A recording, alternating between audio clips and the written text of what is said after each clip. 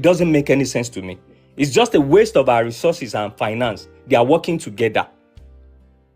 They are all working together. Gbogbo yẹn format náà yìí ni. Ẹ wá síbì kan yìnbọn.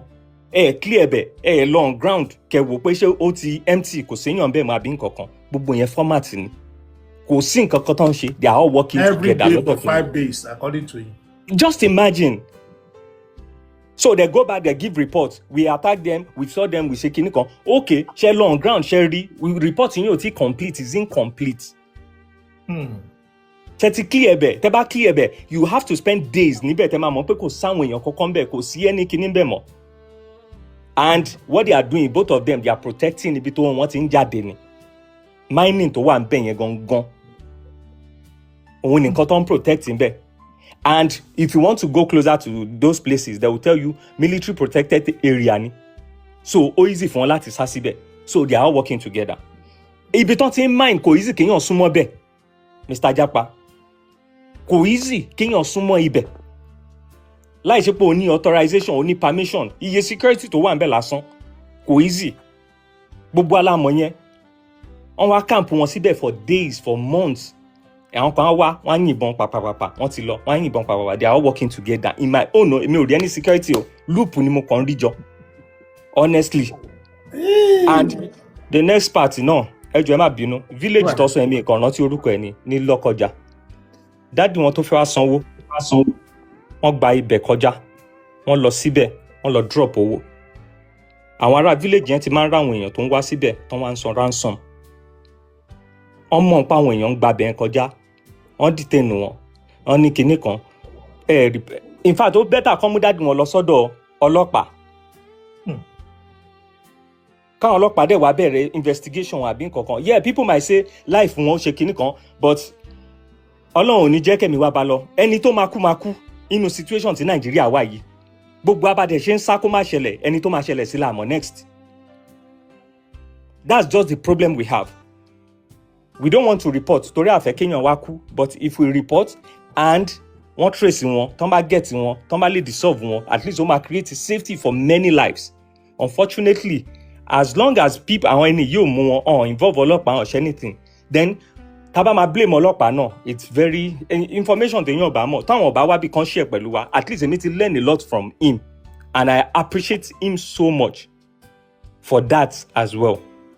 And I'm not blaming his dad because his dad is doing the right thing tí bàbá máa ṣe, tí ẹbí máa ṣe fún èèyàn tí wọn. But àwọn tó wà ní village yẹn, I don't see them as innocent. Ẹ má gbàgbé o, ìgbà tó ń padà bọ̀ náà. Everybody ló ń gba share o nínú nǹkan tèmi rí o. Ìgbà tó ń padà bọ̀, this same village ni wọ́n já sí. Tán ti interrogate wọn, tán ti fún wọn lóúnjẹ. Everybody ń gba share ni o. Àwọn anípa wa ń ṣe bad Fulani. Kò sí nǹkan tó ń jẹ́ Fulani nílẹ̀ Yorùbá. Kò sí.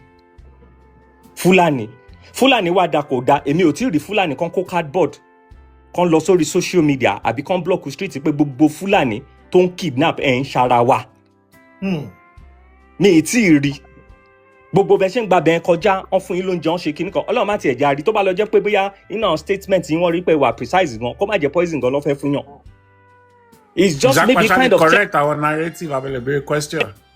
So in my own ẹjọ́ ẹ má bínú ẹ̀ṣẹ̀ dé ni there's protocol ẹ má dúró kí host sọ pẹ̀lẹ́ sọ̀rọ̀ ẹjọ́. So in my own little opinion as well, that place tán ti ń fún ọ lóúnjẹ mo condemn wọn, but my own little knowledge nǹkan tí mo wò, if people have been going through there tán act gbogbo drama yẹn náà, kí ni action táwọn people ti take legally? What are their engagements with the law enforcement, with the governors, with the states? Fúnra wọn náà. Gbogbo everybody ló ní share tiẹ̀ níbẹ̀. Inú gbogbo nǹkan tó ń ṣẹlẹ̀ sí wa yìí. And I just believe bẹ́ẹ̀ ṣe sọ, àwa Yorùbá, a ní empathy, a ní sympathy jù. A máa ń kóyàn mọ́ra, they máa ń tètè forgive.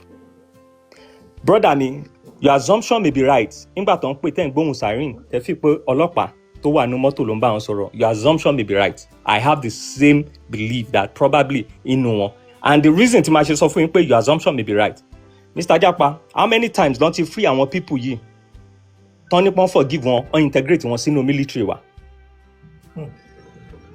These are the things. Gbogbo ìgbà tán máa ń ṣe máa ń sọ fún àwọn èèyàn pé this is insane. No country in the world will ever do this. Integrate criminal and security. It's a big loophole. These people are still working with their godfathers.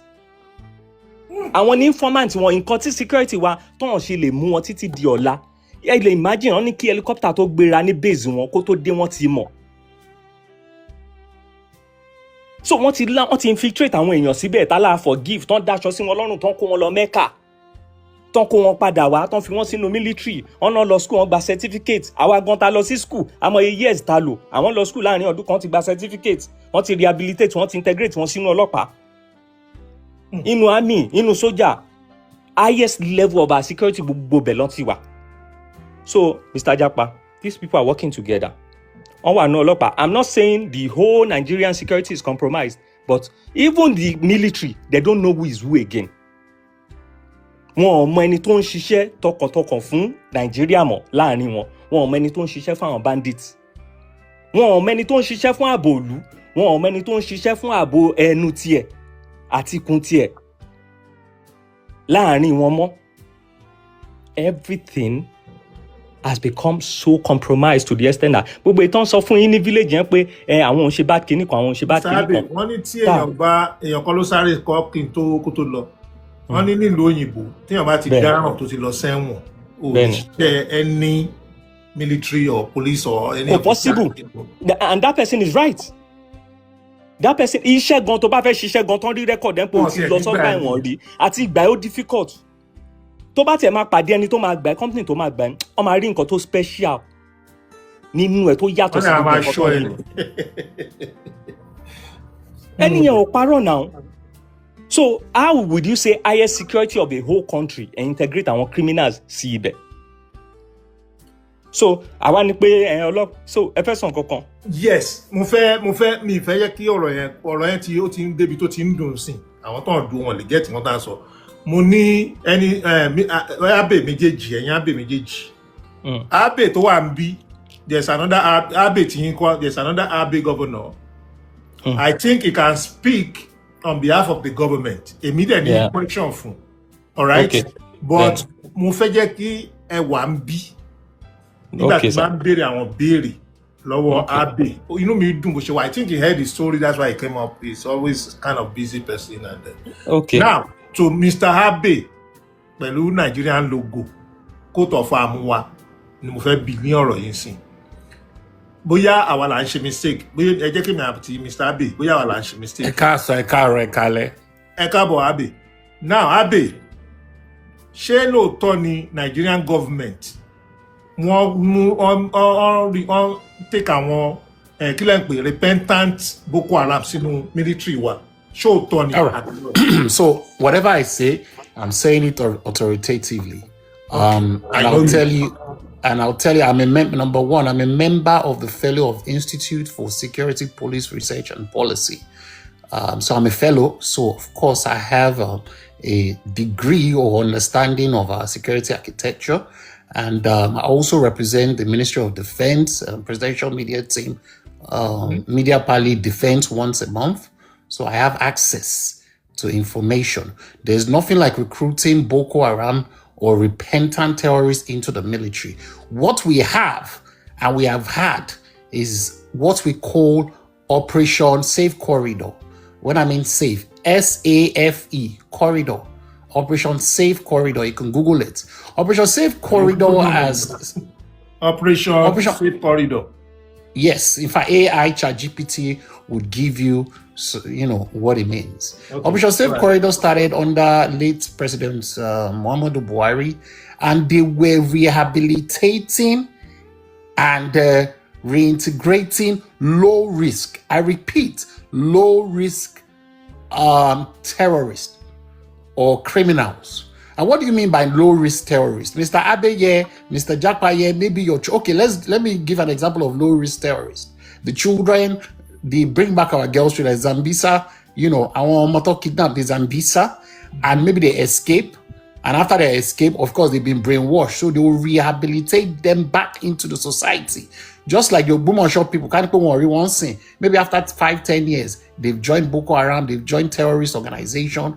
Now, those kind of children were taken against the will, against their own personal will, the abducted children, the soul, and it is also a law under the United Nations Charter, under the Geneva Convention, under the Montreal Treaty in Canada. Every law, and Nigeria is a signatory to this international organizations. Just like people, underage people that get recruited into maybe, let me say, ISIS in America, and against their will, you would have a right to reintegrate, and that is why it's called low-risk terrorist Operation Safe Corridor. Okay, Abe, this my brother said. Like I said, I won't call his name anyways. The victim, Mombo Abe, my other Abe. Hold on, my admin or BOT. Let me put it that way. This man, that the victim. Let me put it that way. The victim said there was first checkpoint, right? Like, let's say 1 mile away, not up to 1 mile. Let me just put 1 mile away. Okay. There's another one, right? In the middle, he said even like they drove from the first one, like maybe under 1 minute, this happened. Yes. And we have security operative or officers around that place. Nothing happened until they took them away. You understand? We uncover an essential question, chat. Only who determines the risk level of terrorists? So let me answer that question very well, because I think it's very fundamental. Because I low risk, medium risk, high risk. The low risk terrorists, the people that determine are 16 agencies. The Ministry of Justice, who is headed by the Minister of Justice, Attorney General of the Federation, the Minister of Humanitarian, Ministry of Humanitarian and Poverty Alleviation, the Presidency, the Chief Justice of Nigeria, so many judiciary executive, even the Speaker and the Senate President are amongst the 16 agencies, 16 board committees that rule. President cannot just rule. If an Attorney General is just like Piro, all this your AG in America, they will advise Donald Trump. Even in Guantanamo Bay, there are children that they are low-risk terrorists that they even rehabilitate back into the American society, that they were kidnapped against their own will or adopted, or what they call the POW, prisoners of war. We've watched so many American movies whereby prisoners of wars are rescued by the Navy SEAL or whatever, American SEAL, and they are rehabilitated, reintegrated back into the society, not back into the military or the police, but back into the society. So the president does not determine who the low-risk terrorist is. It is the 16 bodies. Okay. Hold on 1 second. I don't want to ask you a question again. I want people to ask you a question. Now God bring you here today. All right. Mr. Victim, if you are ready to go, you can go. Don't worry, I will get back to you. I don't want to waste your data. If you have just go ahead. Okay, Probably just Ketolo, my brother. I ran through your page while you were talking. I saw your post, you and your lovely son. I'll just encourage you to please delete that account itself, because people have heard you here. A lot of people want to follow you. We've heard stories of bandits recruiting on TikTok or monitoring people through social media as well. I would just encourage you, delete that account, create another account. Block it, because you can use only just block it, create a new one that nobody will be able to identify or trace you to that account. Don't accept anybody, please. That's just my suggestion. It's left to you, sir. So thank you very much. And like I said, you don't deserve it, and don't blame yourself for anything. Go for therapy and you'll be fine, brother. Yeah. So like I said, I know. Okay. Now, thank you very much, Mr. Abing. I so much appreciate that, and I heard you wholeheartedly. You said they will send report as well, and I don't want to deviate anyways. Let me just go ahead. And in Kotikomaso, these things that is happening, they are shooting guns. They are taking them at least as far as spending days on the road. Yeah. This is a total failure when it comes to security. And gbogbo route yẹn, àwọn ọ̀nà ti camp àwọn èèyàn síbẹ̀, and that's why Mr. Japa mo ṣe insisting pé the same route yìí làwọn people ń gbà, wọ́n mọ traces wọn, wọ́n mọ route wọn. Àwọn tó dẹ̀ fẹ́ trace wọn náà, wọ́n mọ route yìí, but they won't go there because wọ́n camp àwọn èèyàn síbì kan tó kó wọn lọ bá nínú statement victim tó ń sọ̀rọ̀. Right. So it's not like wọ́n kàn kó wọn lọ síbì kan, randomly àbọ̀n change the location wọn. He never mentioned that they changed their location throughout. I'm not a security personnel, but this little observation when I listen to people's story, mo ní interest nínú àwọn kìíní bẹ́ẹ̀. I note it down, and like I said, kò mean pé mo gbọ́n ju ẹni tó ṣẹlẹ̀ sí lọ. Ó lè ṣẹlẹ̀ sí mi kí n má survive. But because I'm privileged to listen to his story, I want to learn. At the same time, bí ṣe note, ó help mi náà láti plan journey mi tí bá lọ Naija Mr. Japa. Mo ń wo wájú mo ń wẹ̀ tí bá rọ́lọ́pàá gan mo lè ní ẹ̀tàn padà ẹ má jà súnmọ́. Ẹ má kó sáàrin wọn. Security personnel àwọn yẹn náà. Police are your friends, but I'm not sure. I've been a victim of police kí n tó kúrò as far back as 2006. As a student, a lot has happened to us. Our survivor, most of students in Nigeria as well, or most Nigerians, don't encounter even police brutality and stuff like that. Kò lè ever kúrò. When I see military people in Nigeria, the first thing that comes to my mind is, am I safe? Am I safe? Imagine kí student dúró ní junction kan kó wa randomly. Kán dẹ̀ nípọn àwọn criminal lọ́n ti kó yẹn. Wọ́n máa show àwọn ẹlòmíì lórí TV. Kí má parọ́ fún yín, at the point, I and my dad was arguing because they showed some criminals tán mú tán parade lórí TV. And I was like, Dad, I'm not sure these people are criminals. Because àti rí ètò ṣẹlẹ̀, students dúró kó gbogbo wọn. A dẹ̀ ra àwọn kan tán show lórí TV. Tán ní pé bandit, a dẹ̀ ń wò wọ́n pé àwọn ẹni tí a mọ̀ ní school lélẹ́yìn náà, a rí wọn gbà tí nǹkan yẹn ṣẹlẹ̀ ní junction bẹ́ẹ̀ yẹn. Kò sí ìbọn lọ́wọ́ wọn, kò sí anything. But mi mọ̀ nǹkan tó ṣẹlẹ̀ lẹ́yìn. Mi mọ̀ bóyá wọ́n lọ rí ìbọn, bóyá wọ́n rí anything. So I'm not defending them, but however, the trauma, like people said, it will take a lot of time kó tó heal. But Mr. Japa, despite gbogbo nǹkan tójú mi ti rí Nigeria is still my country. I don't joke with my country. I defend my country anywhere because I know there's good and bad in my country. Kọ́lọ́n kó jẹ́ kí ìlú wa kó rí àtúnṣe tó máa gbà ni. I feel like a lot of people are joining the military without the intention of securing our people. It's just because of stomach infrastructure. And when they get there, they don't practice the code of conduct. But nǹkan tí mo fi pé ó jẹ́ loop nínú military wa. shall you consider collateral damage when in kind of situations like that, when you think the military should just go there with force and take all, look at the case of Oyo.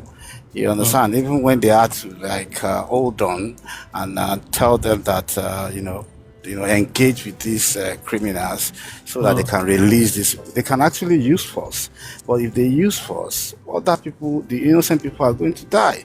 Look at what the guy said. The guy actually said it.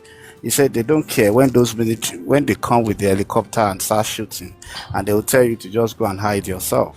No, you understand? I know there is compromise. What Abe said is this. He said instead of shooting like that from the air, why can't they base there in that particular area? Yeah, I know that's a very nice. That's a very Collins, good one. let me give Abe, my namesake, a good news. And The sorry, good no, news- just can you permit me to reply to his question as well? Okay. If you don't mind. Okay. Okay. Just because you said should they use force or whatsoever, we all saw what Trump did. We might be happy about it. We might not be happy. Like I said, mo gbàdúrà kó ṣẹlẹ̀ sí èèyàn mi, mo gbàdúrà kó ṣẹlẹ̀ sí mi gan. But sometimes it's better to take immediate action that will curb a situation rather than leaving it open. And people are more or less diving into kidnapping now like a business. Yes. People are diving into it, but tell me about it waste see. I feel like àwọn tó ti kú yẹn, I might sympathize, I might empathize pẹ̀lú wọn, but ó máa wà limited. But now, tí n bá sọ fún yín láti ìgbà tí kinní ti bẹ̀rẹ̀, tó jẹ́ pé àní pé okay, let's paint it, ká má take action, ká má ṣe báyìí. Ẹ̀mí tó ti sọnù, ó ti pọ̀ ju ẹ̀mí tó yẹ ká ti save lọ. That's my own stand. And I'm not saying kàn ṣe wùrùwùrù analysis, simple analysis. I'm analyst myself.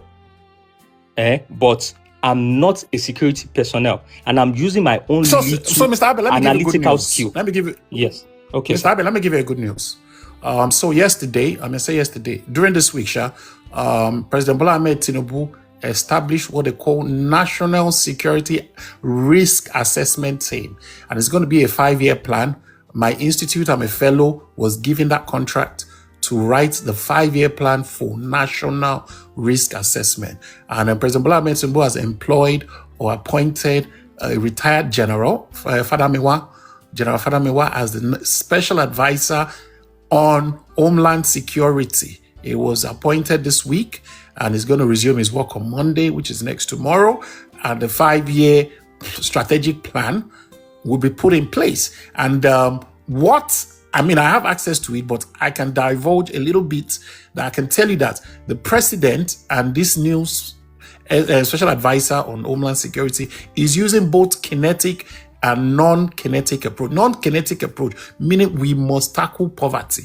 Boko Haram, they're recruiting people 60,000, some paying 100,000.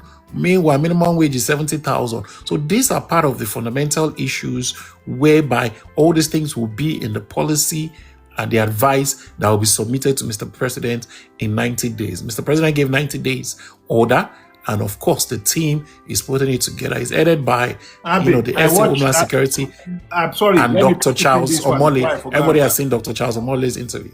Okay, Abe, I watched a news a couple weeks ago. I saw retired soldiers, army, military, not just army. They said our president, Bola Ahmed Tinubu, said they should probably had more wage or something or salary to their dissident. They never received anything. I watched the news on channels here. I don't know how true is that, but I know in Kochi Mori army, probably they are retired. Oh yes. So let me address that issue. Yes. So the issue is the army. I brought that up because of what you just said now. Yes. About so what President Bola Ahmed Tinubu has instituted what they call the pension, the army pension. I think it said something about PMS, personal management system, whereby they need to review the entire not even just army, the armed forces. In fact, the DHU spokesman, Major General Samaila Uba, spoke.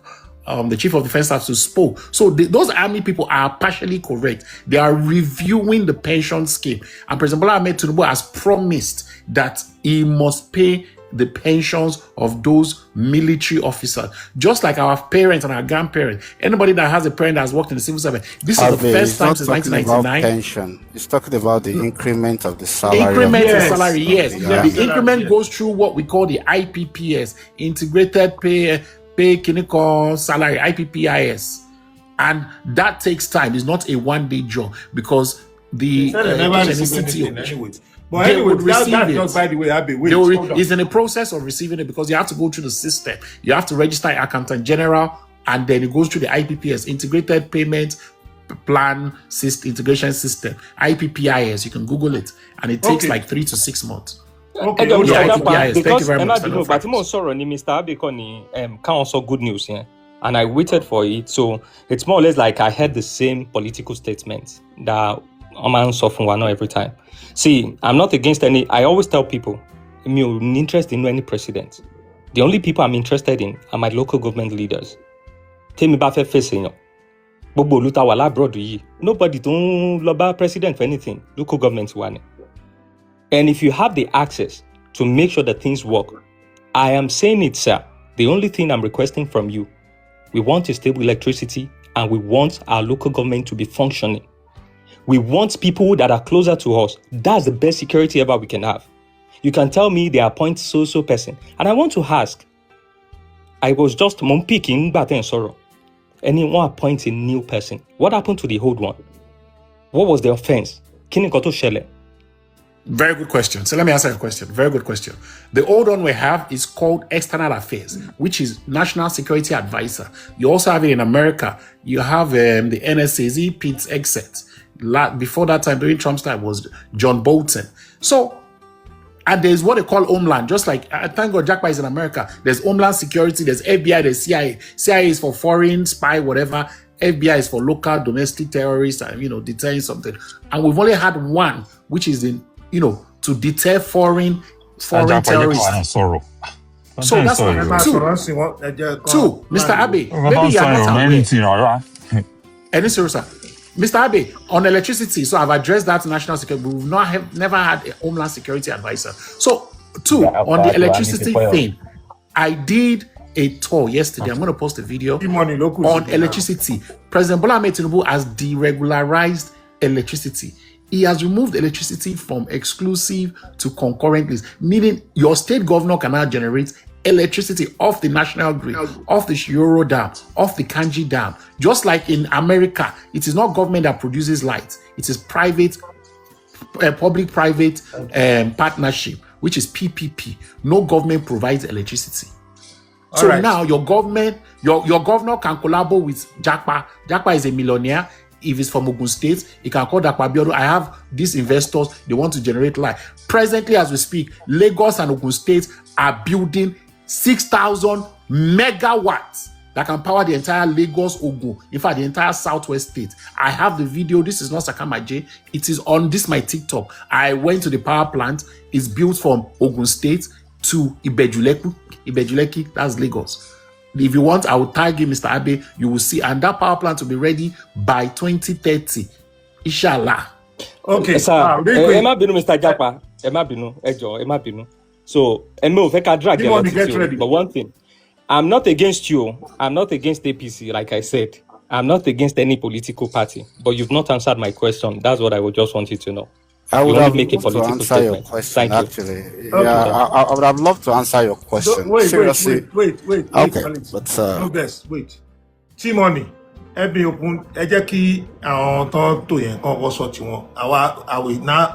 Jápa ẹjọ́ fẹ́ béèrè nǹkan kan ní kí T-Money yẹn tó sọ̀rọ̀ ẹjọ́.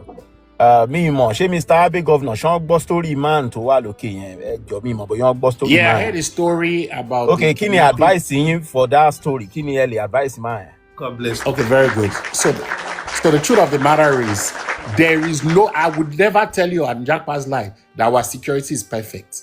There's no country that has a perfect security. What I would tell you is security is a work in progress. And for that kind of situation, he has to keep a low profile.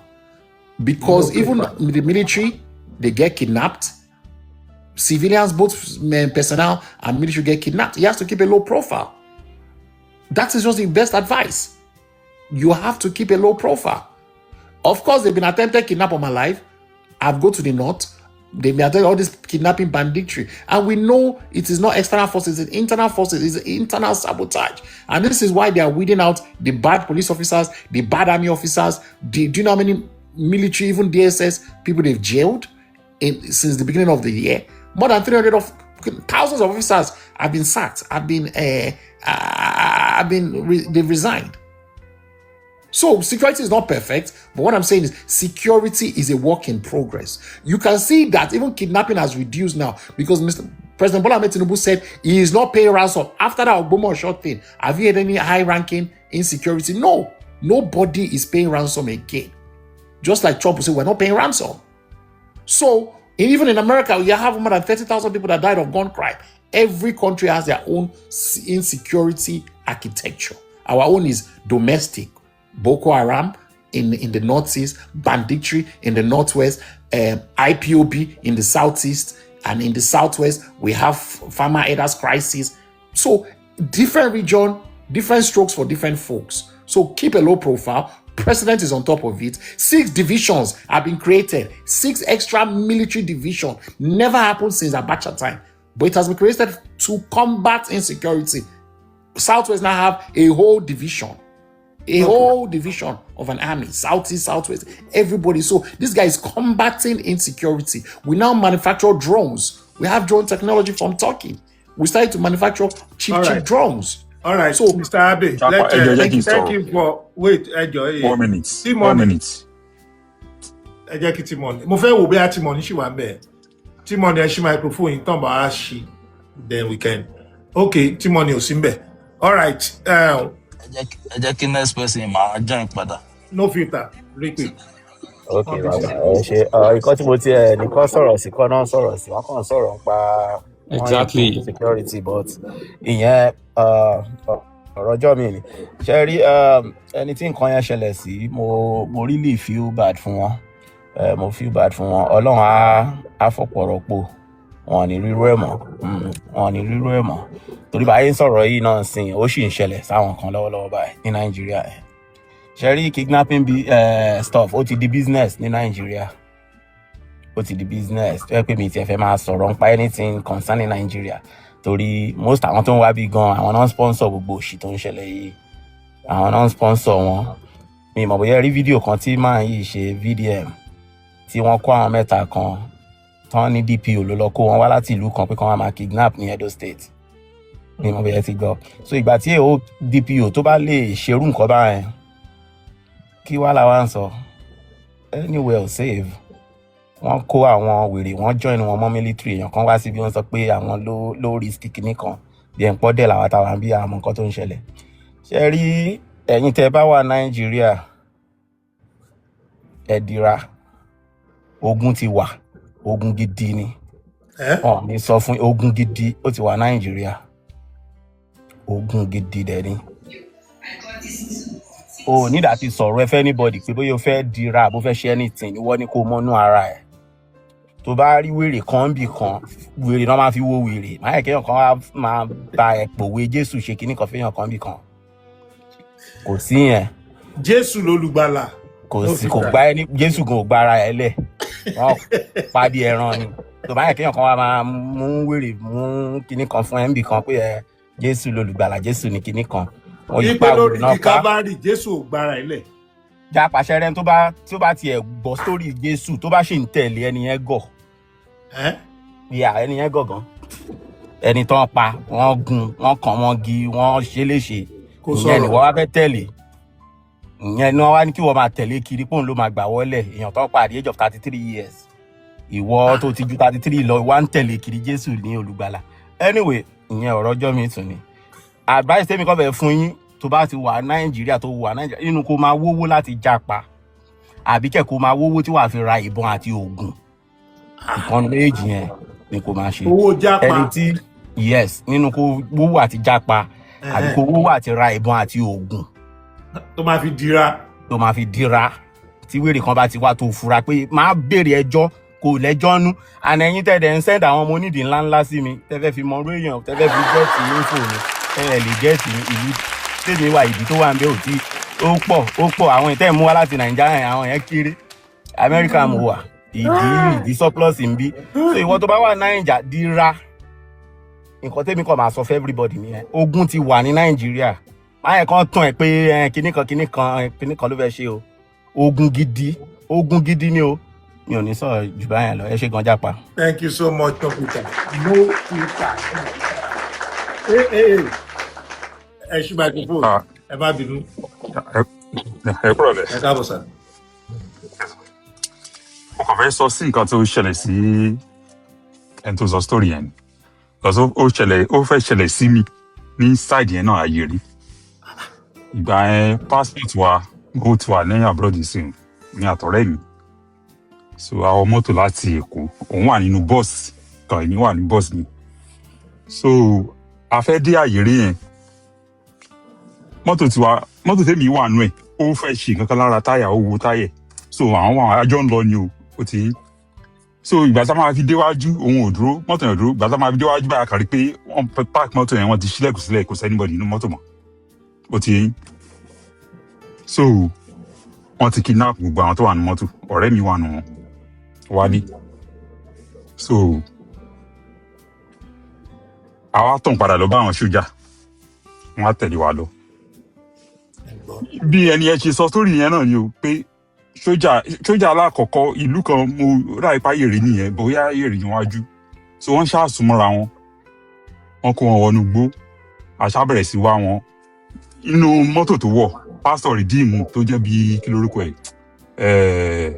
tó jẹ́ bí area pastor ó ṣá strong pásítọ̀ rìdíìmù wà nù mọ́tò yẹn mo kàn fẹ́ story yẹn short ni pé ìbátan dá ó ní church wọ́n lọ sọ fún time Buhari ni o wọ́n lọ sọ fún Ọ̀ṣínbàjò ìyẹn ọ̀dà IG pé kàn wá àwọn people yẹn àwọn IG tí wọ́n á sí nínú bẹ́ẹ̀ torí igbó ni bẹ́ẹ̀ o forest ni láti wọ Kàbà ẹ believe pé time tí àwọn IG yẹn wá táwọn tíìmù yẹn wá wọ́n lọ sí Kàbà division police station torí pé mo wà lábúrò jẹ́ kí n bá sọ gbogbo kí ní ètò rẹ̀ kò sẹ́ni tó máa mú mi bí o ti yín so wọ́n lọ sí Kaba police àwọn á kọ́ lọ report ẹ̀ mọ̀ tó máa tí any signal bá wọn kọ́ lọ sí area commander. Yeah. So báwọn yẹn ṣe débẹ̀ ṣe ni àwọn ọlọ́pàá yẹn wọ́n ń fún àwọn kíní ẹ̀ ní information àwọn kidnapper ní information torí inú igbó yẹn Edo state forest yẹn ó jẹ́ mọ́ Edo, Ondo àti Kogi state. So tó máa lọ mú wọn wọ́n lọ bá wọn ní station yẹn pé wọ́n ṣá ẹ̀rọ sàn. So tó máa wá wọn lọ sí bóyá òní sí wọ́n fẹ́ wá wọn lọ sí wọ́n fẹ́ sọ pé Edo náà máa lọ wọ́n ti fáwọn bọ́ọ̀sì yẹn lọ́wọ́ kan wọ Ondo state. Wọ́n ṣàyèsí táwọn yẹn fi bínú lọ padà. At the end of the day wọ́n gba owó lọ́wọ́ máa yẹn wọ́n gba almost 9 million lọ́wọ́ pastor yẹn àwọn church dá Ọ̀ṣínbàjò gan ó fowó kówó yẹn bí òun gan ló ṣe dá 70%. So pé gbogbo nǹkan táwọn sọ pé gọ́ọ̀mẹ̀ntì yìí ń ṣe eléyìí ó ń ṣe eléyìí ó ń ṣe eléyìí irọ́ ni gbogbo ẹ̀. Ẹni tó bá fẹ́ lọ sí Nàìjíríà tó wà lábroad tí ò bá sì lè mú escort tàbí ibi tó ń lọ kó gbé plane lọ kó mọ̀ fi ara ẹ̀ kó mọ̀ wulẹ̀ waste life ara ẹ̀ kó mọ̀ lọ rárá ni. Àwọn ọlọ́pàá mọ̀ nípa ẹ̀ ṣẹ́rí gbà tán máa rìlíìsì ìbọn ẹ̀ ta sanwó ẹ jẹ́ kí n fi ní ṣẹ́rá inú àwọn tán kidnap ẹ̀ woman kan wà ó gbọ́mọ lọ́wọ́ wọn torí ọmọ kékeré wọn ló máa rí sọ́pà wọn mú yẹn wọ́n fi sílẹ̀ pẹ̀lú àwọn ọmọ àwọn boys méjì kan wà nínú mọ́tò yẹn àwọn yẹn immediately wọ́n gbé ATM wá sínú igbó láti withdraw 3 million òótọ́ ni mo sọ fún yín o ẹ máa wo bí tí story yẹn máa já sí o ṣẹ́rí gbà sí ọ̀rẹ́ mi yẹn ta sanwó tiwa property ẹ̀ tó wà nínú mọ́tò wọ́n ti gbé mọ́tò yẹn lọ sí Kaba divisional police station ó ti ń so àwọn property ẹ̀ tó wà nínú mọ́tò wàá fẹ́ lọ gbà ní police station ìbátamadé bẹ̀ ẹ bí pé Wálé rí ọlọ́pàá tó gbé POS wá sínú igbó ó ń fi cap bo ojú ẹ̀ ìbá tó rí wa mo fi Ọlọ́run tó dá ọ̀run ayé búra. So ṣe rí gbogbo ibi tí wọ́n ti kidnap yẹn àwọn ọlọ́pàá mọ̀ nípa ẹ̀ gbogbo àwọn náà ṣe rí àwọn bọ́ọ̀sì yẹn tẹ́ǹsì pé àwọn Fúlàní kan wá láti rí ní àwọn náà lò wọ́n ó ti yé àwọn nǹkan tó ṣẹlẹ̀ ní o tí ò kì í ṣe pé wọ́n story o àwọn ni wọ́n lò wọ́n so kóníkálukú kó di orí ara rẹ̀ mú tó bá ti lè lo escort ní Nàìjíríà àbí kó gbé plane lọ síbi tó ń lọ tó yẹ pé kíní waste ní láàbì yẹn o I'm telling you the truth ọlọ́pàá yẹn ní láti mọ̀ fi kíní bojú tó fẹ́ tó ń ṣe pé kán mọ́ rí òun tí àwọn sọ fún wa pé bọ̀bọ̀ tó gbé POS wá sínú gbó nìyẹn afẹ́ lọ passport wa ní issue ni afẹ́ lọ wọ́n ní yàrá Àbújá la máa ti lọ sí la fi lọ sí Àbújá ta lọ́run ló yọ mí jọ yẹn bọ̀bọ̀ yẹn ìgbà tí mi náà máa rí báyìí ó ti dàbí wèrè gbogbo àwọn tẹ́ ń sọ pé àwọn community mọ̀ pa yẹn ìgbà tí wọ́n release boy yẹn DPO sọ fún wa pé wọ́n ti release ẹ̀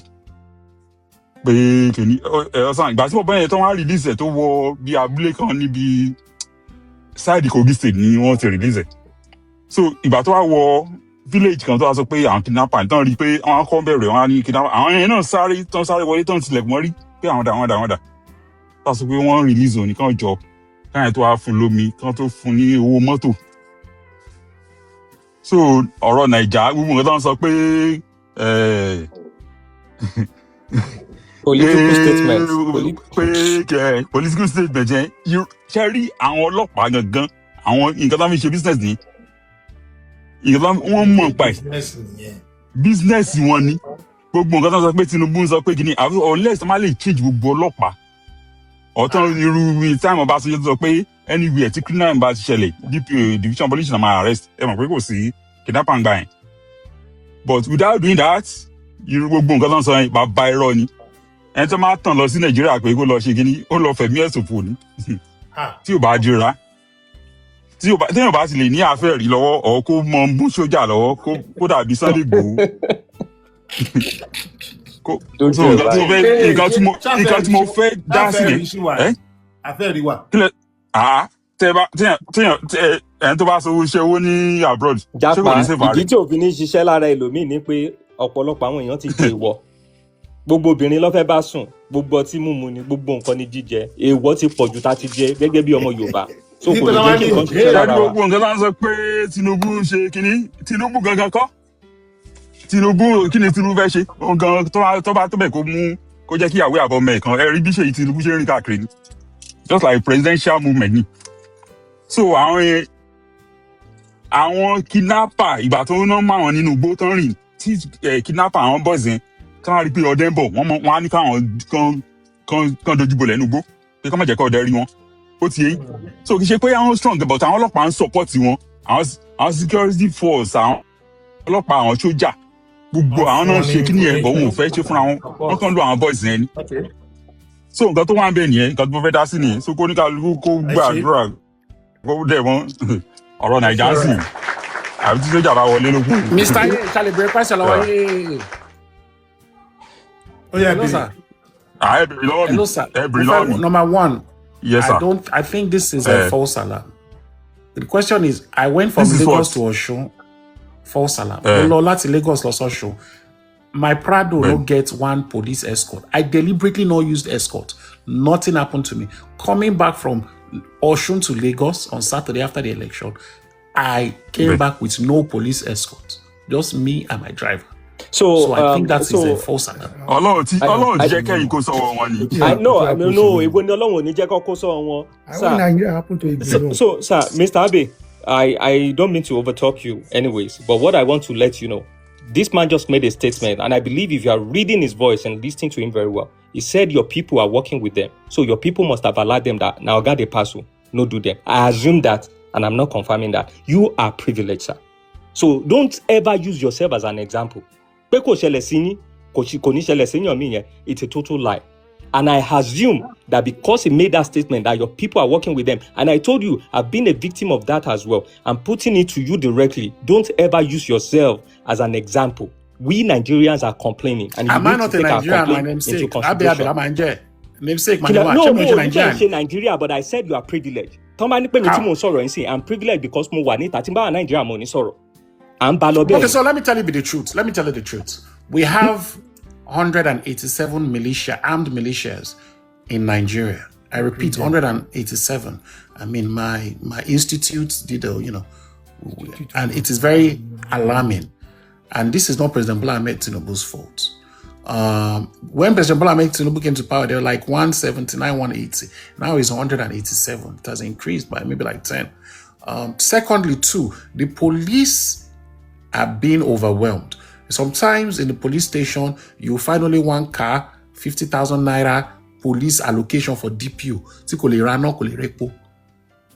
The police pension fund, they did not release it once it came here. There are trillions of naira before Tinubu came in. And that's police trust fund, rather. Even police pension fund. President Bola Ahmed Tinubu has a lot on his table.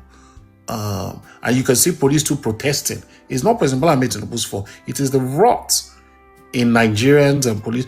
In fact, that Kaba you're telling me, let me tell you the truth. There's a police station in Kaba that the DPO, that they allocated only 25,000 naira a month. Police allocation.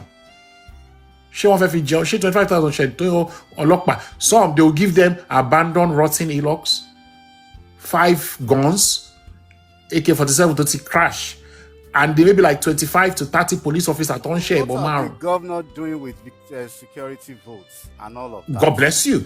Now, we're coming to the security vote. So there's no governor in Nigeria presently that receives nothing less than 1 billion naira every month on security votes. My boss, I tag JAPA, this year, President Bola Ahmed Tinubu has released 34.5 trillion naira in allocation, state allocation for the last 8 months. I repeat, 34.5 trillion, not billion, trillion amongst 36 state governors. This month is on my status. If you follow me, just go. We start, in fact, let me tell you the truth. Just this week, I was threatened, my boss was threatened, because we released a statement. He released a statement on National Presidential PCT team and said, go and hold your boss account. The federal government, Tinubu presidency released 3 trillion naira among 36 state governors this August. That way, I repeat, 3 trillion naira. Last month was 3.1 trillion naira. There's no month all the 36 state governors do not share FAC allocation of 3 trillion naira minus security vote of 1 billion. And they cannot deny it. So when we released the press statement this week, the governors were running helter-skelter. Then why would the presidency release such statements? What do But we we do have with to this start data? calling out the governors. You have to It's start not our holding your governors responsibility. I'm sorry. accountable. No, If you work in an uh, organization, you are releasing money to people. Nisuru. They are not doing the right thing. It's your right to Okay. question them and to put it in public. But the governors have immunity. You cannot, under the section 213 of our constitution, you cannot, a governor has an immunity. You cannot, Sherry, you can Mr. arrest other Mr. people. But Abe, anyways, Abe, we will be going back and forth with you. I wanted to see say you something more to as a Mr. Abe. politician Abe, than hold on. a security person. Okay, Mr. Abe, Nisuru, no. Okay. You mentioned something when you were talking. You said you were concerned about your local governments. You understand? And in fact, where you lived in abroad, I don't know where that place is. You understand? You said people deal more with their local than the states or the federal, whatever. You understand? Those are your statements. You see, there are people responsibility in democracy. I've always said these things. If you vote for a particular governor of a state, you hold him accountable. The role of the president basically is actually to provide this money for these states, to take care of those states. And if he's giving those money to those people, and those people in charge in that very particular state are not holding their people accountable, I don't know. Exactly. The president cannot hold governors accountable. There's separation of powers. There's rule of law. Now, let me even address this issue. They address this issue. The only person, Collins, let me tell you the person can hold governor. Majority of the state government doesn't want to do Hold it. on, Collins. Let's go. Let me educate this. Let me engage these people. The only person, the people that can hold a state governor accountable, it is the State House of Assembly.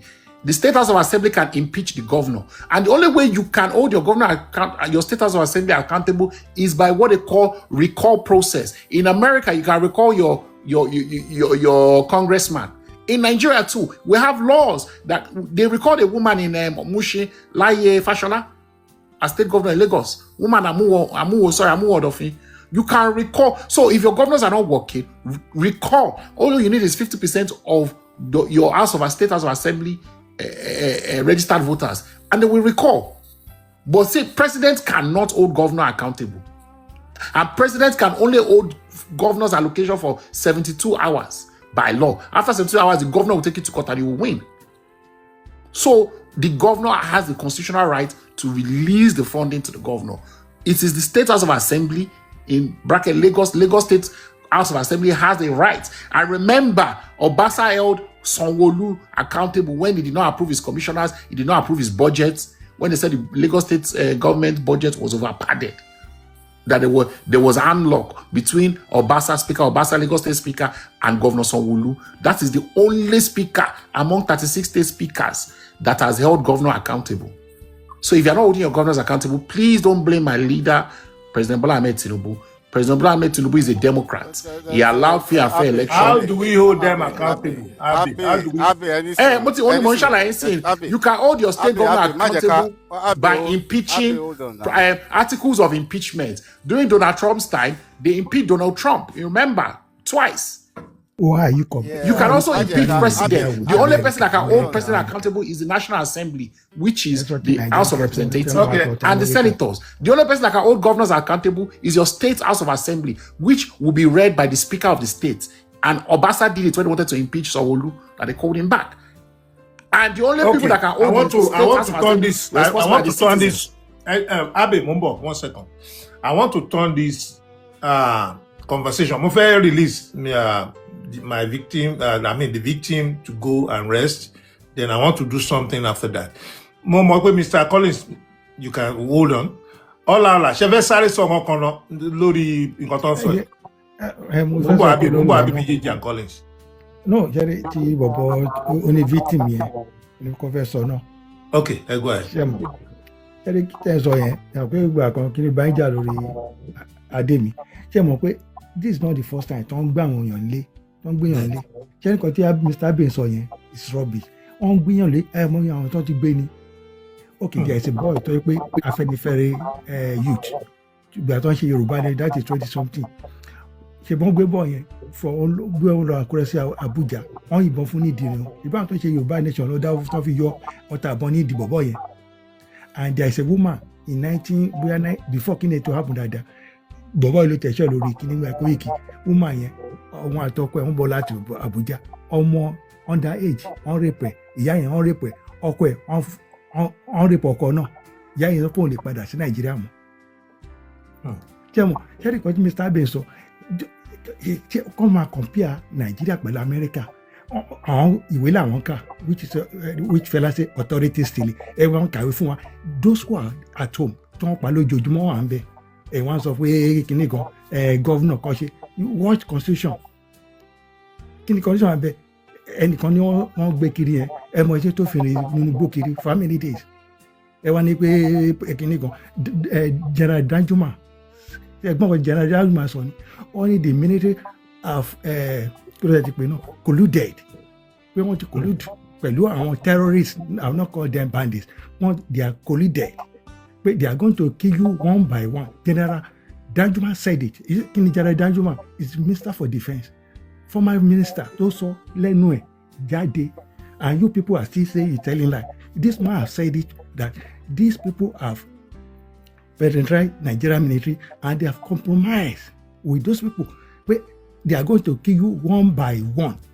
Ẹ máa sọ pé kíní kan lọ́ọ̀kan ẹ jọ ẹ mind the language ẹ lo pai àbí wọ́n mú wọn ẹ má lo kíní. Okay, pai. Mr. Olami ò sọ pé kò sí problem in security o mo ní ká má exaggerate. ẹ kúrò láti ẹ lọ sàkúrẹ́ because kò happen sí let Nigeria happen to your own family and go to see what you going to do. ẹ máa yan tó kúrò lójoojúmọ́ tán rape kiri. Wọ́n sọ pé Bola Ahmed I'm not APC I'm not PDP I have my own family at home mo wálé náà wọ́n sọ pé ẹ lọ dira nǹkan tí kíni sọ ẹ lọ tèmi àti máa lọ máa dira ẹ tó bá yọ sí máa páyẹ̀ ni sójà máa páyẹ̀ ni because they have compromised. bọ́ọ̀ àwọn Afẹ́nifẹ́re yẹn náà yóò gbé kiri nìyẹn ó ní ìgbà tó débi kan ìgbà tó ń fẹ́ gbowó ó ní pé police army checking point is just 100 meters sí wọn ó dẹ̀ sọ pé all this 77 ó ní pé they have about 100 and something kíní nínú igbó yẹn tó ń rìn kiri ìgbà tó ń fi release ẹ̀ wọ́n lọ release ẹ̀ maybe ọ̀rẹ́ ẹ̀ tó ń gbé ní kíní wọ́n sọ pé kíní kan let's be a spade be spade. Èmi I'm not APC I'm not PDP I'm not. Mr. Lashimo the breakers lọ́wọ́ yín sir. Nígbọ́n sir. Listen, Collins. Let me just ask him a question before you go. Mr. Ola, the fundamental issue with Nigeria, let me tell you people the truth today. So let's throw politics aside. Let's speak as Nigerians and the truth. The problem is not Tinubu. The problem is not Buhari. The problem is not even Yar'Adua or Jonathan. The problem of Nigeria is our constitution. Let me tell you why. Let me explain to you why. Nigeria is not a country. Yeah, let me explain to you why. In 1978, Nigeria is not any so I just can explain me. No, I just can explain it for you so that people can learn. They say Nigeria is not a country. It's for the European. Mr. Allah, I just can explain it for you so that I might learn. 1978. In fact, the problem of Nigeria is Obasanjo. History in primary school. I know what is going on. Yeah, education shalaye. Let me just explain. The problem of Nigeria is until when the king could happen that Nigeria could happen to your family that they have. I don't want to have 100 million. Come to the 2 billion or family. You got to know about it. Mr. Jaffa, so Mr. Ola, let me explain to you. You see why Fulani banditry, Boko Haram can never end. Let me tell you this. There's not only banditry, it will reduce, but terrorism is an ideology. And you cannot fight terrorism with the bullets. An ideology can only be eradicated through non-kinetic approach. How much is going to come for that guy? Because it doesn't happen to you. And go through his own family at home. And once what happened to that guy? There are many people like that, and you are saying, let that happen to your family. I don't have the 100 million, billion. Mr. Allah, calm down, don't worry. I just saw from one good man around as example. Okay. I'm not make points. Mr. Day, Nigerians. You come to any position, you are talking about the politics. Just being political. Sherry, to buy a lot of our energy, see, Bashimanwa alarmist, majority of Nigeria. On cameras, when you see something, you say something. I'm telling you, we'll be able to curb a lot of this insecurity within Nigeria. I'm not buying anybody. Agents on company. Sherry, being insecurity, she was. No, JAPA. If you go to Walmart in America, if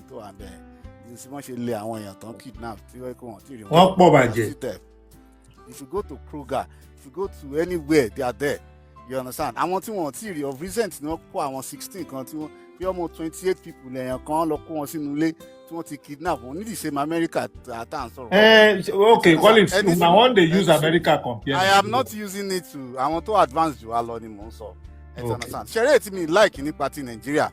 You understand? It's our security officers who are compromised, who are involved in it. If they ain't going to fear, ain't going to. I'm not going to say that they are not involved. Seriously, they are. They are compromised 100%, already. 100%. Thank you. Because Thank you. If you look at it very well, you understand. How they can address that aspect. If you are in a locality and then you are the DPO of that very place, anything that happens in that place, then you are fired. That about law approach and that reward system approach for Nigerians, it will not stop. You understand? When you do anyhow, you get a bad reward. You get fired. If you're in your territory and something happened and they kidnap certain people, you'll be fired. They will stop it. You understand? All the military personnel that is in all of those places get fired. The top, the leaders they of those jailed. They get jailed. They get jailed. They will stop. Look at China. You embezzle money like this, you are dying. It's not a joke. When we get to that level, if you don't get to that level, it's not going to stop. And who is going to make those policies? It's the government. You understand? I'm for APC actually, but I'm actually pushing Baba to do things like that. You understand? So that all this nonsense will stop. Baba is trying in his own way to push policy like state policing out there, whereby everybody can actually police his own space.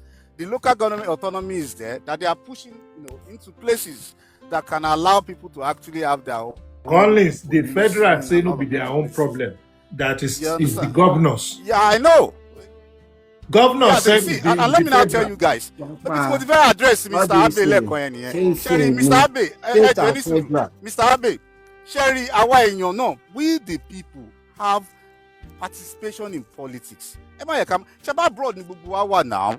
Amadiba won yan ṣe man pe local meeting, local kiloruko, they come together, do their stuff, talk about their House of Rep member. None of us even know all of this. And they are collecting constituent allowance. Sherry, if we continue to play politics like this, I am telling you, Nigeria will not be better. If we are not holding people who are supposed to hold accountable, Nigeria is not going to get better. All this insecurity that are just everywhere, it's not going to get better. We need to be proactive as people. It is the government of the people and for the people. It is called democracy. So the people have participation. They need to participate in the Jack, I'm going to be sorry, big screen. It's very important. It's not just the government alone. What are you doing? Did you even know the person that is collecting your constituency allowance? Do you know your governor? What are you doing? What peer group are you putting together to say, okay, this thing that the policy that the government is putting in place does not make sense? Okay, what happened in Ogbomoso? How do we stop it? How do we say that this thing is not going to happen again? These are things that we're supposed to be coming together to talk about in each of the states. But what we do is that, the president is not just good. But they've given your president a security vote and billions of naira are getting into those guys' hands. Even the constituency allowance are getting into the House of Rep members and senators. They are not using it for anything. That's why a boy like Dino can become a billionaire and have McDonald's franchise in everywhere. You understand? Because we allow them. We don't hold them accountable. Dino na boy. So, Mr. Abe, my namesake, I've always told people that it is the character of Nigeria. Collins, it is our character. Like I said, government right laws, citizen rights history. The real foundation of any nation isn't our constitution, but the character of the people. In fact, Jefferson too spoke about character. He said, character maketh man. Aristotle too spoke about character. That a true nation can only be built on a good character because the government are the people. You are part of the government. Every Nigerian here is part of the government. That is why they tell you democracy for the people, by the people, and of the people. We are the government. So if you don't believe you're part of the government, then we're failures as a collective people. Are you with me? So we need to change our character. It is Nigerians joining Boko Haram. It is Nigerians doing kidnapping. It is Nigerians doing banditry. So until we change our character, like the Bible even saw, "Iwe mímọ́ ní pé character maketh man." Èéfín ni ìwà. So until we start changing our bad character, Nigeria is going on where no president can fix it. It is an ideology. Mr. Abe, my namesake. Thank you. Mr. Abe, my namesake. See, Emma Bino, Mr. Japa. I don't want to say anything before. However, we need to. I feel like you, based on everything you've said, you're well positioned to understand better. And I see a lot of propagandas here. And let me. In fact, anytime bá sọ̀rọ̀ kò ń ṣòmùgọ̀. Èmi tẹ́ ń bá sọ̀rọ̀ yìí, APC member ni mí as far back as 2023.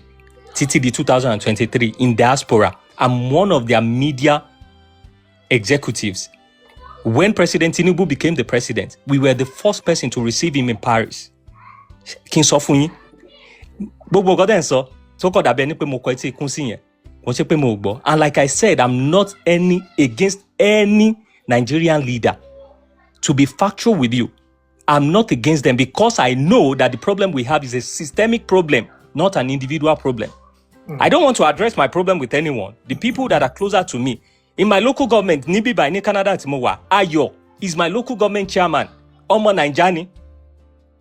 He listens to everybody. In Konshele Ladubomi, I talk to him because they give him that power and he does not need to go through anybody. Ṣé system wa tó jẹ́ constitution tẹ́ ń pọ́nlé. Tó jẹ́ pé tí governor, tí local government chairman bá ti lọ rá bàbà lọ́dọ̀ governor, kò lè rí nǹkan kan, àbúrò wọn lọ fi síbẹ̀, cousin wọn, nephew wọn lọ fi síbẹ̀. How do you want them to question them? We have a systemic problem and you're making political statements like you're sensitizing us on what we don't know. No, we've gone beyond that. Anytime you're going to the public and to make President Tinubu even much more better, please avoid all these things you're saying. I'm telling you, and I'll put it to you, this man came here, he narrated his story. You've not spoken to that at all. You've been making political statements here, making campaigns.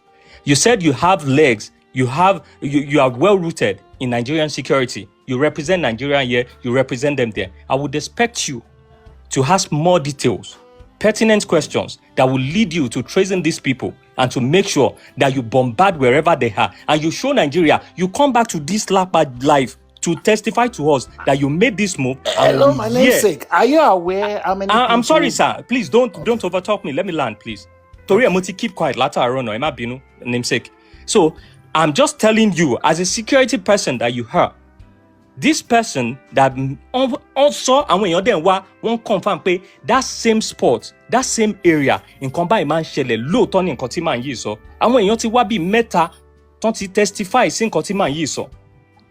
And you've not spoken at all. Sir, I'm giving you a task as a Nigerian, and because you are benefiting from my own tax, owó tí mò ń san fún government tó fi ń sanwó yín, mo fẹ́ bẹ̀ yín, ẹ jọ̀ọ́, ẹ confirm wa lórí life Japa, ń pé ẹ máa gbé ìgbésẹ̀ lórí, ẹ máa trace àwọn people yẹn, ẹ dẹ̀ máa testify lórí life Japa, pé ìgbésẹ̀ tẹ́ gbé, òun ló lead sí bíbá. If you can do that, I will see you as a competent person in your role, because for me, most of our leaders that I've related, I've met Governor Dapo Tinubu, I've met different persons in politics. I have their pictures with me.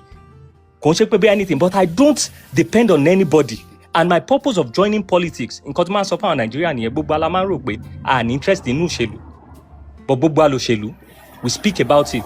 Any decision to òṣèlú bá make come affect wa. And the reason why I'll choose to deviate is because I've learned what I want to learn. Mo tètè kúrò Nigeria, but I wanted to understand kí ni problem in Nigeria wa gangan politically tá fi rojú to it. And I came to realize that it's more or less like we recruit or we elect, we put a lot of incompetent people in positions, or we put people in positions because momoele, my cousin, my brother, my sister. And the problem don't cause fún gbogbo Nigeria now is because àbúrò mi, ẹ̀gbọ́n mi, cousin mi, ọ̀rẹ́ mi, pàdí mi kò lè question ẹ mọ́ because wọ́n ló gbé sípò. Nǹkan tó ń pa á kú débi tá wà nìyẹn. You are defending I won't defend President Tinubu the way you are. I do defend him. But I will never defend him the way you're doing because you're adding more to his problem. You said don't allocate owó fẹ́yàn, on ṣe nǹkan. What about the presidential oversight? Do you know that the president has the right to ask the governor or any executive to be transparent in all their dealings or anything they receive from Nigerian president? He has that total right to tell them to be transparent. And you're talking about accountability. We need to go to them. Báwo la ṣe fẹ́ súnmọ́ wọn? Àwọn tó lọ ń bá ń pé bàbá èmi mo fẹ́ di governor. All right. So let me address the issue. Hello, no, sir. there's nothing to address. My own. The only thing I'm asking you. Sorry, the only thing I'm asking you, Mr. Abe. The only thing I'm asking you, Mr. Abe. I respect you so much. I'm going to call attention. Mr. Leyu, you don't want to hold the governors accountable. You don't want to hold your senators accountable. You just want to hold president accountable. Where do they do that? Where do they do that? Yeah. Mama exchange your lori kini. It's almost 1 hour. Let's move on. Okay, Mr. Larry, you cannot be creating political something on someone's problem. No. No. Hold up, Mr. Japa ni pé wọ́n change the topic. Ka focus lórí Mr. Japa. That's the only thing. Then if they change topic, then you should time people to talk. Okay, so that's just the only thing. Exchanging words between themselves, it doesn't even make sense again. It's my turn now. So let the next person speak, please. Okay. Thank you, Abe. God bless you. Káàbọ̀ sir. Nǹkan tẹ́mi kàn fẹ́ hard sí nǹkan tàbí stand sọ yìí ni pé one thing with Nigeria ni pé àwọn tó wà ní government they can, even if they can't see, they can hear what's going on. But nǹkan tó lúkálùkù máa jẹ kò jẹ́ kó gbọ́n nǹkan tó ń ṣe wá Nigeria gangan nìyẹn, because we know the right thing to do, but tó bá sọ̀rọ̀ I mean it's like you don't want to step on somebody's toe because it might affect àpò ẹ̀ or something like that. The closest people to the populace is the local government or maybe the state governor. And if you need to, councillor, then local government, councillor. Okay, if the state governor is not doing what he's supposed to do, then House Assembly only impeach it. Out of an House of Assembly, can they see what's going on? Do we need to call them? What's the purpose of one day? Everybody is the same as long as somebody thinks Bashir one. So nobody, if you want, in Nigeria, we all know Nigeria could have America can be by see mayor Ibito what so say the wrong thing. You can challenge him, but it's different in Nigeria. The next thing is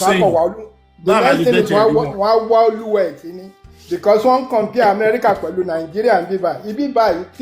Governor, Trump bó ṣe wà yẹn tó bá ń ṣe nǹkan tí ò dáa you can challenge him, nothing will come out of it, but Naija ọmọ awoluwẹ̀ sí.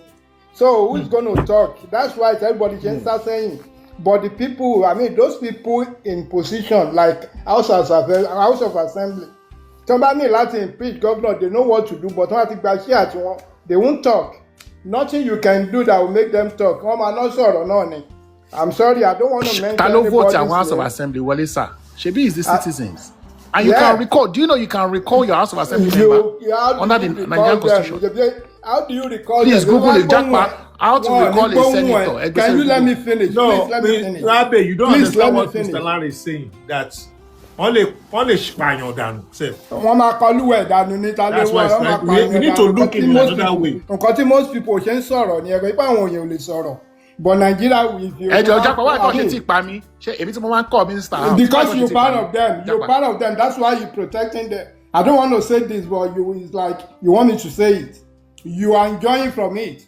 That's why. I ní láti tanra wa náà nǹkan tá a máa jẹ́ òjẹ́ ká gbọ́n Nàìjíríà nǹkan tó ń ṣẹlẹ̀ gangan nìyẹn. As long as tí ọba ti wà tí family tèmi bá ti wà okay kò sí èyí tó kàn mí mọ́. Nǹkan tó ń ṣẹlẹ̀ gangan nìyẹn. So a lè compare Nigeria pẹ̀lú bí báyìí tó bá complain people will listen to you. But Nigeria tó bá listen sí ẹ the next thing is wọ́n máa wólúwẹ̀ ẹ̀tì. That is somebody ẹ̀gbọ́lúwẹ̀. Ibi tó ti sọ ọ́nà máa parí ẹ̀sìn kò tí ẹ̀ ní dé ọ̀dọ̀ ẹni tó fẹ́ kó gbọ́. We all know bá ṣe ń fi ẹnu sẹ́nu tó ń wá tì náà. Kò sẹ́ni tó máa fi síbẹ̀ tí ò ní protect àpótí ẹ̀. So we just have to face the fact. Nigeria Ọlọ́run á tún Nigeria ṣe. And the next thing mo fẹ́ sọ̀rọ̀ ń pẹ̀ ní bọ̀bọ̀ tí wọ́n bọ̀bọ̀ victim yẹn. Èmi as a person, the only thing mo lè sọ fún, there's nothing we can do for him. Èmi kàn fẹ́ kó rí nǹkan tó happen sí pé it's a way of breakthrough to him. You see, Ọlọ́run máa ń ṣe nǹkan in different ways. Tó bá happen initially, we won't know why, we feel somehow pé why ìṣẹ̀lẹ̀ ṣe ṣẹlẹ̀, but Ọlọ́run ṣe fún nǹkan. Time tó fi gbé yẹn, Ọlọ́run mi ò gbọ́dọ̀ sẹ́ni tó pray kó ló happen.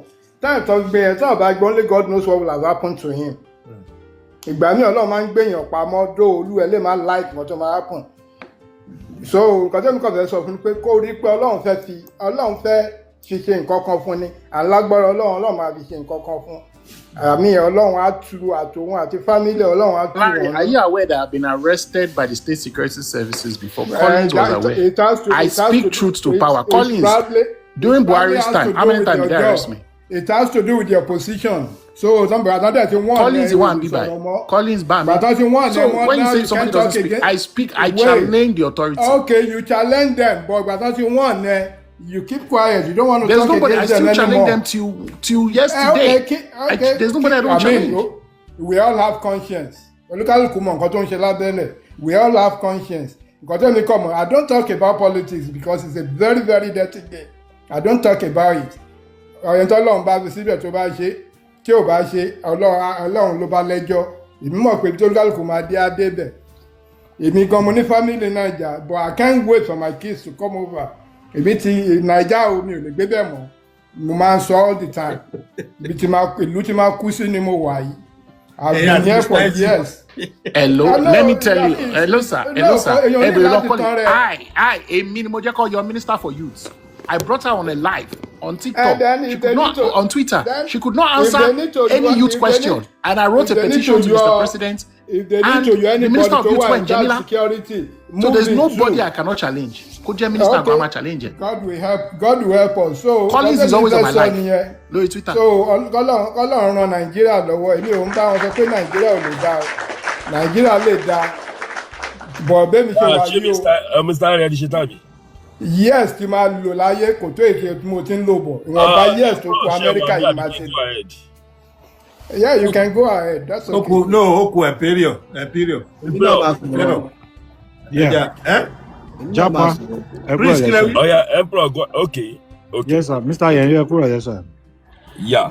Sherry, in as much to you pay me if a shop can go for lori pay, we are exchanging words about political things because Tabawo, we have done this thing for almost 3-4 years.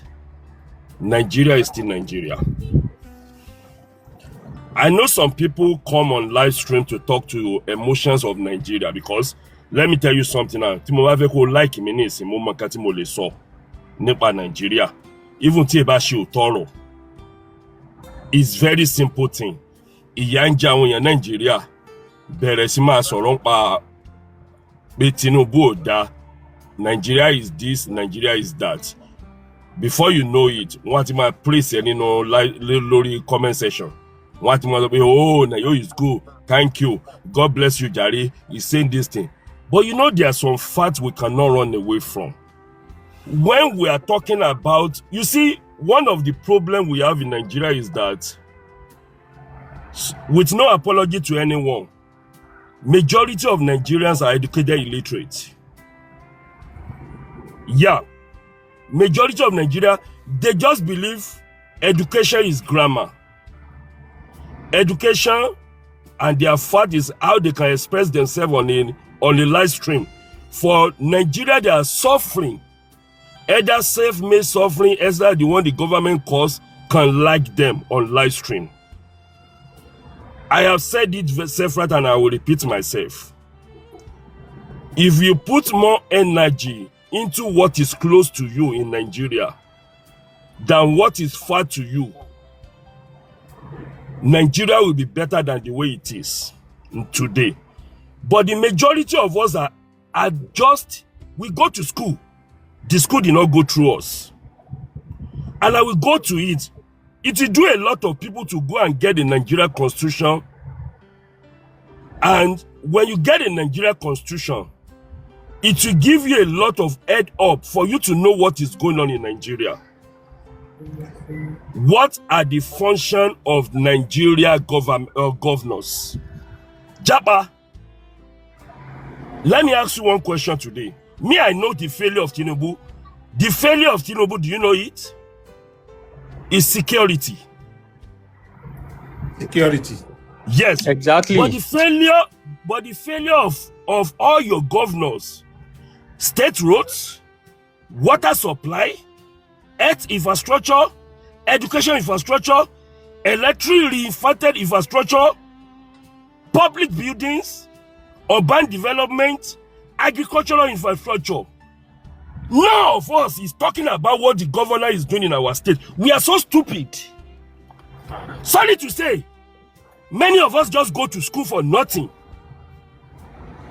We are just stupid that it is what our parents, the ignorance that our parents use, is still the way we are using in 2026. Allocation of Nigeria is 100%. Federal government keep 30%. They distribute 70%, even more than 70% to the state governor, local government, honorables, senators, your local government honorable,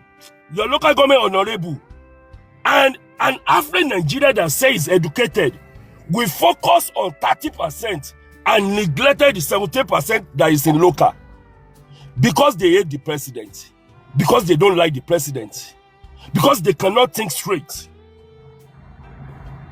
The president is the problem for security. Good. 100%. In fact, me, I'm not a fan of Tinubu. But there's one question I always tell people. Just imagine a state governor is doing just 30%. They're just using 30% of the money in their custody for infrastructure. Nigeria will not be the way it is today. There will be work in Nigeria. People that are supposed to work, that they are provided enable environment in their state government, territory. They will not do boundary. They will not do evil because you have used the money you are collecting for the federal government to create an enable environment for people. Evil will be less. But since you are born, our parents did it. Must we continue with this stupidity? And that's the reason why governors always push it to federal government, because they know we are stupid. Sorry to say, education with no knowledge. Governors in Nigeria will just push us to federal government. Federal government. Oh yeah, oh, Emma president. Why they are using your money to carry Nollywood actress to go and book a lot of hotel for something. You see, the energy we give of our parents fail us because they are fighting a wrong cause. We are failing our children because we are fighting stupidity. Hold your governor accountable. You see, you are seeing the failure of the federal government, security.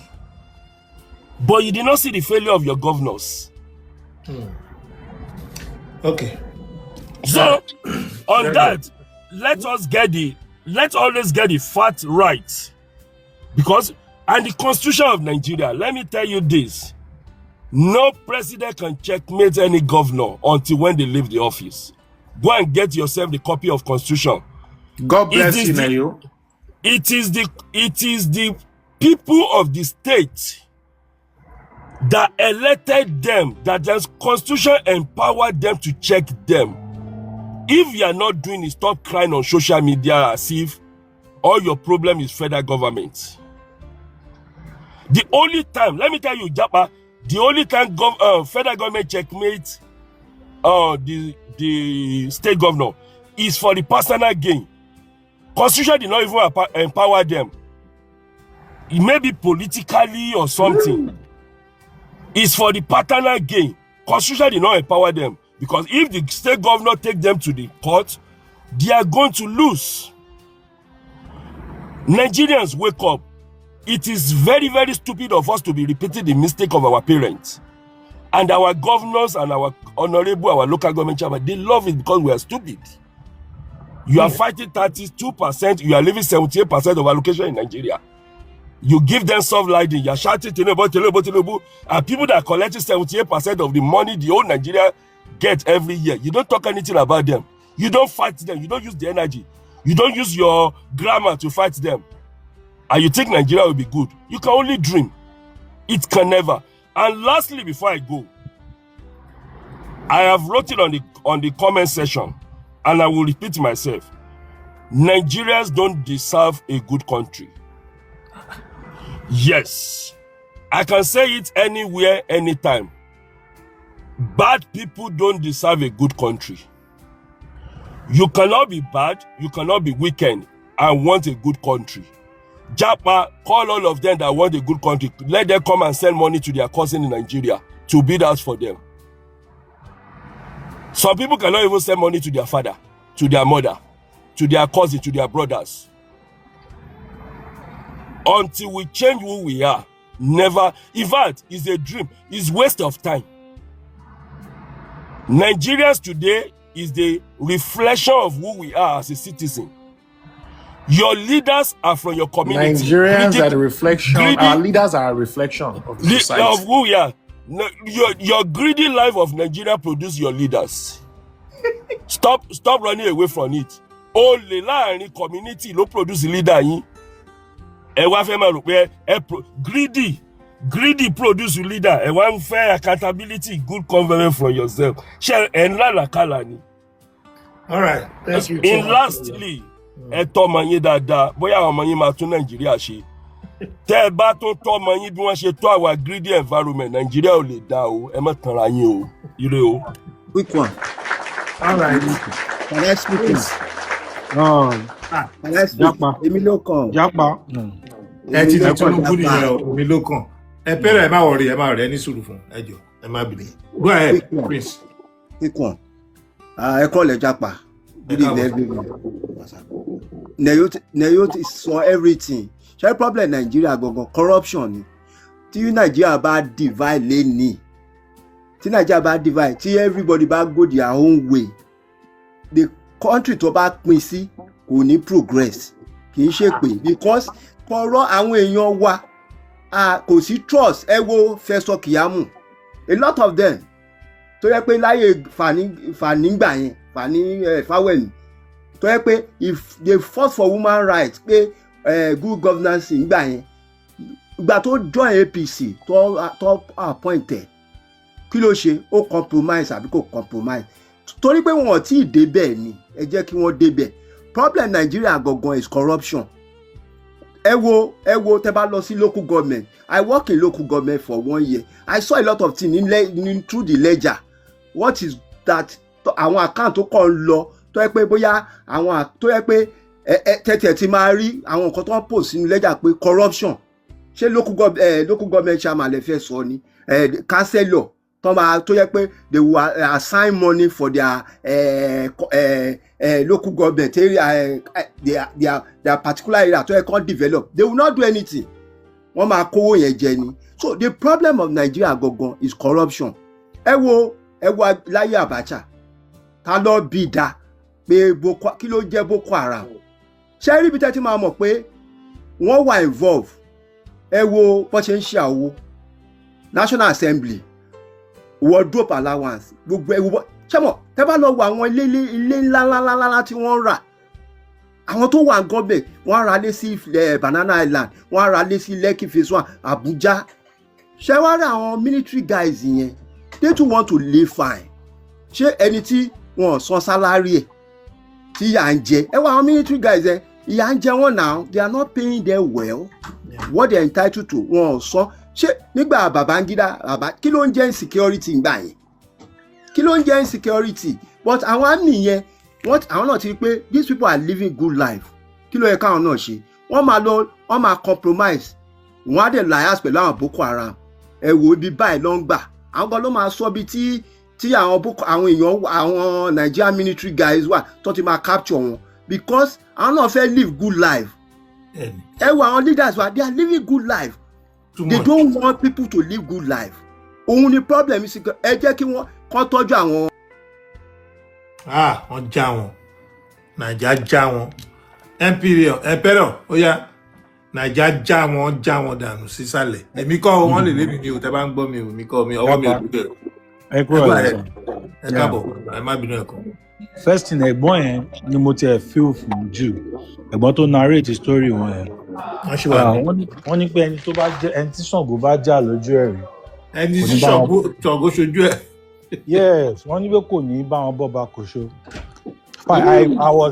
I feel mo ìwà comment ó mú feel pain pé the conversation contain can go through someone is changing it to political. I don't want to even. So mo bọ̀ ìbẹ̀rẹ̀ òun fẹ́ sáré borrow 1 second. Tí nǹkan bá ṣẹlẹ̀ sí citizen ṣùgbọ́n yẹ Abe náà máa gbọ́ mi nísìnyí Abe ẹbí ìmọ̀sán. Mo gbọ́ yẹn. Abe governor. Yes. Ó yẹ kí ọ máa ní nǹkan kan tó máa ṣe fún èèyàn báyìí tí nǹkan ti ṣe yìí. Ó yẹ kó máa ní nǹkan tó máa ṣe fún. At least ó ti bọ́ sí dancing. Mr. Abe, you heard him.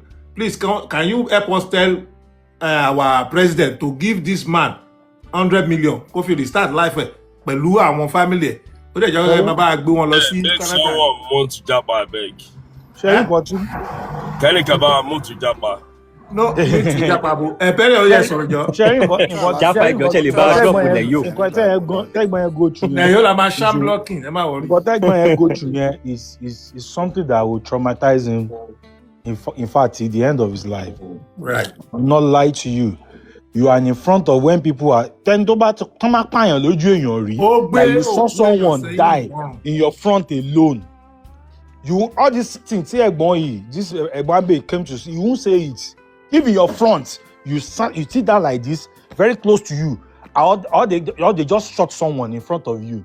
You feel like you. It's thank God that even he can't even come out. You even turn to another thing. Ó máa di nǹkan míì tí kò dáa. But when he came, he said a lot of things. And one thing they fair advice on you should not grant anybody again interview. Do you understand? I'm not fear of anybody. Even in this life we have, a lot of people might be here working for government that they want to he came here to tell a lot of things. I don't even care. Number two, he needs to visit hospital. They need to do a mental assessment for him. Even in Nigeria, I can get. If it is support you can do from here, I don't even mind from the token. So that he can get I need the token from so he can get a proof and evidence of what he has gone through. Even if you want to relocate to another country, this is okay. It's a very nice iton. Totally lol anywhere. But a proof and evidence will be good. When you left that place, what mental assessment did they do for you? He cannot say it with his mouth. There's something that will go through your head. I can understand what is going through. Because if you have a rough life, you have a rough part in your life, and you feel and you've gone through some things. I know when people are discussing about this issue, Toba Jamie, I won't lie to you. If I say something like that, people not turn into political, I'll feel bad. He came here not to solicit to he just came here to share story with us. And the reason why he's sharing this story is not for everybody to paint Nigerian bad, for us to know. Someone said you should work someone that is going for his daily bread. Someone that is going for his daily bread. He's an IT person going for his daily bread. He's doing JAPA kiri just to make sure that he put food on his table for his family. Yes. And he's from Ashirin don't pay now. So that's another. And if part of the plan, I don't know what the plan is going to, but the only thing I can advise him, he should leave Nigeria. He should leave Nigeria. Yes. Anybody about anything, I don't care. You should leave. You need to leave Nigeria. Share more reason. Number one, aside the maybe okay, my loss in me, one button, I let anything. Sherry, they will even hear if he say that story, even anywhere in the world, they have to assess him. Imagine also to bá grab ẹ̀rù máa ń bà jẹ́. Nǹkan tó máa ń jẹ́ kí èèyàn ya wèrè ni nǹkan tó ń pè mental nìyẹn. Nǹkan tó ń pè èèyàn ti ya wèrè ni. He was seeing everything around him like kàn fẹ́ attack òun. Only tó ń bá rí àmì, tó ń bá ọlọ́pàá lẹ́yìn. Mo sọ if he spend more that if that period type wọn gbé wọn type nípa ìgbà tó ń sọ ọ̀rọ̀ báìkì yẹn kò rí báìkì san wọ́n fi sílẹ̀ mo lè parọ́ fún yín tó bá yẹ kó bẹ̀rẹ̀ jáde ẹ̀ tó bá rí tẹ́nìkan bá fi banditry lọ at that period bàbá ó máa gba ọfà yẹn. Because they change everything about him. They've already changed the good things he has on his head to be a good man in the society. Mr. Emperor, let me ask you a question. Let's pause there.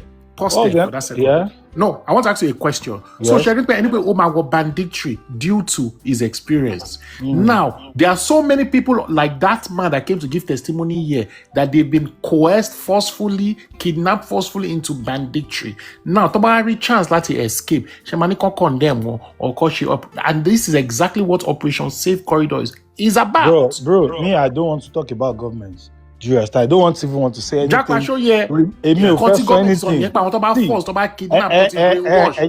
Let me not tell you one thing. All these things, I'm not a politician.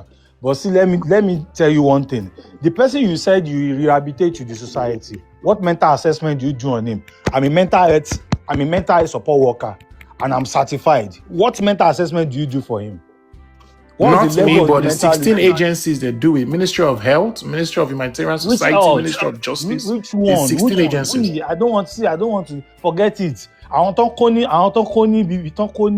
that don't release in that Ogbomoso. She can she interview no she found me 3 weeks ago. See, don't come here and defend government. Once she interview found me just a little girl of 5 or 6 years was saying he's feared to go back to school. Can you issue to government if she found him? What is the help they did for him? See, let's just forget. So I'm from Ogbomoso. I'm not ready I am from Afidjo local government. So that's my local government. Please. Let me express myself. Please, but you're talking about my local government, and I'm telling you about my own local government in Oyo State. I don't say. See, let me express myself, please. This is not the point. See, this place is for àwọn tó mọ nǹkan kan nípa nǹkan tó ń lọ. Don't fake new life for themselves. It's not about politics. If you are supporting TV, if you are supporting anybody, I'm less concerned about that. I'm supporting humanity first, not Tinubu. Humanity first. No. Let me see. They will give you a chance to talk. Mr. Abe, Governor, let me express myself, please. He's been telling you he does not want to speak about politics. Let's respect his privacy. I've shared my life story here, and everybody knows, and I've shared what I got through on my life story. Share and be. So I don't even care about. So, do you understand? Ìtàn èèyàn sọ nǹkan tó go through in his life. Kò ṣó tààrò sọ. Immediately tó ń sọ̀rọ̀ yẹn, I went through online and I saw his pictures and I saw his story. That's the reason why I see the picture. That's the reason. That's the reason why I go private chat account here. I saw his face and I saw the person tó ń ta ẹsẹ̀ yìí wọ́n dẹ̀ gbé bọ́n sí létí. In the picture, in the video, are you joking? Are you not coming here telling? Hello, sir. Let me talk. When I finish, you can talk. I do service to humanity. Please, let me finish. I am a member of the International Humanitarian Society. I don't care wherever the member you belong to. Please, and that is my award. I was given the chance. I was by the Emir of Kano. Don't come certified here. International Humanitarian Society. Emma, platform political stuff. Everybody, you know, the other day, Timo Soromi, someone contacted me and he gave me a therapy advice, and that thing has been healing me. A lot of people are going through a lot of things. If you have forget the opportunity you have. Do you understand? If you have an opportunity working in the government, forget about it. Keep it. That's where you are seeing your daily bread. Tell me about NHS. If anybody come out and say NHS is not good, I will not see anything. It is the essence of the work. So you can be saying, I don't tell you should not defend government, but me, I'm not interested in politics. I'm just concerned about that gentleman because I could understand what he went through. And I got say Ọlọ́run and ìgbà mi wà tẹ́ pé Ọlọ́run kan máa gbéyàn through àwọn kan gbà mí but àwọn kìíní yẹn tí wọn bá ní strength láti pass through èèyàn lè suffocate bẹ́ẹ̀ kí èèyàn kú sọ́nà bẹ́ẹ̀. That's it. I won't lie to you. That guy seeing people only any moment tó ń bá ti rí ẹgbẹ́ tó sọ pé wọ́n ní kan dìde pé kọ́ máa lọ gbogbo mind yẹn ni pé òun ti kú because ó mọ̀ pé tán máa ti ṣẹ́gbọ́n níbi story àwọn ọmọ tán kó l'Ógbómọ̀ṣọ́ ọmọ yẹn kékeré yẹn ni wọ́n ní ìgbà tán wá mú teacher yẹn ó ní ṣó mú padà wá ó ní no wọn mú padà wá wọ́n nígbà tó wá mẹ́lẹ̀kẹ́ ó ní bọ́ ṣe wá mẹ́lẹ̀kejì báwọn ti mọ̀ pọ́n fẹ́ lọ pẹ́ nìyẹn náà ni imagine ọmọ 5 years ó ti mọ̀ nǹkan tó mí pé wọ́n lọ mú yàn wọ́n lọ pààyàn and the girl was still in that place they've not given him any therapy he's not going to school tọmọ yẹn bá dàgbà kí lẹ fi ipò máa ṣẹlẹ̀ sí at that moment tó bá rí anything tó ń sáré lọ kí lẹ rò pé máa ṣẹlẹ̀ sí the guy was going through a lot of things so the only advice I would just tell him you should leave Nigeria and I will talk to JAPA personally I have some things I can even say that will make in fact tó bá dé anywhere within kò lè lo a month 2 months tọ́lọ́ máa fi ṣèyanu fún because bóyá ọlọ́kan wò pé ọ̀nà tó máa gbà nìyẹn tọ́lọ́ máa fi ṣàánú ẹ̀ that's just only thing. àwọn tí wọ́n ń béèrè ẹ̀ ó ní.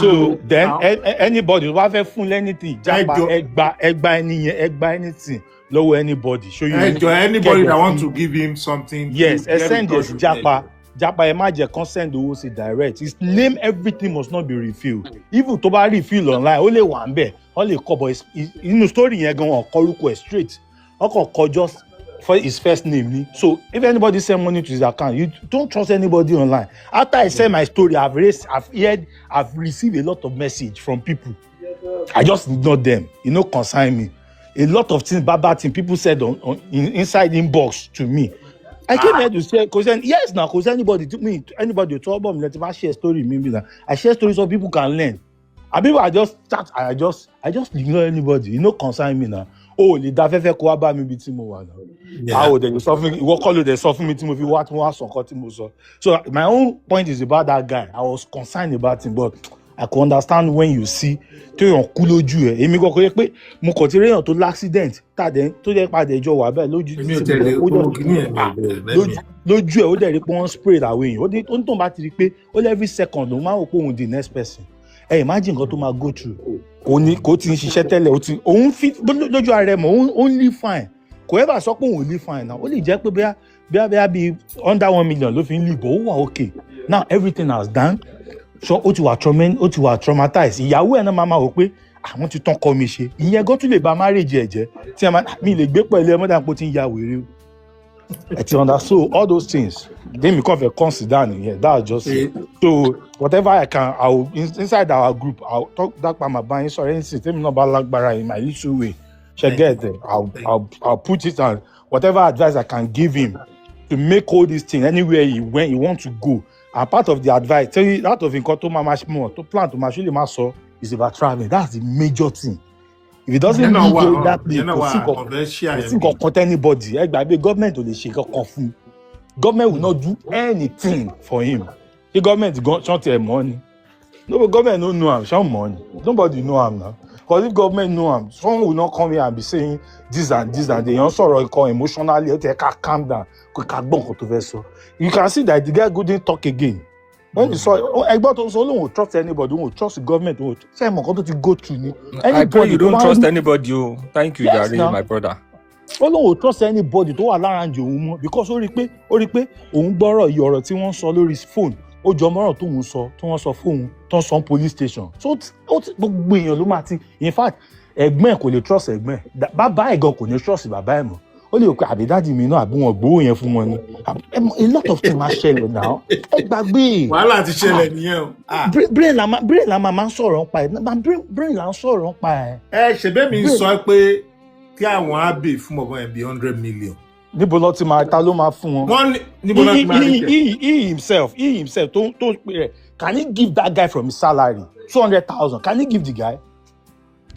Not coming here telling us Tinubu do this. I'm not saying no come here. Wrong government come. Government does not feed me. I'm okay. I'm fine with that. Ní 200 million. Ìtọ́ máa kó sápò wàrà wọn ló pọ̀ jù. JAPA, can you please bring me down, please?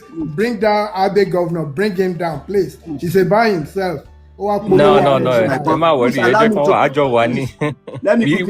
We agree to disagree. We disagree to agree sometimes. JAPA.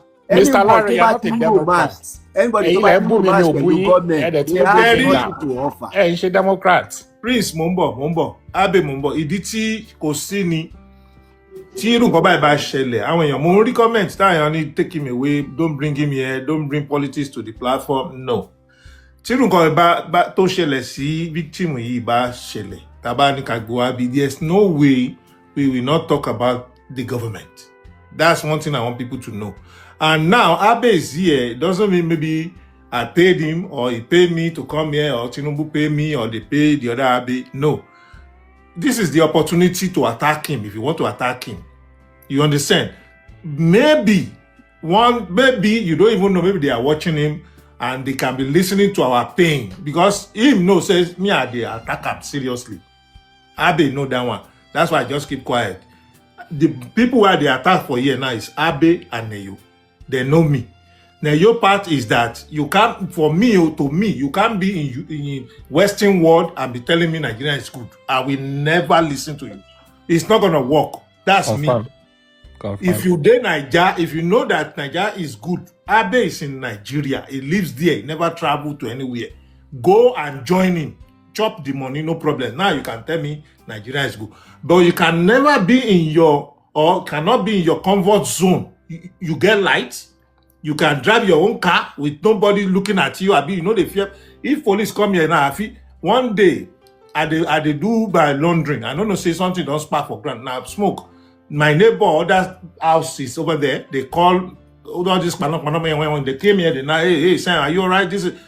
I trust them because I know they won't protect me. Nigeria now, they say, okay, you get money before we come out for this light. You understand? Now you cannot be in that comfort zone and be telling me Nigeria is good. No, if you want to tell me Nigeria is good and you live in United States or Canada or Australia, go back home before you come to JAPA. Say, oh, JAPA don't dey for Sambisa Forest. Do you know, say, Mombasa? This recent Ojotoro, there was this hurricane in my area. For 3 days, it's like I was in hell. For 3 days. Just 3 days. You can imagine what just 3 days. You can imagine just 3 days. Now you are here now saying Nigeria is good. No, it's not gonna work. Leave them alone. Let them be. Charity on your bambino, I can understand. I went to Nigeria at that same time. I can tell you, people who know me. When I go Nigeria, they don't be listening and US they come from. Now Nika and Slippers is still here. Thank God. See, Slippers and short Nika. Now I went out go Nigeria. People where they come from Europe, where they come together, they think say them deport myself. Because if they kidnap my enemy now, I could go they work for them. Because 100 naira self I no get. And nobody, I tell you, 100 naira no get. I be street. I be street. Forget all this clothes. They don't know you now. If you like wear slippers, they don't sabi you.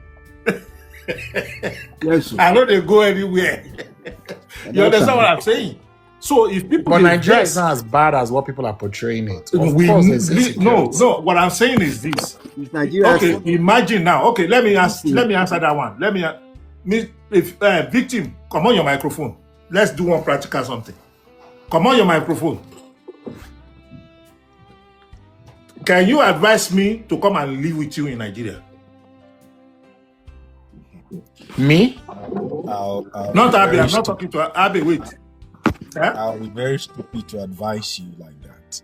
Now you know why I'm saying that I'll be stupid to advise you to come to Nigeria? You know why? Why? Can you hear me? Can you hear me? Yeah, why? I asked you why. All right. You see, before this incident happened, I'm of this school of thought. That I can make it here in Nigeria. I have many friends that they are outside the country that they will say, guy, what are you doing here? I say, this is Nigeria, we'll make it here now. It's not that, like we can make it here. But after this incident, I realized I have been so stupid to have thinking that way. You understand? Because with everything I saw, in fact, you see, it's like we don't even really know what's coming, what's coming towards us in this country. Because with what I saw in that their camp, it's like they are preparing for war with those kind of weaponries that they have. Because if it's just about kidnapping and banditry, you don't need some sophisticated weapon to do that. But the kind of things they have, it's as if they want to attack the country in full force. So it's not about just the kidnapping anymore now again. It's about like something is coming that we are not even aware of. And when it happens, no one will be safe. Okay. My brother, just try. I mean, thank God you're still alive. Thank God you are alive. Because yes, Prince Mumbo, you never things happen related sí nǹkan tẹ́lẹ̀ tí nǹkan tó ṣẹlẹ̀ yẹn ò bá ṣẹlẹ̀. mo léyàn government. tí nǹkan tó ṣẹlẹ̀ yẹn ò bá ṣẹlẹ̀. Mr. Abe kó wa máa gbé wa mọ́ra. A lọ ṣe family meeting. Ẹ jẹ́ máa clarify Abe yẹn o tó dáhùn tó wà ní comment section. Abe tèmi náà ìlòmí yẹn attack. Ẹ máa gbọ́ story yìí o. Ẹ máa ní Abe governor. 2022 Abe governor ẹ máa kó gbé yín mọ́ra. 2022 mo léyàn kan ní government. Ìgbà táwa lọ ṣe family meeting yẹn ẹgbẹ́ Toyota Hilux ló lò ó wá this guy wọ́n ní ó sọ fún mi pé àbúrò òun ní jeep òun pé ṣé òun wá jẹni tí ò lè gbé ká òun jáde báwọn láti máa disguide torí àwọn bandits ìzító politics gbogbo àwọn Tinubu ìlọba ṣe ṣẹ́rí àwọn Tinubu wọ́n mọ̀ pa àwọn Boko Haram ṣẹ́rí ìgbà tí wọ́n finish Jonathan Buhari gbogbo wọn they use Boko Haram to destabilize Jonathan government ó wá yí mọ́ wọn lọ́wọ́ báyìí ó yí mọ́ wọn lọ́wọ́ báyìí ló di ṣu àtàyànyàn. John, now that's propaganda now. Sherry, Mr. Collins, Emma, no, you are not in best position to say someone is using propaganda. You used it, but nobody stopped you. Let him speak, please. Please, let him speak. Let him speak. Let me speak finish, please. John. One man, this guy, up till now. No. Me and him see the talk. One man, this guy, that day. Mr. Prince, that the Tinubu was the one that started Boko Haram. I don't understand. It makes sense now. So, okay. Mr. Collins, one thing is, Sherry, gbogbo atawa, we are passionate of our country. Gbogbo ala nífẹ̀ẹ́ Nigeria la ṣe wà ńbí. Àtẹ̀ntó sọ dáadáa, àtẹ̀ntí ò sọ dáadáa. Àgbékalẹ̀ wa lè yàtọ̀ tọ̀ ni. But ìfẹ́ ta ní sílùú wa ló jẹ́ kéèyàn wà ńbí. Ẹni sùúrù. There are different propagandas that have gone here. Kò sẹ́ni tó sọ̀rọ̀. Irú Mr. Neyo, ìgbà tó ń give statistic, government in take 30, governors in take 70. It's a propaganda. But I won't stop him because I have my facts. So, kò sí ibi tí gómìnà ti ń gba 70%. Nigerian governors is 26%. Federal government only 52.6%. It's 52, 26 and 18. You are right, Abe. Thank you very much, Mr. Thank you, Abe. Thank you, Mr. Abe. So what I'm just saying is, Mr. Collins, be patient to listen. He's saying propaganda. Let him land. If you want to debunk it, you can do that later. Don't interrupt him. I listen to people here. I hear propaganda. No, even the though I best have thing is that you just correct him. You shouldn't say that kind of a thing. No, I'm not correcting you. I'm not correcting you. I'm just suggesting that the way we do on this platform, no gaslighting. The way we do, let him finish, then you speak, even if you have your facts. There's no gaslighting here. Just let's listen to him. Thank you. All right. Somebody said I have question for Mr. Abe. Abe now two people. Okay. Which Abe? God bless you, Abe, for asking that question. If you want to mention Abe, we have Abe and we have Abe Governor. You go don't know the difference. Thank you, Mr. I don't know if I look up cost problem for another Abe. All right, real quick. What we are saying is this. Prince, thank you so much for your Jedida Mumbo. Now, Esha round up, Abi. Yeah, all right. So what I'm saying is this. Me, personally, I always scared of Nigeria. Whenever I go to Nigeria, and the truth I tell you now. Forget this face, yo. I be bota, forget to. But by bota no get money. God no go let them cash me. They no fit cash me. Some people they say that because we dey for abroad, not be because of say we dey abroad. I know exactly what is going on in Nigeria. Somebody, God forbid, somebody call me and say, "Oh, Sam, Japa Onibo Shiri ni mo ti padà sí Naija."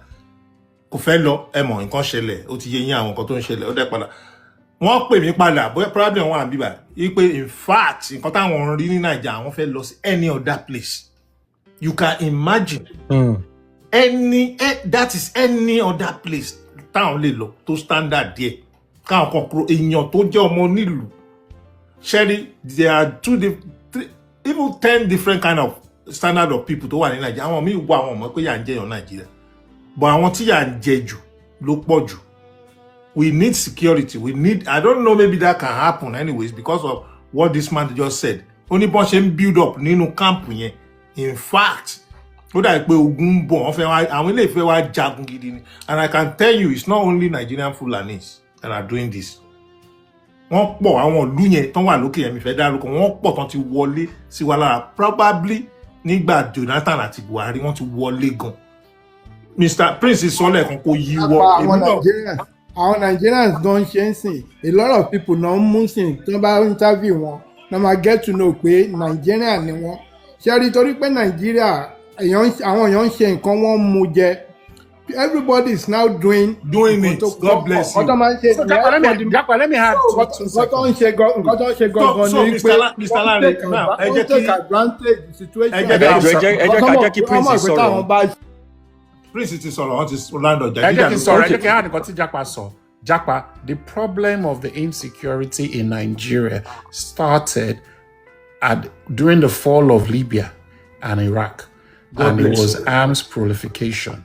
And the people that sponsored... I agree with that. Yes. And the people that sponsored the insecurity is your president in America. Your president. Fact. John Bolton, hold on, sir.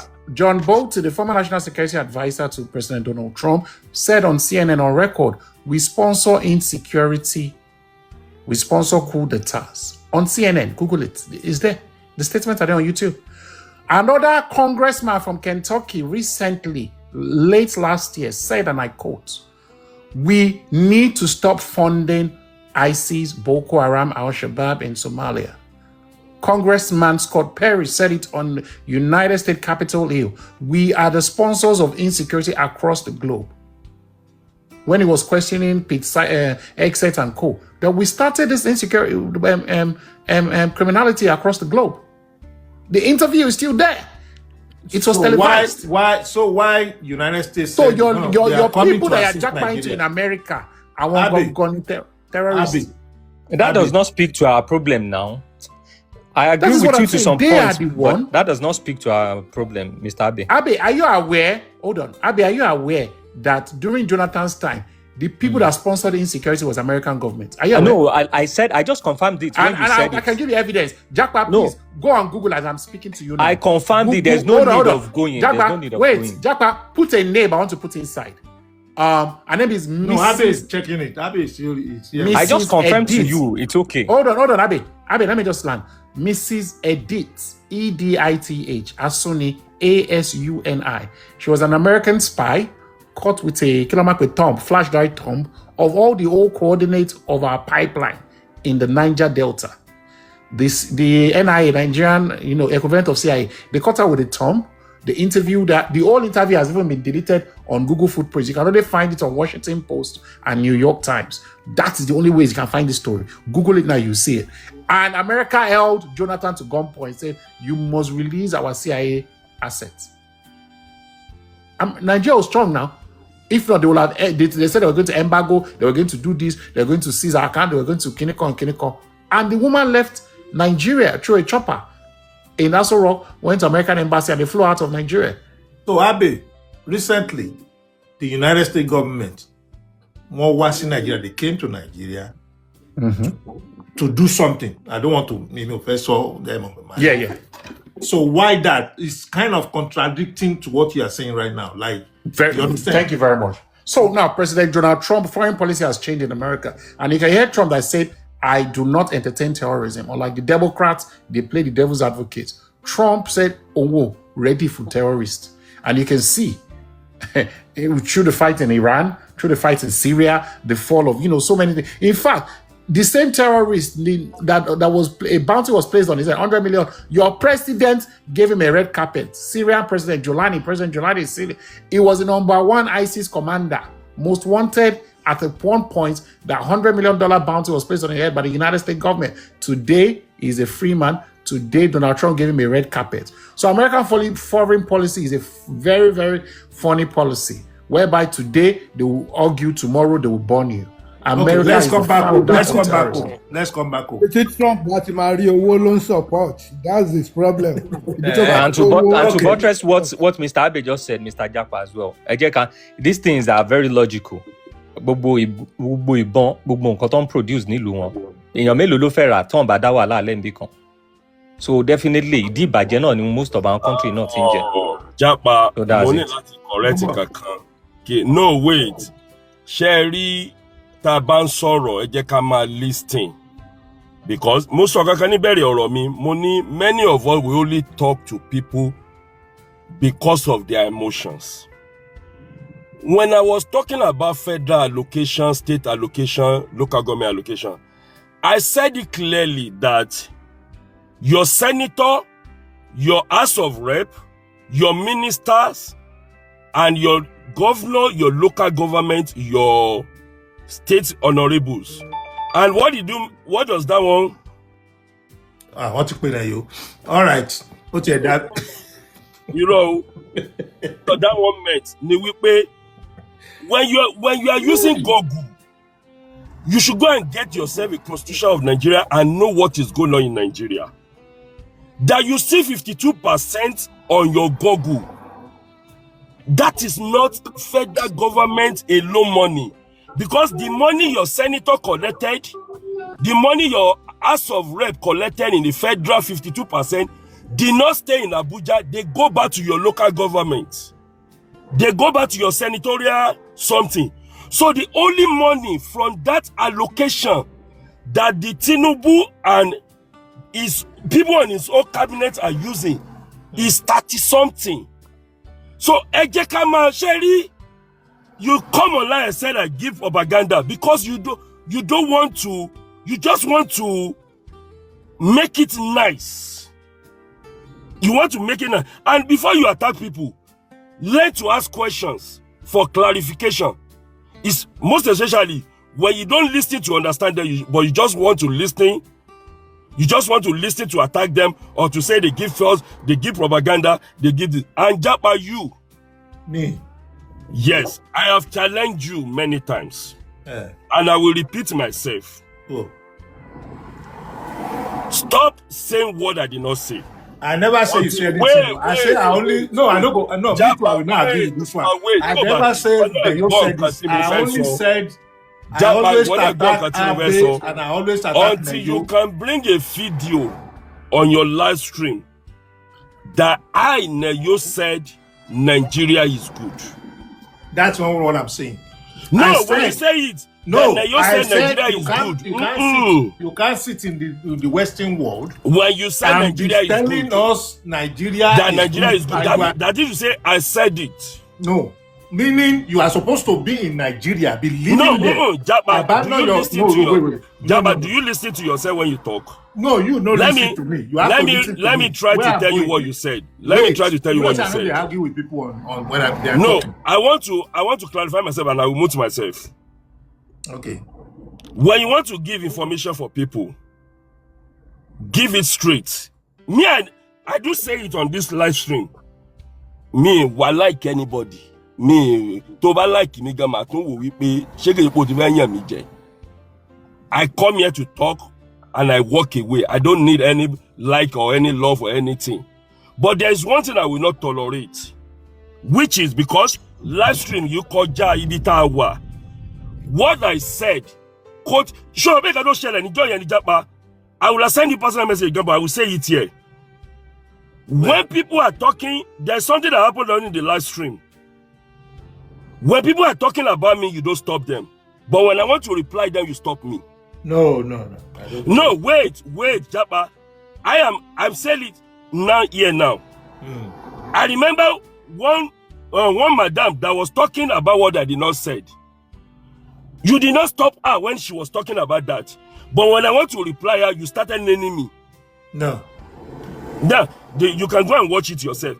So, and I believe something. Which video? When? The last stream.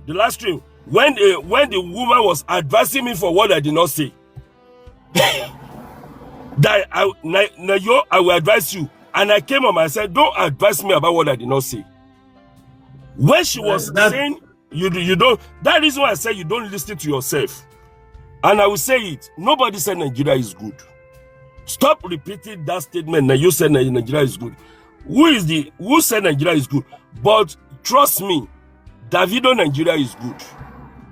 Dangote Nigeria is good. Otedola Nigeria is good. Your own Nigeria may not be good. The whole country may not be good. Listen, but people, Leyo, I know exactly what I'm saying. You don't. Every time somebody said, like Mr. Larry said, I'm not going back to Nigeria. That's my own policy. What did you say? You said Nigeria will never miss anybody. Now that means let me. Does Nigeria miss anybody? Almost hold on now. Let me say. Anybody talk about Nigeria will miss one now. Wait, let me talk. Let me say something. Now, when if he said that means anything Nigeria, because Nigeria will pay any.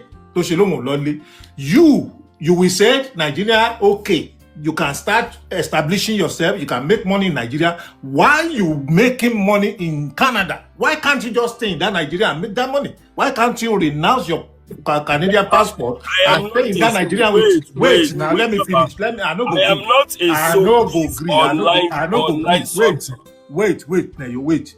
Now, if Abe tell me all this thing that you can come to Nigeria, you can do this in Nigeria, you can do that in Nigeria, I will keep quiet and be looking at him. Probably he's right because he lives there. But you are in Canada making money. Even today, you are still making money. You understand? When you make that money, you go to Nigeria to spend the money and enjoy yourself, and you come back again. Stay in Nigeria for 3 years. Then whatever you tell me, I will believe and I will do it.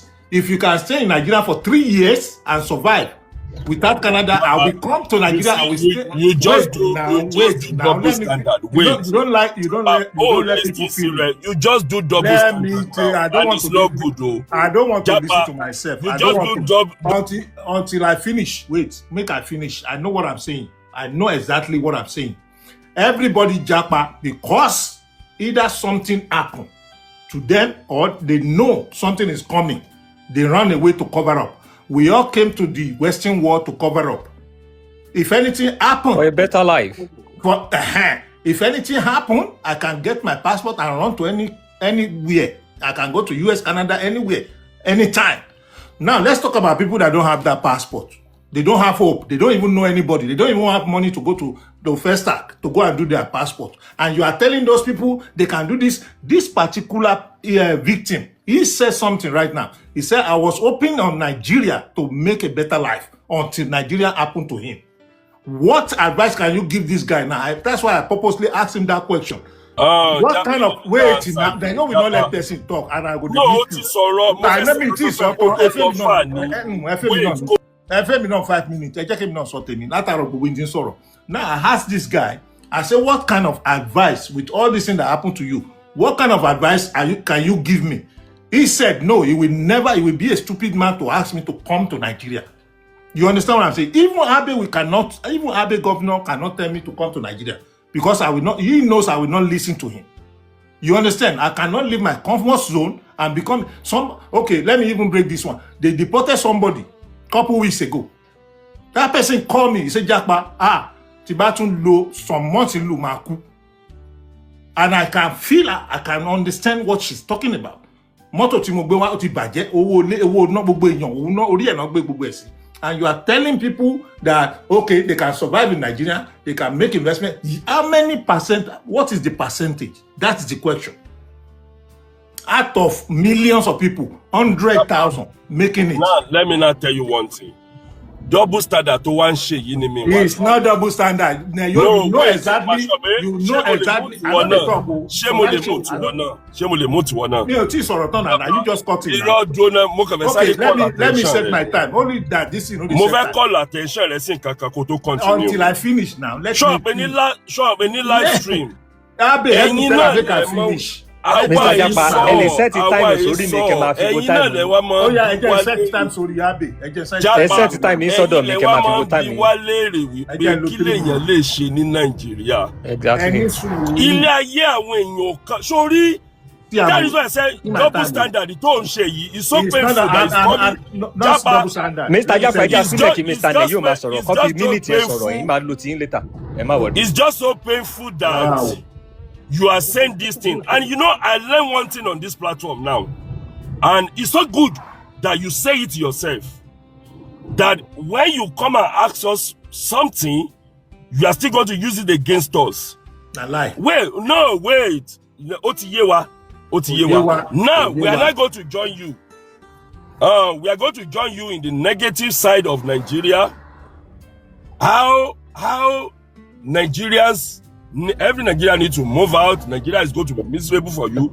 There's nothing you can do in Nigeria that's going to be prosper. We are going, because I could remember the last closing time of the last live stream. I remember you asked, somebody was asking me personally that which investment people can do in Nigeria. I don't know, it's a setup that you are still going to use it against us.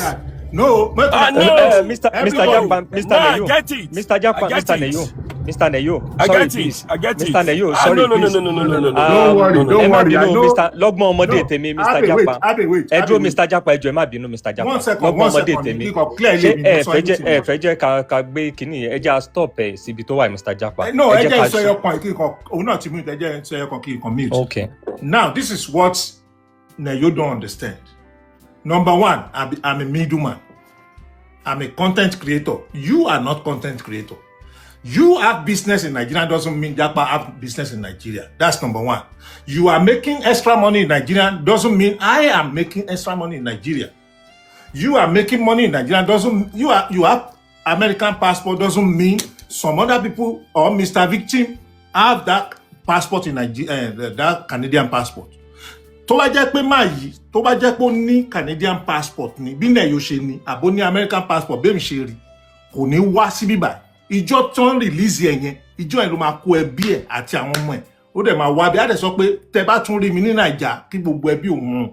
Because I know a lot of people that used to tell me that. Pé ìjọ tí ẹ bá ti rí, tóun bá ti dé Nàìjíríà, kọ́lọ̀ gbogbo àwọn ọmọ òun, kọ́n dẹ̀ ní lọ, Igbo lẹ́ni tó sọ fún mi. Igbo man ló sọ fún mi pé I will never go back to that country. Why elderly people saying that? We don't think about it. Now you say I'm a double standard. I'm not double standard. Why I'm here is if, for example, Mr. Lanre said I'm not going to Nigeria, I will have to listen to him on this side. Why? I will keep it. I will have his reason. If Neyo said he's going to Nigeria, I will keep it. I'll push it out to people. Now decide on your own which one you want. But what I'm saying in essence is that don't stay in Western world and be saying there are investments here, there are investments there. You can live in Nigeria and make. Wait, now waiting. I don't the one they hear. There's nothing working in Nigeria. Is that all? Not all. Let me finish. Nigeria is scattered. Nothing is working. Wait. Not only they are doing it. There are thousands of people living in abroad saying this useless stuff that don't worry, everything is all right in Nigeria. I want I'm not even talking about people in Nigeria. People can say it in Nigeria, no problem. They are the one living there. I'm not living there. When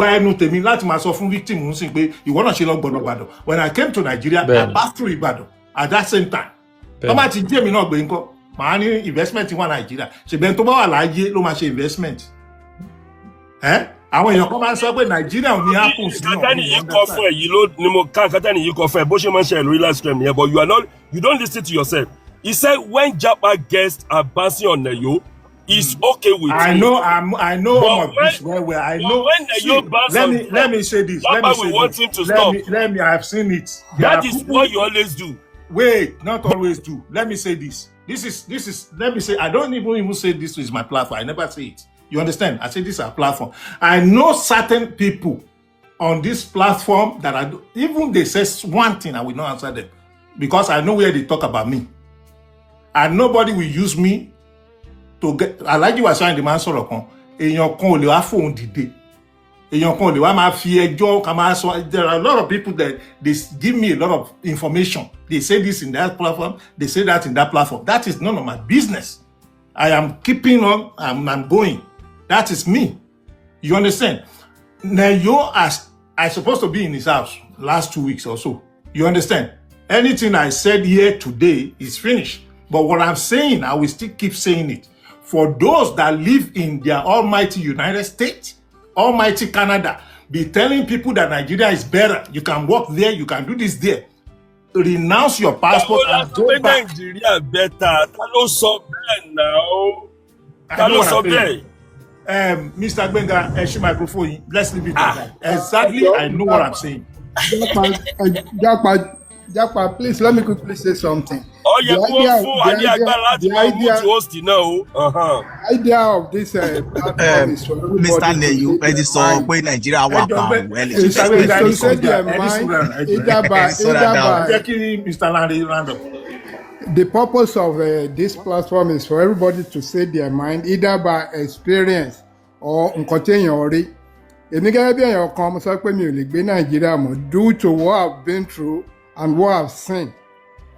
So, tí n bá sọ bẹ́ẹ̀, nobody knows, I mean, tí n bá ní kí n máa sọ nǹkan tí ó ti ṣẹlẹ̀ sí mi níbí báyìí, you will reason with me why I said that. But tí n bá sọ, that doesn't mean èèyàn kan lè sọ fún mi pé nobody will miss me there. It's okay, I'm not for anybody, I'm myself. So, if you can antagonize somebody and you don't want someone else to antagonize you, God bless you. That makes you an hypocrite. If you now saying they will not miss anybody in Nigeria if you don't want to come back, what are you saying?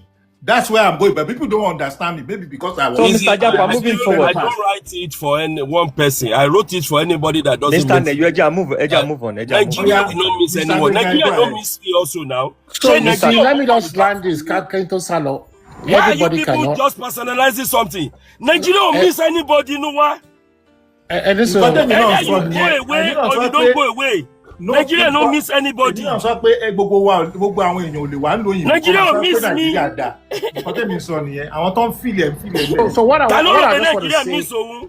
So what I just want to say before I leave is we all cannot run away from our fatherland. No matter how running monkey no find him mama like her. Nigeria not perfect. We were living in Nigeria. Of course, drive low Ruby, London, London to Manchester. It's not possible because of the fear of the unknown. But nobody is picturing an El Dorado, that Nigeria is an El Dorado. President Bola Ahmed Tinubu, when he took power, he didn't say he's going to change Nigeria overnight. So let nobody believe that our time in Nigeria, we are saying Nigeria is the best society. No. But one thing is for sure, Nigeria will be great again. The way Trump says, make America great again. One thing is for sure, Nigeria... possible. No. Nigeria...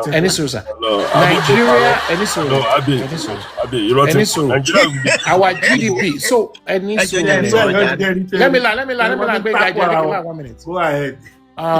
Nigeria's GDP is increasing. You can fact check it. 4.1, 4.2, 4.4. Nigeria's currency. We just the year. No impact. That's what people are saying. Because very good. More like question of so let me. That is what GDP doesn't translate to standard of living.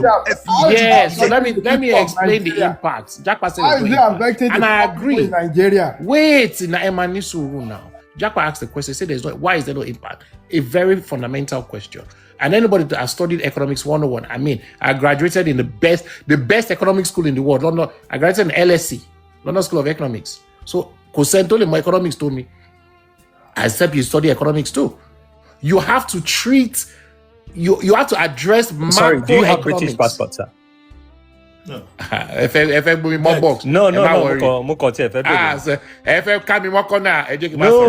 do you have anything? Let's say there's something if you don't use your brain, they will use your brain for you. Anybody listening and stay in UK for life. If you don't use your brain, they will use your brain for you. These people in Nigeria. And listening that but at listening the details.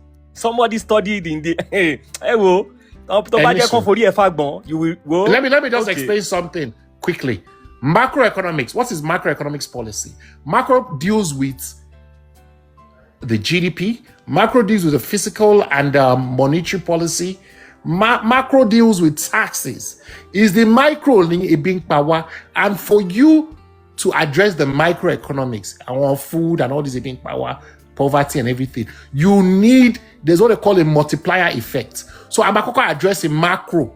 Tabasi address in macro, the multiply effect ma trickle down, say micro. And this is why you see that food is becoming cheap. Hello. In Nigeria. Bros, ẹjọ́ mo fẹ́ béèrè question kan. Ẹjọ́, èèyàn tó jí, ẹjọ́, how many ni wà ní Nigeria? Well, approximately, they say 220, 230, 240, but above 200 million. Okay, let's just say 300 million. 200 or above 200. This is 300. Okay, èmi tí wàá fi kún say 300 million. Okay, let's just say 300 million. Mọ́ra wa, but 300 million. Ẹjọ́, àníyàn kan or few of people nínú government wọ́n dẹ̀ jí káyọ̀ tó pé 1 billion. Or káyọ̀ tó pé 500 million. Ẹjọ́, if that 1 million came from your account, do you know how extent? If you take your account in G700 trillion, ẹjọ́, don't your account ra motor Bugatti, don't make it. Wait, let me land. If you are giving olóṣèlú see gbogbo ẹ̀tọ́ amass join. Let me answer you ask the question. So what are you saying? So the macro and macro. Gbogbo kìnìún kan ẹ fi gbogbo language yẹn lẹ̀. Ẹ wo ẹ fi gbogbo yẹn lẹ̀. Kí ni ìsọ grammar economics jargons ní gbogbo yẹn. It's gonna be practical. Profit don't work. Ẹ jọ kí ni GDP yìí Rwanda? So what is per capita? What is the population? To calculate a GDP or standard of living, what is per capita? What's GDP per capita? What's standard of living per capita? Per capita is divided by the population. Is Kenya 200 million or 300 million? Is Uganda 200 or 300 million? Or Rwanda? So you cannot compare. JAPA, ìwọ gán enjoy Abe. No, one thing is Mr. Gbenga ló Abe olóṣèlú jọ jóná JAPA àti Abe mo fẹ́ bi yín lórí question kan.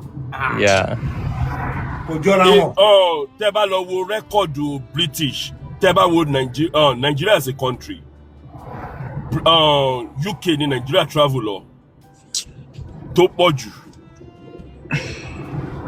Tẹ́ bá lọ wo rẹ́kọ̀dù wa ní kí ni population UK tá wà yìí Mr. kí ni population wọn torí wọ́n bèrè kí ni population Rwanda. Mr. Gbenga jẹ̀dó. ṣé Nàìjíríà kò wá times 3 UK ni. ọ̀rọ̀ yẹn ti ká Mr. Gbenga lára gan-an ẹjọ́ sọ. wá times 3 UK ni ṣé ẹ mọ what UK àbí what are you saying ṣé bí UK lẹ́jọ́ pé ṣe economics. Nigeria to travel sí UK ní last year. I announced my UK passport to be able to work in Nigerian government. That is showing that I will change Nigeria. That is what. Because you know you will make times 3 what I you can't make believe in this, UK. Abe. Mr. Abe, you will make times 3 what you will make in UK. Mr. Gbenga jọ torí Ọlọ́run ẹ jẹ́ ká béèrè question yìí. Mo fẹ́ béèrè question yìí lọ́wọ́ JAPA àti Abe. Kì í ṣe Abe olóṣèlú èmi Abe olóṣèlú ẹnu ẹ̀dùn èmi adé o.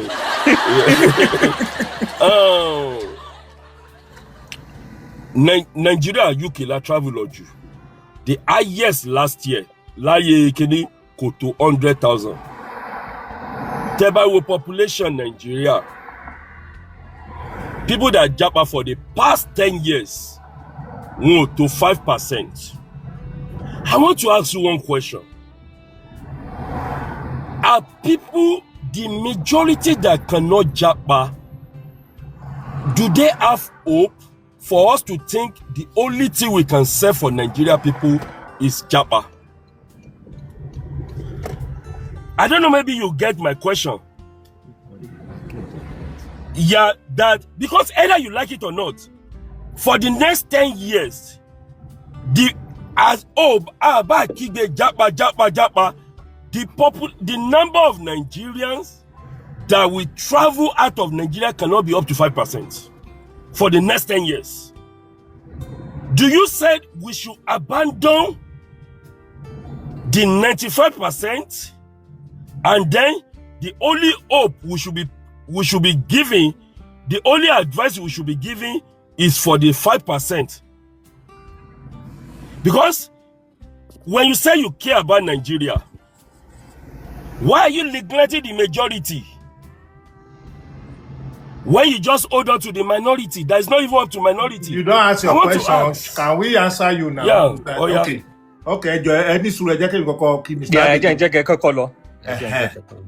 Méjèèjì ló pè lẹ́jọ́. 5%, we only listen to the remaining percent in Nigeria.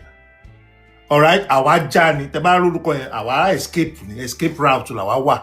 You understand? àwọn tí wọn ẹni ṣẹ̀rí pé ó ti hàn mí. Jẹ́ kí n add the question you see, Kofini.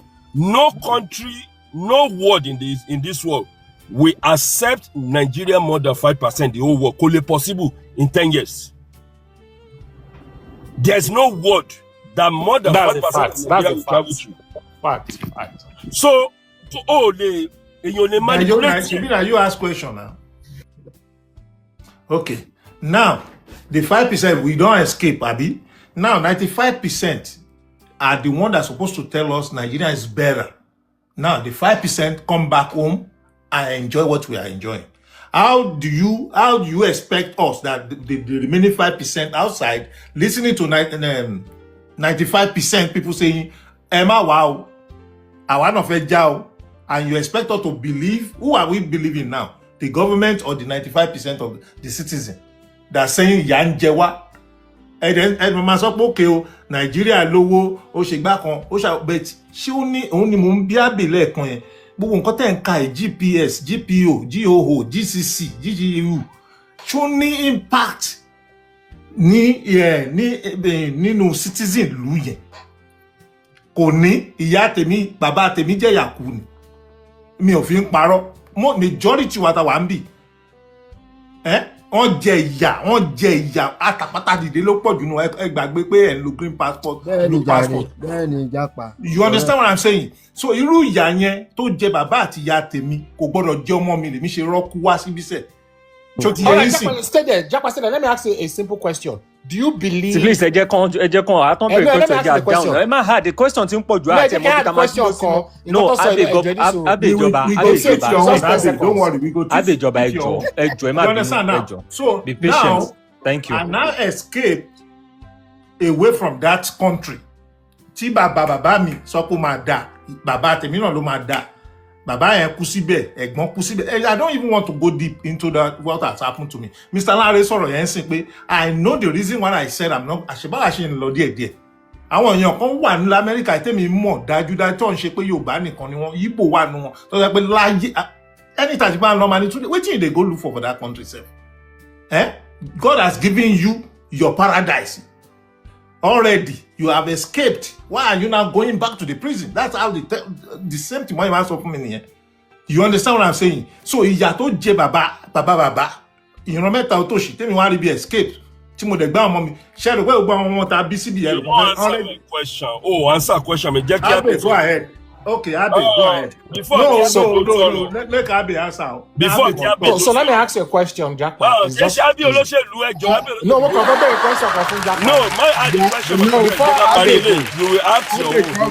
Ẹ má jẹ́ ká Abe governor sọ anything more because Olóhùn denounce British passport. Mr. Lanre, calm down. Your answer. So if you can do that, there's no way. No. Sherry, Mr. Lanre, one thing I enjoy about communication is everybody opinion wa ò lè papọ̀. But as long as you can learn, your answer just show why Nigeria will never be good. Mr. Neyu, ẹ má judge wọn. We think so we can do that doctor. Abe continue. So, Mr. Neyu, to just answer your question, you made an assumption, and you are very right. Percentage awati a travel through legal route. Don't leka in the statistics. Yes, only maju 5% te solo. Is an assumption because I'm more pé oríṣiríṣi ọ̀nà làwọn èèyàn gbà japa tí they were documented. Correct. So is an assumption. So and however ibi tí mo wá fẹ́ kẹ́ lọ tá ní ká ṣe census nísìn Mr. Neyu.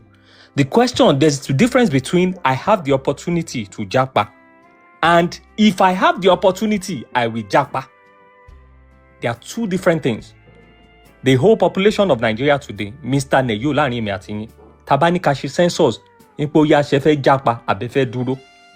Ṣé fi pé minority majority wọ́n ìfẹ́ dúró ní Nigeria? No. So I can't answer that for Nigerians, but àjọ mọ̀ láàrin ara wa ṣe Mr. Neyu kò sẹ́ni tó fẹ́ dúró. The only people tó fẹ́ dúró àwọn tó ń rí jẹ́ńbẹ̀ ni. And èmi máa dúró and I will change Nigeria. Èmi yìí mo máa dúró, I will die for Nigeria. Ẹ wo abẹ́lé tí mo mọ̀ pé replicate mi ni. Original ló wà bí ẹjọ́ anybody tó bá ń gbọ́ wa replicate mi ni. So one thing ni Mr. Neyu, bí mi ṣe máa dáhùn yín lóhùn nìyẹn. You are right pẹ̀lú statistic tẹ́ mú jáde and that is nǹkan tó wà documented but èyí tí ó wà documented ló pọ̀ ju èyí tó ń document lọ. Ẹ má jẹ́ àtànra wa. Abe, there's nothing like what is documented and not documented. If you go where you live, go and ask you have the record. I still get the record of Nigerians in Canada recently from Freedom of Information. You can get the number of Nigerians in UK, you can get the number of Nigerians in Canada, you can get the number, and you can still get how they enter. It's just my research that I did recently. Okay. Yeah. So Edu, ẹ má bínú, 5%. Mr. Neyo, pé mo interjecting ẹjọ́. Ẹ fi yá mi. So, Sherry, a máa ṣe typical example nsìn, máa béèrè. And ẹ má jẹ́ n confirm fún yín pé máa fail, but all likely. So, a máa ṣe example táwọn èèyàn máa fi mọ̀ pé àwọn kan wà wọ́n wà documented. Or, ẹ mọ̀. So, Mbappe tí gbogbo àgbáyé mọ̀ tẹ́yìn náà mọ̀. Ọmọ ìlú wo ni, origin wo ni bàbá ẹ̀? Mr. Neyo. Neyo ti ń sùn. No, wọ́n fẹ́ Google. I don't put that one in my head. No, kò mean ẹ lè ṣe gan sef, but ọmọ ìlú wo ni bàbá ẹ̀? Mi mọ̀. So, origin bàbá Mbappe, tẹ́ bá lọ Google orúkọ Mbappe full name ẹ máa rí Adéfẹ́mi nínú orúkọ ẹ̀. Bàbá ẹ̀ ọmọ Naija ni, ó gba ọ̀nà já lọ, ó japa, ó dẹ̀ lọ lo Cameroon, ọmọ Cameroon ló pera ẹ̀. So, one evidence ni mo mú jáde fún yín yẹn. Ó dẹ̀ pọ̀ bẹ́ẹ̀. What is the percentage of that, Abe? You see, you can. If you continue, we will keep diving. Èmi mo ti sọ fún yín pé right. Mo ti sọ fún yín pé right in the way you don't get what I'm trying to say. What I'm trying to say is this. Let me tell you what happened recently. One of my friends just came to Canada on Tuesday, and when he came with, when they say rich people come to Canada to stay. And this is what I do say. There is a way to JAPA with in classic way. That reason why people that I know, I do tell them you can travel out, but use the resources that you have. What did I tell you? Why did I say this? First bank share, local 20 million, see? Oh, they saw the 84 million naira. And now he's in Canada with more than $60,000 cash. And why did I say this? When you are preaching, 1 minute, how they come? Okay, real quick, Igu, eba shi microphone. Igu. Jákàjẹ́ sáré bẹ́ẹ̀ question kí Igu tó lọ. Jẹ́ kí n sọ̀rọ̀. Gbogbo wọn ti sọ̀rọ̀ lẹ́ẹ̀kan náà. Mélòó ni mo sọ? Ẹni mo fẹ̀kọ́ jọ̀ǹbò. Kò ṣe Mr. Governor ló ń jábọ̀ lọ́wọ́ gbé sókè gbé sílẹ̀. Ó yá ẹ̀sọ́ kọ́lẹ́fẹ́ sọ, ó yá. Mo kàn fẹ́ sáà kọ́ ẹ̀pí sọ̀rọ̀ náà sọ̀rọ̀, but ó yá, go ahead, Mr. Gbenga. Ṣẹ́tìrì ọ̀rọ̀ Nàìjíríà is just like mental torture ni fún èmi personally. So anyway, nǹkan tó kàn ń yà mí lẹ́nu ni pé we see these people tó wà ń power àti àwọn tó ń support wọn ti travel lọ sí western country, wọ́n ti lọ work same country tó ń work. Nǹkan tó kàn yà mí lẹ́nu, how can they not replicate ẹjọ́? This is not the same sky. Is it not the same? Even if you cannot have that brain to do it, can't you just use ChatGPT? How can I bring progress to Ikorodu? ChatGPT will tell you. How can I bring progress to Lagos State? ChatGPT said, "Go on, you can do this. You have to tackle this." I don't even know. I have worked and lived in Gulf countries. Gulf countries, to check 15 years. Let me just use UAE because I've stayed there very well. Like, nígbàtí gba Nigeria gba independence 16 years later ló ṣẹ̀ṣẹ̀ gbà. In fact, ní wọ́n ní Ọbásanjọ́ wọ́n ní pé kàn wá yá àwọn lówó for you to know how desert, how bíbẹ̀ yẹn ṣe rí. Wọ́n wá bá Ọbásanjọ́ yá wa lówó. Ọbásanjọ́ sọ pé kí òun máa Nigeria máa yá yín lówó fún desert. Kí ni benefit? Then go and see that country lẹ́ni. Wọ́n ní gbogbo ọpọlọ kíní, but they use their money to buy it.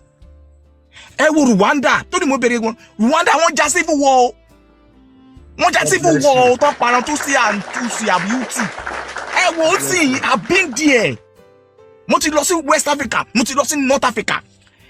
Ṣé nǹkan tí mo sọ yé yín? mo ti lọ sí east, mo ti lọ even to some extent Ghana ní steez ju Nigeria lọ. Ghana Togo ń bẹ yẹn, ṣé ti lọ sí Benin rí ni, ṣé ti rí bí ó ṣe ojú títì wọn ni, ẹ ti rí bí ọlọ́kadà bí train bí gbogbo ṣe ń lọ, ṣé ti rí bí police wọn ṣe ní Togo ń bẹ yẹn àbí Benin. So what are we saying? Nigeria tó wá kó ọkẹsẹ̀ lẹ́sẹ̀ wọ́n sọ pé wọ́n lọ ṣe mi mọ̀ kó tó yé wọ́n sọ pé wọ́n lọ ṣe ní last 3 months wọ́n lọ learn about how to go àbí bá lọ yé run kìíní kan mi mọ̀ kó tó lọ ṣe. God, do you understand?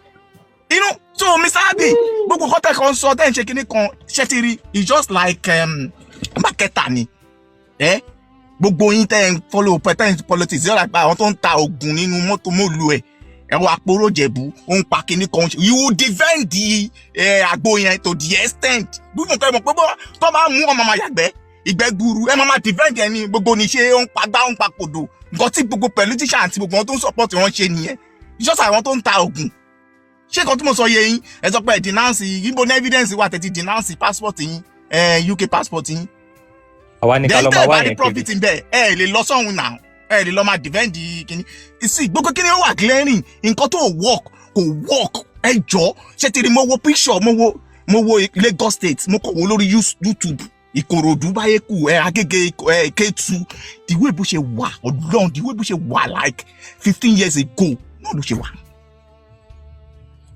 I think it just like even go program to back contact ọmọ ta the way tí ọmọ ta ṣe operate sí the way tí ọmọ ta gbèrú the way tí ọmọ ọmọ ta ṣe operate gan in fact ó tún wá pọ̀ jù ṣé ti rí ṣé mo ní message tó ẹ mọ oríṣiríṣi tó ń ṣẹlẹ̀ oh God let me just hang on now people ti kàn yín lára jù ẹ má wẹ̀ bí I want to ask you a question, Mr. Gbenga. Can I ask you a question? Mr. Gbenga, Nigeria has lived a fake life for the last 24 years in our fourth republic. So the question goes, do you prefer temporary pain for long-term gain or temporary gain for long-term pain? Please answer. Bros, all this government, they always have one thing and the other. Ní Babangida bá tó mú ṣe SDP àbí kí lórúkọ ẹ̀ social development simple question mo béèrè lọ́wọ́ yín o. No, let me ask the question bóyá ẹ gbọ́. Do you prefer temporary gain or gain? That is just for your long-term marketing gain. That is just your marketing gain for long-term pain. See, that is just the marketing strategy for this current administration. So first year temporary gain here àṣetì rí ní 4 years. Àbí temporary pain for temporary gain. That was now temporary pain for long-term gain. Exactly. It's simple mathematics. Now it's temporary pain for long-term gain. The previous administration was temporary gain for long-term pain. That's how we had a budget deficit. We had 97% debt revenue ratio. If you want to hear my candid advice, opinion, Chetiri, APC is even a taboo to even happen in the second instance. With all what Buhari has done, APC is a curse. Because even this Nubu was part of the APC. This was an elderly person in APC. Emotion speaking. During Buhari, for APC to even come back again, under Tinubu is even a taboo, a cause that's supposed to not have happened in a normal country. So, all right, to be quick, let's Mr. JAPA Konnekt, ṣé rí bí àwa ọmọ Nàìjíríà ṣe máa ń sọ̀rọ̀ ńgbà mi máa ń fọ́ ni. So tá bá máa bẹ̀rẹ̀ sí pààrọ̀ party wọ́n ṣe ń pààrọ̀ ọtí. Wọ́n sọ pé there's a responsibility of the people in democracy. You understand? They've allocated allocation for each of your states to hold them accountable. Nothing you are doing about that. Even if you like, any suru, Mr. JAPA. How are we going to do that? Any suru, Cherry, if you don't do it, if you like change the president like 50 times, it's still going to be the same procedure. We don't need to deceive ourselves. In America here, the people here hold their representative, their governor accountable. But the only person we hold accountable in Nigeria is the president. It doesn't make sense. Sheki Commander Bosheni. Oh, is the party. God bless you. I don't understand. So, Mr. No. Don't be rude about it. We are civil here. If we don't want to practice democracy, let any suru. If we don't want to practice democracy, then let's change the whole thing. Come on, we want to practice dictatorship. That's what we think we are practicing in Nigeria. But I gave you elected somebody, I gave money for that person to take care of you, and then you are now coming back to me and telling me that the person did not perform. You are blaming me for it. You elected that person. Who elected him? You elected him as your state governor. If you don't know how to take him back, then you put another person there. All your House of Rep members, who elected them? The constitutional allowances that they are collecting, who is taking them? Mr. Collins, now you are okay. You are No, now you are repeating what you've said. You are repeating what you've said. I am not repeating what I've said. Okay, go ahead. Because somebody came up here, he listened to Neyo when Neyo said a lot of things concerning these things I'm saying again. And that person still come up and say, oh, APC is supposed not to come back again. What does that supposed to mean? Is it the presidency that is the problem of Nigeria? Ẹni tó dẹ̀ ń sọ̀rọ̀ yẹn kò lè rán àbúrò ẹ̀ ń ṣẹ́ ní Nàìjíríà kó lọ bá ń kọ́lé àbí kó bá ń start business kékeré kan bẹ̀ yẹn. They cannot do that. Okay, now Collins, how are we gonna attack this? Wait, is he referring to my comment, right? And you are talking. Ẹni sùúrù jọ àlàyé ò sọ̀rọ̀ náà. You no, stop your talk Mr. Collins. Mr. Collins, if you are being to everybody, it means you don't read the room as well. He's the one speaking. He's the one speaking. You interjected him. No, Mr. Collins. No, you can't be doing this. Stop talking. I did not stop. Mr. Collins. Oh my Mr. Collins. Mr. Collins. That's why you No, Mr. Collins. Vote I make keep one shutting for president. Mr. Collins, you keep shutting everyone down, and I'm telling you. I am not shutting anybody down. I've been quiet for a long time. And it's the same for everybody. Hold on. Okay, Thank you so very much. I've been quiet. You guys have been talking. If we don't want to practice democracy in Nigeria, let's say, oh, we are not practicing democracy. If the people doesn't want to participate in democracy, then we are not practicing democracy. If the only solution we have for all Nigerians is to be jackpying, then we have a problem. What if we don't have a place to jackpot? Americans, when they were going through their own, they don't have a place to jackpot now. For over 200, more than 150 years, they were going through their problem. Different civil wars in different places before they could get it right. Nigeria. Alaye jẹ́ kí n sọ̀rọ̀ now. Hold on. So the way APC is going, if other parties have done what APC is doing now, do you think everyone will even breathe? JB PDP rule Nigeria for how many years? Kí ló dé tí ADC àti NDC àti pàtó bí kílẹ̀ tí wọ́n ṣe rán papọ̀? Mr. Gbénga. Ẹ má máa dá lóòjọ́. Létí àti pàtó bí ṣe rán papọ̀ kọ́ ló ti sè. Reality APC ti 2031. Mr. Gbénga, àwọn ògá ló wà lé APC nísìnyí báwọn Mr. Japa jẹ́ ká wà náà sọ̀rọ̀ ọkọ̀ rí bí ṣe ń àwọn ẹṣẹ́ máa ń gọra yín báyìí nínú Mr. Japa ṣẹlẹ̀ mute everybody. APC ṣe é sí àbí náà human being. Mute everybody, Mr. Japa. ló wà ní APC sìn ni. Let me just say this. Ẹ jọ̀ọ́ torí Ọlọ́run. Ẹ jẹ́ kí àwọn tí wọ́n ti sọ̀rọ̀ náà kọ́ tẹ̀ kọ́kọ́ sọ̀rọ̀. Igu, ẹ bá ń ṣí microphone yín. Ẹ ti sọ̀rọ̀ látàárọ̀. Ẹ bá ń ṣí microphone. Japa. Ẹ káàbọ̀. Ẹ kàlẹ́ sá o. Àwọn PDP ló sá lọ sí Prince ẹni sùúrù Prince. lọ́wọ́ ẹ jẹ́ kó máa gbé wa mọ́ra ń bì kó máa gbé wa mọ́ra tọ̀. Oh yeah, go ahead, Igu. Japa ẹ ṣé gan sá. Mo kí gbogbo ilé o.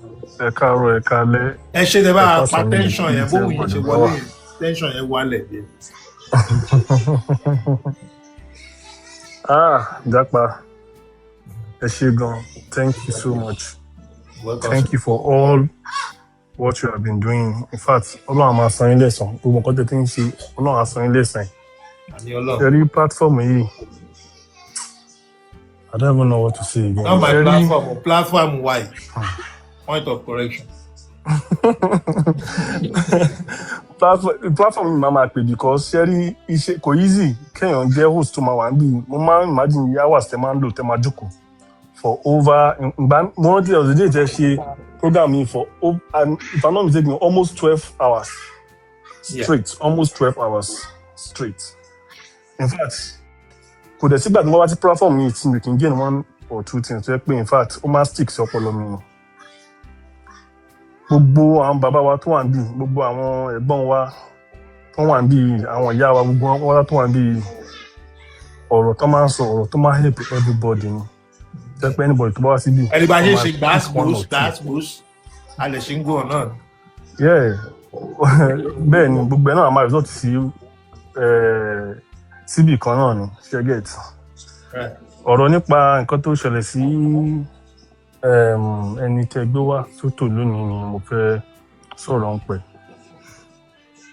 ṣe rí nàìjíríà ọlọ́run á ṣàánú wa o ọlọ́run ló máa ṣàánú nàìjíríà ọlọ́run ló máa ṣàánú wa o.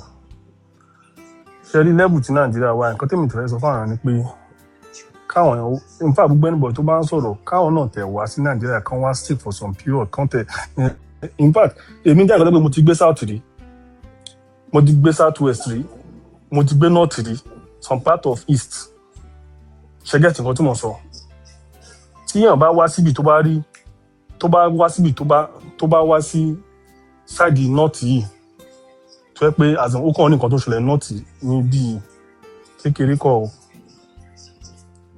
kọ́ a lot of things have been happening tó yẹ pé àwọn ẹlòmíì gan opportunity láti come out láti wá sọ.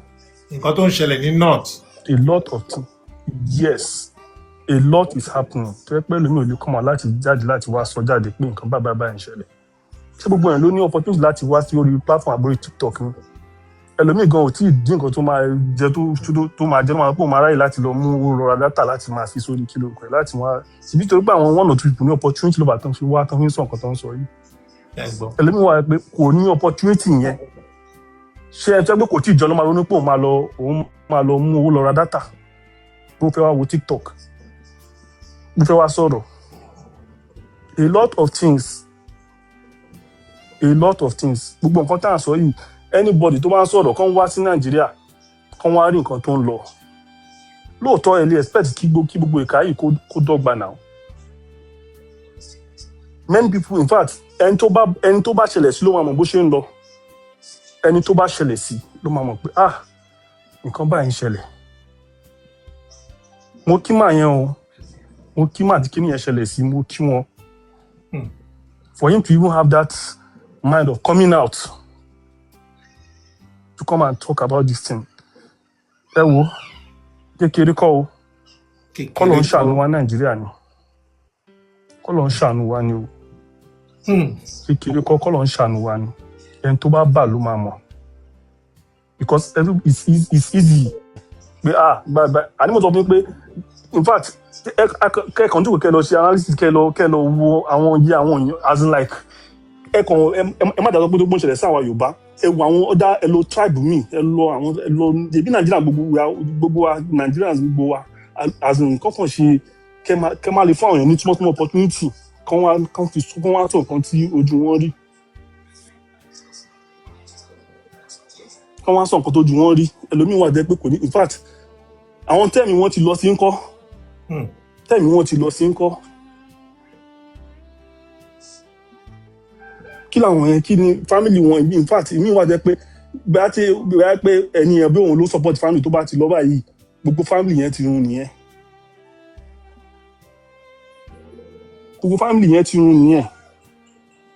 ẹ jẹ́ ká ní humanity lọ́kàn wa ká fi kíni tí wàá pè mí ló bá ṣẹlẹ̀ sí báwo mo ṣe máa feel because Japa ẹ má sọ̀rọ̀ jù I can understand. Mr. Igu, I agree with everything you said, but there is one thing I want to point out. Ọlọ́run ò ní ṣe nǹkan kan. There is no country in the world that God built. People build country. Kò lè happen, kò lè ṣẹlẹ̀. It's the failure we inherited from our parents, and we are still continuing with it. God is not going to build any country. God is not going to help any country. God will not go to build Nigeria. When you are talking about building a nation, there's nothing concerning God. God don't build any country. People build country, especially the slave master imaginary God. There's nothing consequently to sustain Ọlọ́run go build anything and is not coming to build anything. When Nigeria are not ready to build it, You pass it from generation to generation. I'm moving on me. All right. Because Thank you so much, as a matter of fact, one of the ṣé ká biggest máa problem of that country is that religion itself. That thing that you are calling. That We're you still say gonna should come talk and about deal that with. one one day. That's the problem. That's the biggest problem. Police, I go bring one afar and one popular pastor. Mr. There's something I Collins. want you to talk about, sir. Maybe Mr. Collins. sometimes. Hold on. I will talk to you about it. Mr. Collins, Someone was comparing Nigeria with Rwanda. Mr. Do you Collins, know how many churches Rwanda closed down before they achieved what they achieved today? Exactly. Are you ready to close all Are those people using businesses Rwanda in as a Nigeria? standard? Do people know the genesis? What is the genesis that Rwanda is about to explode? Do you know the kind of tribalism between the Tutsi and the Hutsi? That the Tutsi are in government and they are camouflaging as one Rwanda? Do you know what the Tutsi are doing in Burundi, in Congo?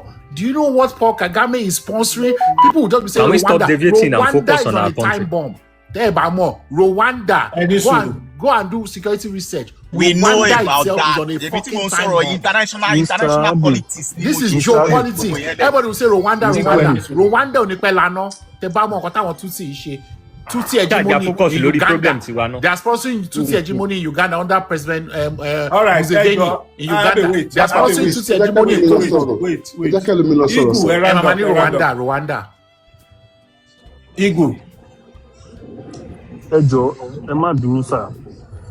Ṣé rí ní ìlú mi o, Nàìjíríà yìí la ní o. Ní ìlú mi, Nàìjíríà yìí nìkan la ní. No matter how. Tá bá lọ everywhere ní gbogbo àgbáyé yìí náà la máa padà sí o. Ṣé rí kìí ṣe iṣẹ́ ẹnìkan láti make sure pé everything one as in everything tó. Iṣẹ́ gbogbo wa ni. Iṣẹ́ gbogbo wa ni gbogbo lájọ máa sọ pọ̀ láti jẹ́ kí gbogbo ẹ̀ tó. Ṣé rí ìdí tí mo rí sọ̀kan tí mo sọ yìí ni pé mo wà opportune láti lọ sáwọn ibìkan tẹ́ pé nǹkan tó jù mí rí ń bẹ̀.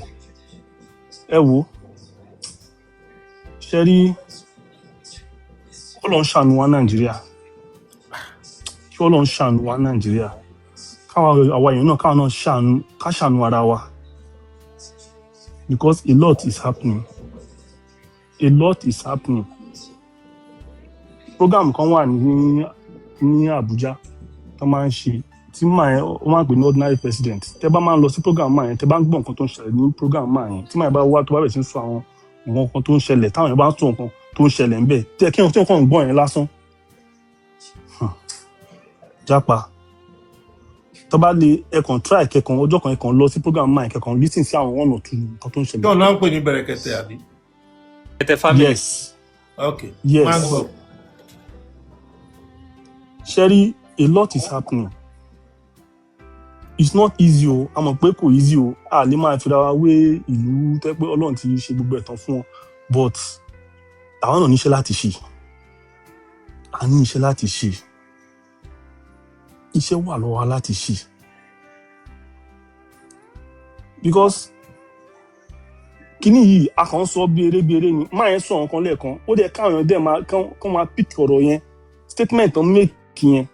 He is there. Nobody is there with him. Àwọn nìkan ní wọ́n ní experience yẹn. Àwọn nìkan lójú wọn rí gbogbo nǹkan tójú wọn rí yẹn. And he's coming out to say some of these things. Àwọn kan tó come out tán láti tán wá sọ yẹn. Èmi àti pé ó yẹ kán in fact if possible ní gọ́ọ̀mẹ̀ntì kan wá wọn kán rí wọn. Àwọn information tán give yẹn kán explain fún wọn kán explain títẹ̀rìn ibi tán rí yẹn tó ṣe rí. Okay ibi báyìí okay báyìí náà ṣe okay tá bá rí nǹkan báyìí ó mì pé tá bá ti rí nǹkan báyìí ń ṣẹlẹ̀ ń bẹ́ẹ̀ nìyẹn. Wọ́n máa mobilize àwọn men àwọn èèyàn máa lọ síbẹ̀ wọ́n máa kó àwọn èèyàn lọ pé ó yá nǹkan báyìí báyìí in fact wọ́n lè fi kíní sókè kán máa monitor gbogbo activity tó ń ṣẹlẹ̀ ní gbogbo bẹ́ẹ̀. With that you write your report with that you know the next action tẹ́ máa take. Ṣé nǹkan tí mo sọ yé yín sà gbogbo àwọn kíní yìí is something that is a collective effort kì í ṣe effort nǹkan nísìnyí àwọn opportunity ni pé in fact ṣé wà pẹ̀lú opportunity ni because for him to be there kan jáde gbígbà ajá tó rí ilé ẹkùn ni tí ò ṣọ̀pọ̀ ó máa padà jáde tọ́nà dẹ̀ bá wọn ṣe tán ti jáde wọ́n tún wá fún wa ní nǹkan báyìí ló ṣẹlẹ̀ níbi báyìí tẹ́ bá ní nǹkan báyìí tẹ́rí nǹkan báyìí ló ń ṣẹlẹ̀ ńbẹ̀ àwọn èèyàn báyìí ló wà níbi báyìí àti ibẹ̀ wọ́n sọ pé okay ẹ jẹ́ ká gbé ìgbésẹ̀ wọ́n sọ pé àmọ́ nǹkan táwọn pípọ̀ yẹn ní plan láti ṣe because nǹkan tó ń rí lọ́wọ́ wọn àwọn sophisticated weapons tó wà lọ́wọ́ wọn kéde ẹ̀sìn nǹkan kì í ṣe méjì ló wà bẹ́ẹ̀ wọ́n dá kan tó ń ṣe pọ̀ tó pẹ̀lú àwọn kan tó ti ní bẹ̀ ọlọ́run ló mọ iye warehouse tó ti wà lábẹ́ ibi tó ti wà níbẹ̀ tẹ́ pé wọ́n ti lóòdà oríṣiríṣi nǹkan síbẹ̀ àwọn náà wọ́n sọ pé àwọn helicopter wá síbẹ̀ wọ́n ń fò wọ́n ń fire wọ́n ń ṣe gbogbo ẹ̀ wọ́n ń yìnbọn wọ́n ń yin gbogbo ẹ̀ kán bá dey take time kán observe gbogbo àdúgbò yẹn kán máa wo gbórú nǹkan báyẹn kán azin tẹ́ bá wà lókè ẹ máa rí gbogbo nǹkan tó ń ṣẹlẹ̀ nsàlẹ̀ ńgbà míì ẹ lè má rí gbogbo information yẹn but at least sábà tẹ̀ tí rí ok nǹkan bá ṣe báyìí ló ṣe rí ẹ máa analyse ok nǹkan báyìí ni tẹ́ wọ́n máa ṣiṣẹ́ lórí ẹ̀ nǹkan tá a fẹ́ kí Nàìjíríà wà secure for everybody ni gbogbo àwọn tó wà ń ta wọ́n fẹ́ wálé bọ̀ tán máa ń gbọ́ pé nǹkan bá ń ṣẹlẹ̀ kò sẹ́yìn bọ̀ tó máa fẹ́ wà. ẹnìkan sọ̀rọ̀ kan lẹ́ẹ̀kan pé tí gbogbo bá sá kúrò ní kínní tí gbogbo bá sá kúrò ibo la máa sọ pé kínní and everybody lè sá kúrò everybody kọ́ ló lè sá kúrò everybody kọ́ ló máa sá kúrò everybody lè sá kúrò Naija. a ní láti sọwọ́pọ̀ kí gbogbo kínní yìí ká máa fa blame pé blame ẹni báyìí ni blame ẹni báyìí inú àníìdí ẹ̀ nǹkan láti láti ṣe nísìnyí ká sọwọ́pọ̀ báyìí kí gbogbo kínní yìí ká solve problem ní out nǹkan tá a nídìí nísìnyí yẹn a ní láti blame anybody ká má blame anybody pé ìgbà ìjọba báyìí ni ìjà ìyẹn ti lọ ẹ jẹ́ ká sọwọ́pọ̀ ká parí iṣẹ́ yìí kọ́lọ̀ ń fún wa ṣe yà nílùú mi ìlú iná nílùú wa nílùú mi díìsà ìlú wa lélẹ́yìí máa yẹn èmi sọ ọ tán máa lè rí máa yẹn tán máa lè bá máa yẹn sọ̀rọ̀ tó fún wọn láwọn information tó ti ní nípa bẹ̀. ẹ bá jọ ẹ má jẹ́ kán rí máa yìí ẹ jọ bọ̀dá mi igu ẹ má jẹ́ kán rí bọ̀dá yẹn jọ torí ọ̀nà. ẹ káàkiri ẹgbẹ́ ìgbà tán bá tẹ̀lé rí kọ́kàn bá sọ̀rọ̀ lórí aago. ẹ má jẹ́ kán rí wọn ṣe gbọ́ story yẹn ṣá ẹ má bínú igu ṣe gbọ́ story yẹn. wọ́n máa lè mọ ibi táwọn olóburúkú yìí wà. igu ẹ má bínú ṣé mo kàn lè sọ kékeré ṣé ẹ gbọ́ story máa yí dáadáa ọlọ́pàá wà wájú wọ́n wà lẹ́yìn wọ́n wà láàrin wọn wọ́n kidnap wọn wọ́n pe ọlọ́pàá tó ń bá wọn sọ̀rọ̀ lórí fóònù pé mi ò ní parọ́ fún yín ṣé ń gbọ́ mi mi ò sọ pé gbogbo nǹkan tó ń sọ yẹn pé rọ́ọ̀nù ọ̀pá ẹgbẹ́ ìfọ̀kọ́ tí mo sọ lóòótọ́ kò síbi tí ò sí àwọn 1 or 2 wọ́n wà ń bẹ̀ ṣé gbogbo wọn wà ní èèyàn burúkú ni. so mo sọ kọ́kọ́ lẹ́ẹ̀kan kí tó sọ̀rọ̀ láfta tí màá yẹn sọ̀rọ̀ ẹ jẹ́ n repeat ẹ̀ fún yín igu mo sọ pé ọlọ́gbọ́n máa ń dàbí òmùgọ̀ tí ìṣẹ̀lẹ̀ bá ṣẹlẹ̀ sí tán àwa tá a bá wá ń dà sí a máa fún mi nímọ̀ràn bí ẹni pa agbọ́n jù lọ. igu tó bá ṣẹlẹ̀ sí yín ẹ ní trust ọlọ́pàá. nílùú tí kò sí ọlọ́run jẹ́ kó ṣẹlẹ̀ sí àṣẹ ọlọ́run ní jẹ́ ó ṣe ẹ ti rí ẹ ẹ má jẹ́ ọwọ́ àlòjì rárá ẹni ẹlẹ́ni tó mọ̀ nǹkan tó jẹ́ rí. ẹ̀gbọ́n tí mo sọ ni òun náà mo sọ fún yín pé ṣẹ́ẹ́dì nǹkan tó jẹ́ ni ẹ rí kò sẹ́ni bọ̀dì tó in fact ẹ mọ̀ bígbà kẹ́ mọ̀ pé few seconds yìí o lè má di the next few seconds tó mọ̀ pé nǹkan báyìí instantly wọ́n máa yanjú ẹ̀ kékeré kọ́. a ní ọlọ́pàá ń bíbà yìí láàrin wa orúkọ mi ló ń jẹ́ bọ́tán tí ì ṣe justice sí nǹkan tẹ́mi ti ẹ̀ ń fẹ́ rárá.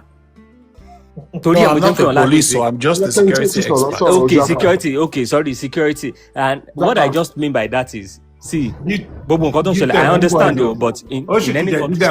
ṣẹ́ni ibi tí kìíní ń dùn mí dé ṣẹ́ tó ń Mr. Eko, do you agree that Nigerian youths are lazy? Because ìtẹ́bọ̀dì bá já pátá ló fẹ́ fix Nigeria. If I was a president of Nigeria today, I would deport every illegal Nigerian back to Nigeria. Come and fight for the soul of your nation. Tẹ́bí bá jẹ́ president máa sọ fún Donald Trump kó àwọn Naija ẹ deport wọn tó wà illegal ẹ deport wọn padà. Àwọn kan fix Nigeria. Bóyá tó bá fún yẹn kí wọ́n round up 30 minutes kò mọ̀ fún yẹn. Deport everybody wá fix Nigeria. Ká máa lo time kò bá jẹ́ 10 minutes ló fẹ́ lò. So okay, ẹ wo time yìí tó kù. Ìgbà tó ti make ẹ̀ kò ṣe ní kọ́ńtì kẹta rẹ̀. Oh yeah, go ahead. Ẹ wo time yìí tó kù. Ṣẹ́rí Nigerian youth wọn lazy o. Nigerian youth wọn lazy o. Ṣé tẹ́ bá lọ all around the world tẹ́ bá ra àwọn ọmọ Nàìjíríà wa. ṣé ń gbọ́ mi tẹ́ bá àwọn ọmọ igbó tó nàìjíríà wa wà Lagos to ẹjọ́ Ọ̀ṣun àti fún wọn ilẹ̀ time pọ̀ ẹjọ́ kan ló ẹ lọ ṣe time wọn farming màá tún wọn fún ní time mi o. olóṣèlú jẹ́ ṣé ń gbọ́ mi. kẹ́ni yìí sọ̀rọ̀. ok Mr. Japa ẹjọ máa tí kíní yẹn ṣẹlẹ̀ sí tí kíní in fact ẹjọ anyway tá bá ṣe lè ran bàbá yẹn lọ́wọ́ ká ràn wọ́n lọ́wọ́ tá bá ṣe lè ràn wọ́n lọ́wọ́ ká ràn wọ́n lọ́wọ́ because tó ṣe wà yẹn I'm not sure is as in wọ́n wà as in. mo ti ń wá picture wọn lórí TikTok. I'm not sure it's even normal like because pẹ̀lú nǹkan kò easy kí èèyàn rí nǹkan báyẹn do you know what it takes kò easy kí èèyàn kéjú èèyàn rí nǹkan báyẹn gbogbo nǹkan tójú wọn rí yẹn tó ṣe wà yẹn forever kí ni à ń wà lọ forever ló máa wà lójú ọpọlọ ó máa wà lórí wọn.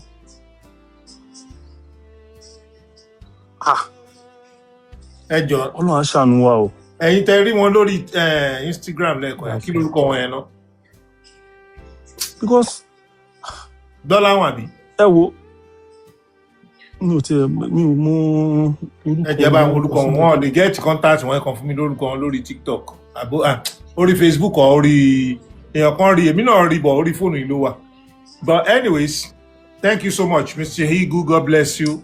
Appreciate Japa, thank you so much. Japa, do you agree that Nigerian youths are lazy? Tẹ́ bá lọ Lagos Ọ̀ṣun, tẹ́ bá rí empty farmland. Wọ́n bet Naija ló fẹ́ play, wọ́n fẹ́ ta tẹ́tẹ́, wọ́n fẹ́ di billionaire, wọ́n fẹ́ ṣe yahoo, wọ́n fẹ́ lọ sóko, wọ́n fẹ́ ṣe farming. Kọ́ di pọ̀ tẹ́lẹ̀ Naija kí gbogbo ajá, káwájà àwọn ṣúra. Nigerian youth are not lazy. Abe Ìjọba is just a politician, so don't expect anything apart from politics.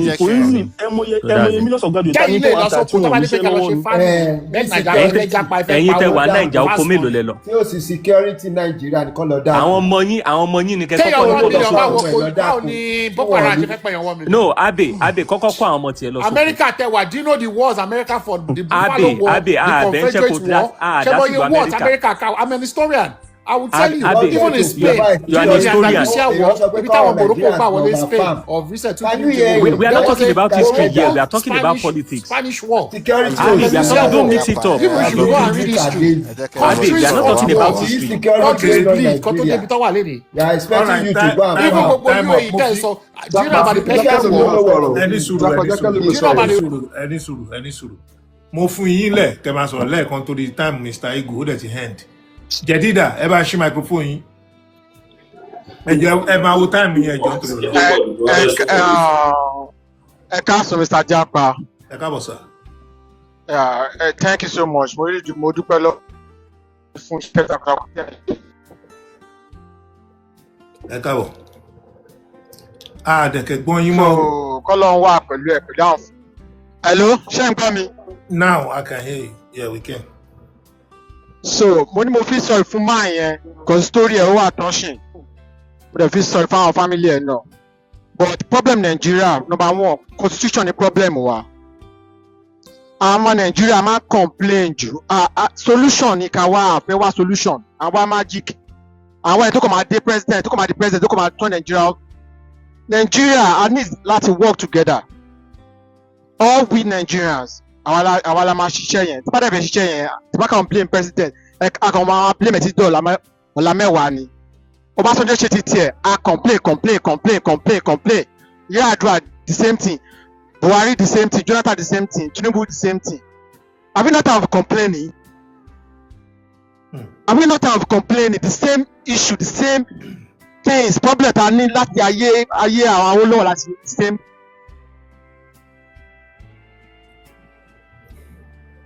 Networking ti lọ. Oṣù ẹ̀mọ́ wo ló. Ẹlẹ́ṣẹ́ ń gbọ́ mi. Ó ń lọ ó ń bọ̀ ni à ń gbọ́ yín sìn. Ok, tábà ti lè dìde ká jà fún constitution Nàìjíríà kó change constitution Nàìjíríà. Nàìjíríà ò lè dáa.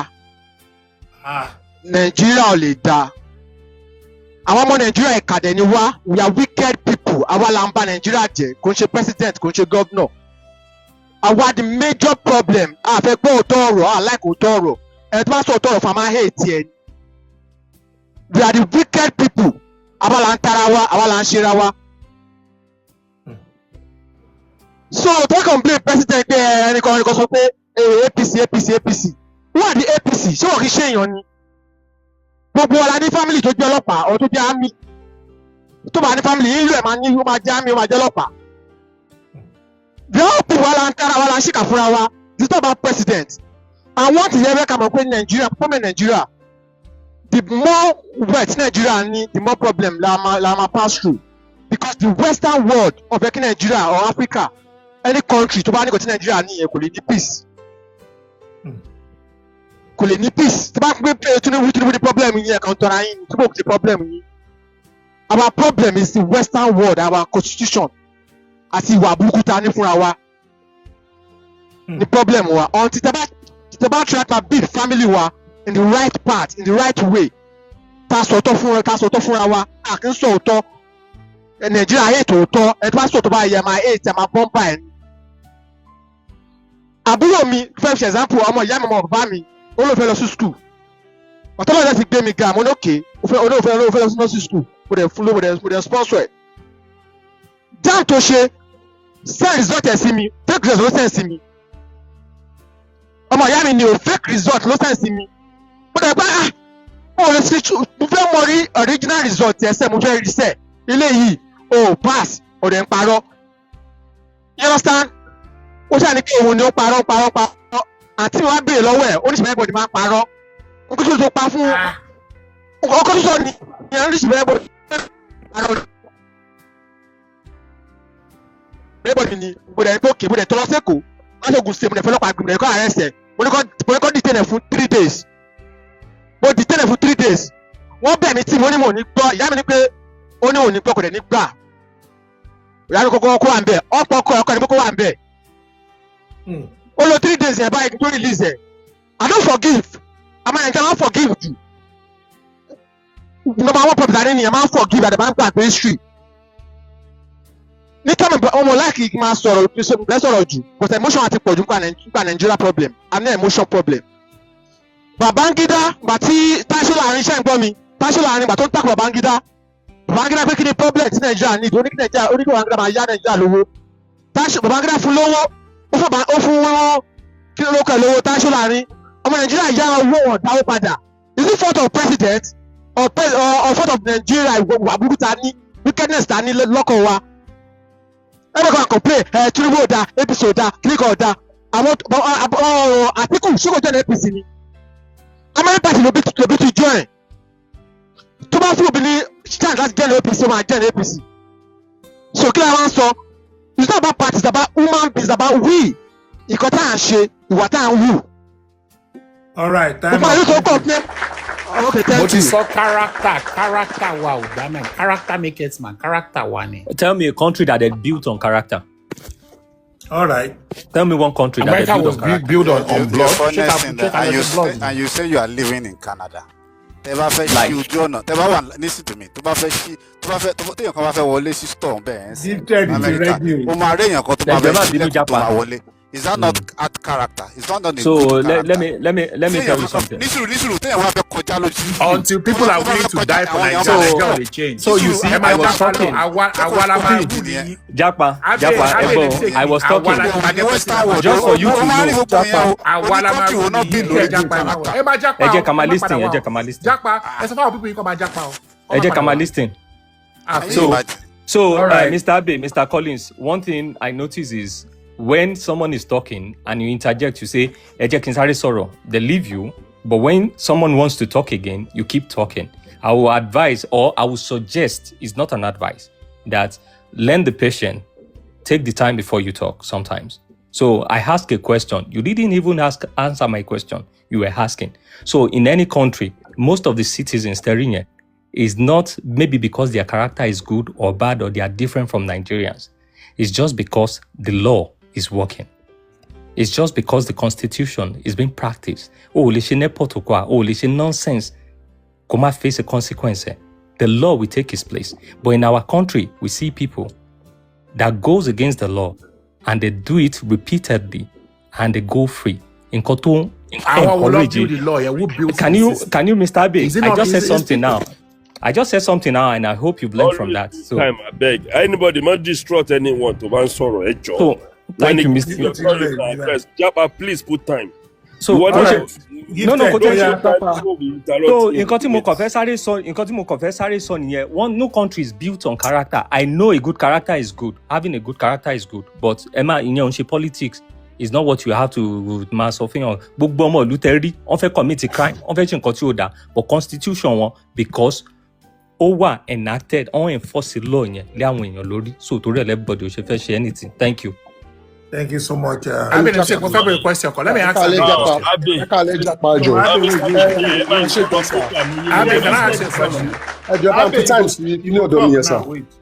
Mr. Gifted, enjoy my sorrow full time. Abe, a policeman that arrested someone and did not compromise the system, is that not the character? So, like I said, it is the constitution before the character. No, and what you practice. No. Any you can have the constitution and the character.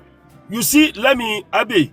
The question is, Mr. Neyo, tẹ́ bá fẹ́ kí answer. Jẹ́ kí explain question mi fún ẹ. Jẹ́ kí àwọn èèyàn tó ti sọ̀rọ̀. Kò sí problem, ẹ jẹ́ ká èèyàn sọ̀rọ̀. Mr. Neyo, no, tẹ́ bá bẹ̀rẹ̀ question téèyàn bá answer. Oya, Mr. Gifted. Yeah. Ẹ ṣe gan sa, ẹ kálẹ́ everybody. Ẹ kálẹ́ everywhere in the world, 13 gbọ́ra wa sa. Ẹ ṣe gan, ẹ jẹ́ time mi, Japa, time mi. Kò sẹ́ John, kò sẹ́ unnecessary ẹjọ́ kan. Ṣẹ́rí, we have over 400 people initially. This is 380 here now, fine. We have 100 people to like a programming platform, and we have over 100 also to share programming. I appreciate everybody to sorrow ahead of me, and I've been listening for over an hour also. This is into us okay. Sherry, I appreciate me, Japa. You created a platform for our platform anyway. Do you know pé ní FYP bá ṣe ń sọ̀rọ̀ yìí? If you're going to count it, over 1,000 people ló ń gbọ́ ní FYP. So approximately over 2,000 to 3,000 people ló ń gbọ́ ẹ. Brother mi, nísinsìnyí ló ń gbọ́ everybody bá ṣe ń sọ̀rọ̀ yìí láti over 2, 3, 4 hours ago. That is very, very commendable. Láti ìgbà tí ọkùnrin àkọ́kọ́ yẹn ti sọ̀rọ̀ ẹ bọ̀bọ̀ victim yẹn ní gbogbo èèyàn ti ń gbọ́rọ̀ yìí. Now let's come down. Tí èèyàn 2 or 3,000 bá ń gbọ́ tàdé jẹ́ Nigerians. Gbogbo wa ní different opinions tàdé tí ń exhibit tàdé tí ń show different opinions tàdé ń sọ tí even comment gan àti ń kàn bí láti àárọ̀ èmi náà ń comment bí àyànfẹ́ ń comment everybody ń comment bí báyìí. Mo appreciate yín sá o. Ṣé rí point kan tí mo kọ́kọ́ fẹ́ dìmú nínú ọ̀rọ̀ tí Japa sọ ni pé there are levels of people in Nigeria. Levels of 1, 2, 3, 4, 5, 6, 7, 8, 9, 10 of people in Nigeria. Màá kọ́kọ́ mu ní level tí ó ń sọ òyìnbó kan á ní level microeconomy. Ṣé òyìnbó ta fi balẹ̀ ayé ìjẹ́ ta fi bá àti gbogbo professor of economics, professor of sociology, professor of development economy, professor of kìnìkan tí ó translate over 60 years. In the next few weeks, nísìnyí a máa pé 66 years. Àwọn kan máa fún wa ní another story pé Nigeria a sì ń bọ̀ lẹ́yìn àwọn ìlú kan bíi developed countries kan ní kíníkan. Number one, morality is dead in Nigeria. Love of humanity is dead in Nigeria. Ibi táwọn kan ti ń jìyà lẹ́tí máa rí ẹnìkan tó tún máa defend àwọn kan. Ibi táwọn kan tí ò tí ì rí oúnjẹ mẹ́ta báwo ni? Tí ó tẹ̀sí jẹ́ méjì. Ibi táwọn kan ti wà lórí street tó ti ń ta handkerchief lásán tó ti ń hustle. A 22-year-old Nigerian youth. Wọ́n ní pé ọ̀lẹ ni pé iṣẹ́ tó ń ṣe yẹn ó lè ṣiṣẹ́ míì. Ẹ jọ sá, morality, ibo la keep morality wá sí nílùú yìí gangan náà tá jẹ́ human being. Èmi ò ní sọ pé kéèyàn má japa. Kò dẹ̀ possible kó má kó èèyàn ní Nàìjíríà. Nǹkan tí máa kàn wá sọ̀rọ̀ fún wa òun ni wípé ká tẹ ara wa nínú. At every 4 years, and change government. At every 4 years, and campaign. At every 4 years, manifestos, party manifestos, ZYP manifesto, GDP manifesto, Kinikon manifestos. And I was of my pay, we have brand new politician in another party. Ademokwe and Torawani. I'm in the last 25 years or 30 years, we have recycled leaders. I'm in the last 20 to 30 years, in Nigeria, di Dubai, Qatar, tó bá máa wà transform, tó bá máa di tuntun, tó bá máa di dáadáa, I'm ó possible dáadáa ní wàrà wa. ṣe jọ́sà kí ló wá ń kọ̀ fún wa kí ló di wa ní ọmọ tí ò ṣe wá dídá tí ò ṣe wá dùn tí ò ṣe wá di pé èèyàn ọmọ kékeré ń lọ sí school ẹ̀rù wá ń bà á wá di pé issue of insecurity ọkùnrin yẹn ń sọ̀rọ̀ victim yẹn ń sọ̀rọ̀ lẹ́ẹ̀kan yẹn ṣẹ́rí nǹkan tó sọ yẹn ò máa news àwọn kan létí oníkùn ló máa mọ̀ká ẹni tó máa kàn ló máa kàn àwọn tó kàn ló kàn nǹkan tọkùnrin yẹn sọ yẹn Bẹ̀rẹ̀kẹ̀tẹ̀ family náà ẹ lọ gbọ́ yẹn náà ẹ gbọ́ rẹpẹtẹ èmi ò wá láti condemn government mi dẹ̀ wá láti support government I'm not for any political parties because mo mọ̀ pé àwa ara wa ta wà nínú party nínú lórí platform mi náà I belong to one party or the other and ẹbí téèyàn bá dẹ̀ ti ń jẹ á protect ẹ̀ now mo fẹ́ correct nǹkan kan tí uncle yẹn sọ lẹ́ẹ̀kan nípa Nigerian youth sir Mr. Abe governor ẹ má ẹ jọ̀ọ́ torí Ọlọ́run ẹ stop abusing the sensibility of Nigerian youth in general. There is nothing like Nigerian youth are lazy. Ṣé Bet Naija tẹ̀yìn sọ yẹn ẹnì kọ́kọ́ ló fún Bet Naija ní license àbí ẹnì kọ́kọ́ ló fún Naira Land ní license àbí on contribute to the Nigerian economy àbí Naija Bet àbí ìgbà tó kọ́kọ́ máa bẹ̀rẹ̀ Naija Bet ṣé ẹnì kọ́kọ́ ló fún wọn ní license àbí on san tax fún government kẹ máa lò yín as yardstick láti bú Nigerian youth pé torí wọn lè lọ ṣe oko ẹ jọ sọ ẹ máa abuse sensibility of Nigerian youth my opinion sir ni o ẹ lè dáhùn later ẹ sọ pé àwọn ẹ lọ wo UK wọ́n ti bẹ̀rẹ̀ premiership lánàá ẹ lọ wo iye amount of betting tó ti lọ lórí Arsenal Coventry lásán lánàá ẹ lọ wo bí àwọn ẹ lọ wo bí economy wọn ṣe ń thrive lórí betting lórí football tẹ̀yìn sọ yìí lásán yẹn lọ wo bí economy wọn ṣe ń thrive bó ṣe ń grow ẹ wá sọ pé Nigerian youth are lazy on the agriculture torí pé wọ́n ń play Naija Bet wọ́n ń play Bet Naija wọ́n ń play sporty bet enabling environment yìí tabali created Ministry of Agriculture nationwide State Ministry of Agriculture ló máa lead nǹkan tẹ̀yìn sọ ẹ sà ẹ kàn ní sọ pé ẹ kàn ní true blanket pé Nigerian youth lọ sí Lagos Ìbàdàn express road Ṣàgámù express road Agbor Port Harcourt kó bá mọ̀ pé kó wà mọ̀ pé lẹ̀ wà ṣùgbọ́n morality is dead in Nigeria. Love of humanity látòkè désàlẹ̀ is dead in Nigeria. Now insecurity tọkùnrin yẹn sọ lẹ́ẹ̀kan yẹn if only internal problem ká tó sọ pa external problem mo ti gbọ́ gbogbo conspiracy tẹ́ sọ àti gbọ́ gbogbo sẹ́ni tí ò mọ gbogbo nǹkan tẹ́ sọ yìí sà a lot of files are open upon Nigeria tó wà in the internet tó wà lórí ChatGPT bẹ́ẹ̀ kan Google Nigeria lẹ́yìn gbọ́ so many security problem tó máa bà yín lẹ́rù mi ò ní wá blame Tinubu President Tinubu mi dẹ̀ ní wá blame Jonathan government màá blame àwa ara wa tí lost of humanity ti kú nínú wa tí a máa rí òótọ́ ọ̀rọ̀ tí a ní lè sọ tá a mọ way forward for Nigeria regional government ta ní tàlà ń clamor fún gan bó bá dé gan tó ń kọ́ gan àwọn kọ̀ọ̀kan ló tún máa gbẹ̀yìn gbẹ̀bọ̀dẹ́ tó tún máa bàjẹ́ lost of humanity values òun ni ẹ ká dí pẹ̀lú ẹni kálukú mọ́ra wọn conscience kò máa bí anybody tó bá ń destroy Nigeria conscience máa dúró ìdìbò yín. State police harass ara wọn sórí state police wọn kírètì yẹn wọn ò ní pé máa fi harass ara wọn very soon ìgbà ẹlẹ́mọ̀ báwọn ní. ẹ ṣe kan jápa ẹ continue discussion yẹn ẹ jẹ́ ká continue discussion wa ṣùgbọ́n oníkùn ló mọ́ka o ẹ ṣe sá ẹni mo bọ̀ lẹ̀ yó mo bẹ́ fún. gbogbo politician ló burú bọ̀ gbogbo civil servant tó jẹ́ parent wa ló dáa alóríwò pé Nàìjíríà gbogbo politician ni ò dáa bọ̀ àwọn olè civil servant bàbá àti ìyá tó ń gba 60,000 tó dẹ̀ rán ọmọ lọ private university ò béèrè àwọn lọ́wọ́ àwọn òbí ẹ̀ pé wọ́n ti jí owó àwọn gbogbo wa máa claim saint online pé politician nìkan ló bà Nàìjíríà jẹ́ owó maternity hospital tí ò yẹ kó wọ́n kọ́ táwọn alábìàmọ tí wọn ò ṣe ní máa kú ní local government àwọn civil servant ló ń help àwọn olóṣèlú kó jẹ but àwọn civil servant family ti wà èèyàn gidi ni wọ́n politician ló lè orí wa dẹ̀ pé ẹ máa tanra yín.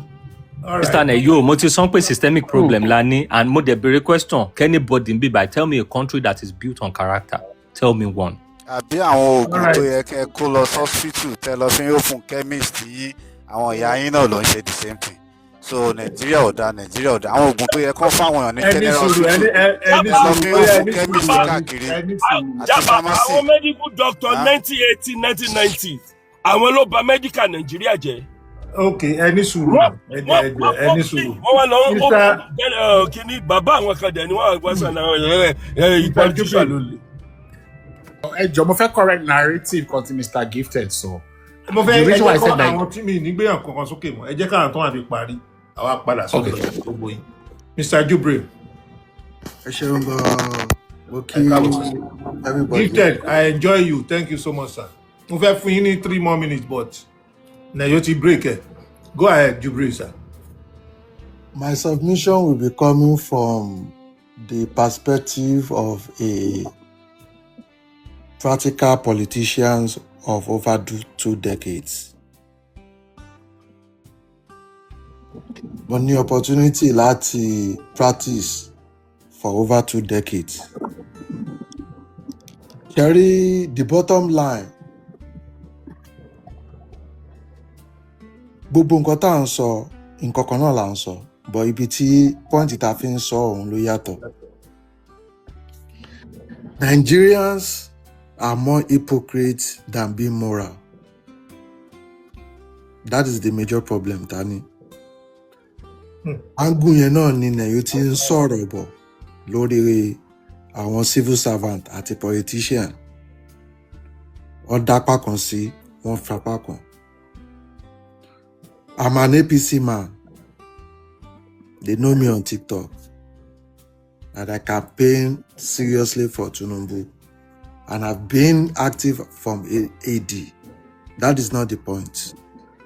The truth about Nigeria is we need a political revolution, not a civil war. There's difference between civil war and political revolution.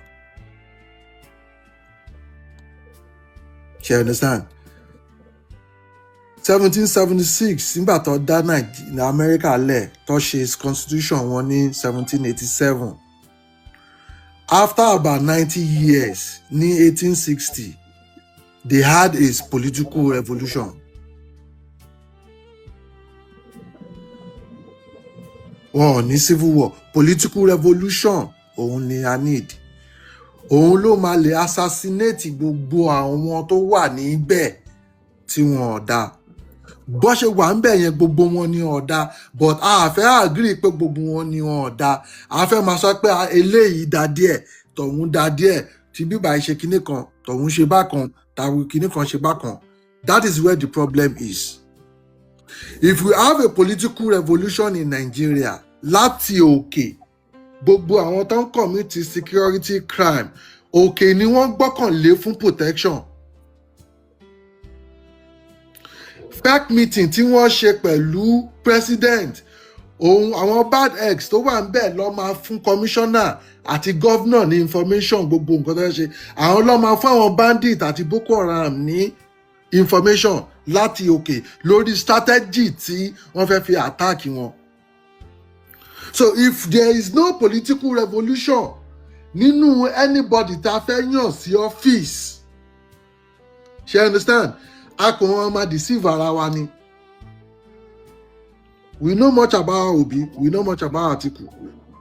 Bàbá tó wà ń bẹ̀ ń sìn gan náà nígbà tó wà ní governor, ó ń gbowó governor, ó ń gbowó local government. Ìgbà tó dórí tiẹ̀ ló sọ pé èyí tóun jẹ tẹ́lẹ̀ ti tó àdìjọ dàrú ní orí ìtọ́dọ̀ tèmi èmi fẹ́ tún ṣe. He was part of the problem for 20 years. But for me as a political man, because of my own interest as a politician, is different from citizen. And to understand the political law, I understand. Me as a politician, voting and campaigning for Asiwaju Bola Ahmed Tinubu or be an APC member is different from a citizen. If you are understanding Aristotle and Machiavelli the Prince, you understand what I'm saying. Obviously, ìlú kò ń ṣe pé bóyá citizen yẹn òun contribute òun dìbò kò ń ṣe pé bóyá citizen yẹn ó wà ní under political ìyẹn ò ń ṣe pé bóyá citizen yẹn citizen yàtọ̀ sí politician. Angle tèmi fi ń sọ̀rọ̀ ń sìn angle citizen ni tí wọ́n bọ́lẹ̀ tó bá di on the election day Tinubu ni máa lọ dìbò fún. I'm voting based on my political interest mi wà lórí table. Ó ti yàtọ̀ sí kíní ẹ ibẹ̀ ni point tí wọ́n sọ pé morality wa ti kúrò ńbẹ̀, but structure yẹn wọ́n ti hijack ẹ̀ mọ́ wa lọ́wọ́. wọ́n ti hijack 3 square mil mọ́ wa lọ́wọ́, wọ́n ti hijack court of law mọ́ wa lọ́wọ́, wọ́n ti hijack policing mọ́ wa lọ́wọ́, wọ́n ti hijack justice mọ́ wa lọ́wọ́. Kí la fẹ́ jà fún? Akànpariwo tọrọ wa ni tí ó wà dí sí political revolution lókè. Japa dé face cap, Neyo dé face cap, Japa dé face cap army, Neyo dé ti Canada. Ṣé face cap yàtọ̀ sí face cap ni? Ẹ wá ń sọ̀rọ̀ APD àbí PDP. Ẹ wá ń sọ̀rọ̀ Obi àbí Aṣáájú. Àbẹ́ ń sọ̀rọ̀ kíní ẹgbẹ́. Ẹni tó ẹ lè máa interpret nǹkan tí mò ń sọ. They are all the same in that aspect. They just try to divide and rule. Wọ́n dẹ̀ ti wá ṣe divide and rule yẹn to the extent yìí pé gbogbo justice forum, gbogbo justice ló ti hijack, policing wọ́n ti hijack ẹ̀, everything wọ́n ti hijack ẹ̀. So tó bá ti time election wọ́n á dàgbàdo lẹ̀, ẹdìyẹ tí ò jẹun fóṣù mẹ́ta ẹ wá dàgbàdo lẹ̀ wọ́n ní kó má ṣá. Ẹ sọ fún mi, ṣé kò ní ṣá ni? Àṣà o. So that political revolution in a normal, in an insane kini, mi ò trust yẹ lọ títí o, but ìwọ̀nba tó ti practice fún wa pẹ̀lú gàràgàrà ẹ̀ ó yẹ kó ti tó bá yẹ pé ìlú tá à ń gbé ní Nàìjíríà ó jẹ́ ìlú tó jẹ́ pé orí wa pé ní youth mi ò sọ àwọn tó ti above 45, àwọn tó ti above 45 àwọn ló jẹ́ kí Nàìjíríà complicate kọ́ máa bá wọn 60 àti 70 lọ kí gbogbo wọn máa lọ. Àwọn tó ń fa ṣíṣà, àwọn tó ń mu sóbò ike gbẹ̀ngbẹ̀ ẹ̀lẹ́ ni mò ń bá sọ̀rọ̀, àwọn tó ń fa skúṣì, àwọn tó ń ṣe gbogbo ẹ̀ Nàìjíríà sí tí gbogbo wọn mo fún 3 minutes mọ́. Tí gbogbo wọn wá kórí papọ̀ tó bá sọ pé ẹni tó máa ṣe political revolution làwọn fẹ́ vote fún, kò sí anybody tó lè ṣe kínní. Ìgbà mẹ́rin la fi fọ́ọ̀mù accord 6 months àbí 7 months kọ́ ni àbí ìgbà wọn ni bàbá yẹn lọ síbẹ̀.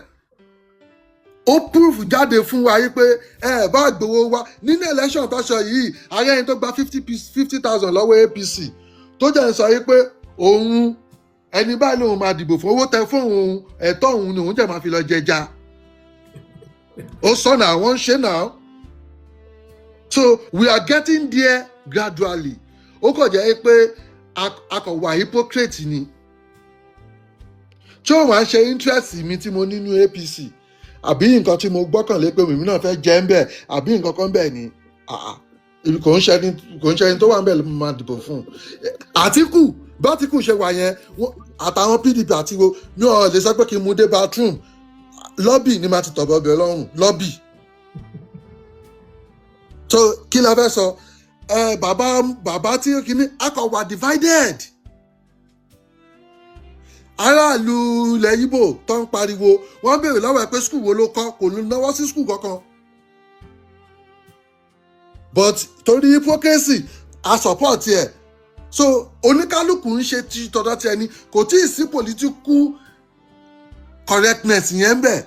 1860 lamẹ́ríkà after 90 years tó ṣe democracy lọ́ṣẹ̀ṣẹ̀ ṣe political correctness wọn lọ́ fi wá wà level yìí pé òun ni rule of law everybody ti ń sọ tá à ń gbájú tá à ń gbẹ̀yìn tá à ń sọ pé constitution ìgbà yẹn gangan ni wọ́n ṣẹ̀ wá implement ẹ̀ pé ìwọ tó bá ti jẹ́ díẹ̀ gbé kò ń ṣe pé o mọ bàbá adájọ́ kan a máa gé ẹ lápá ni o.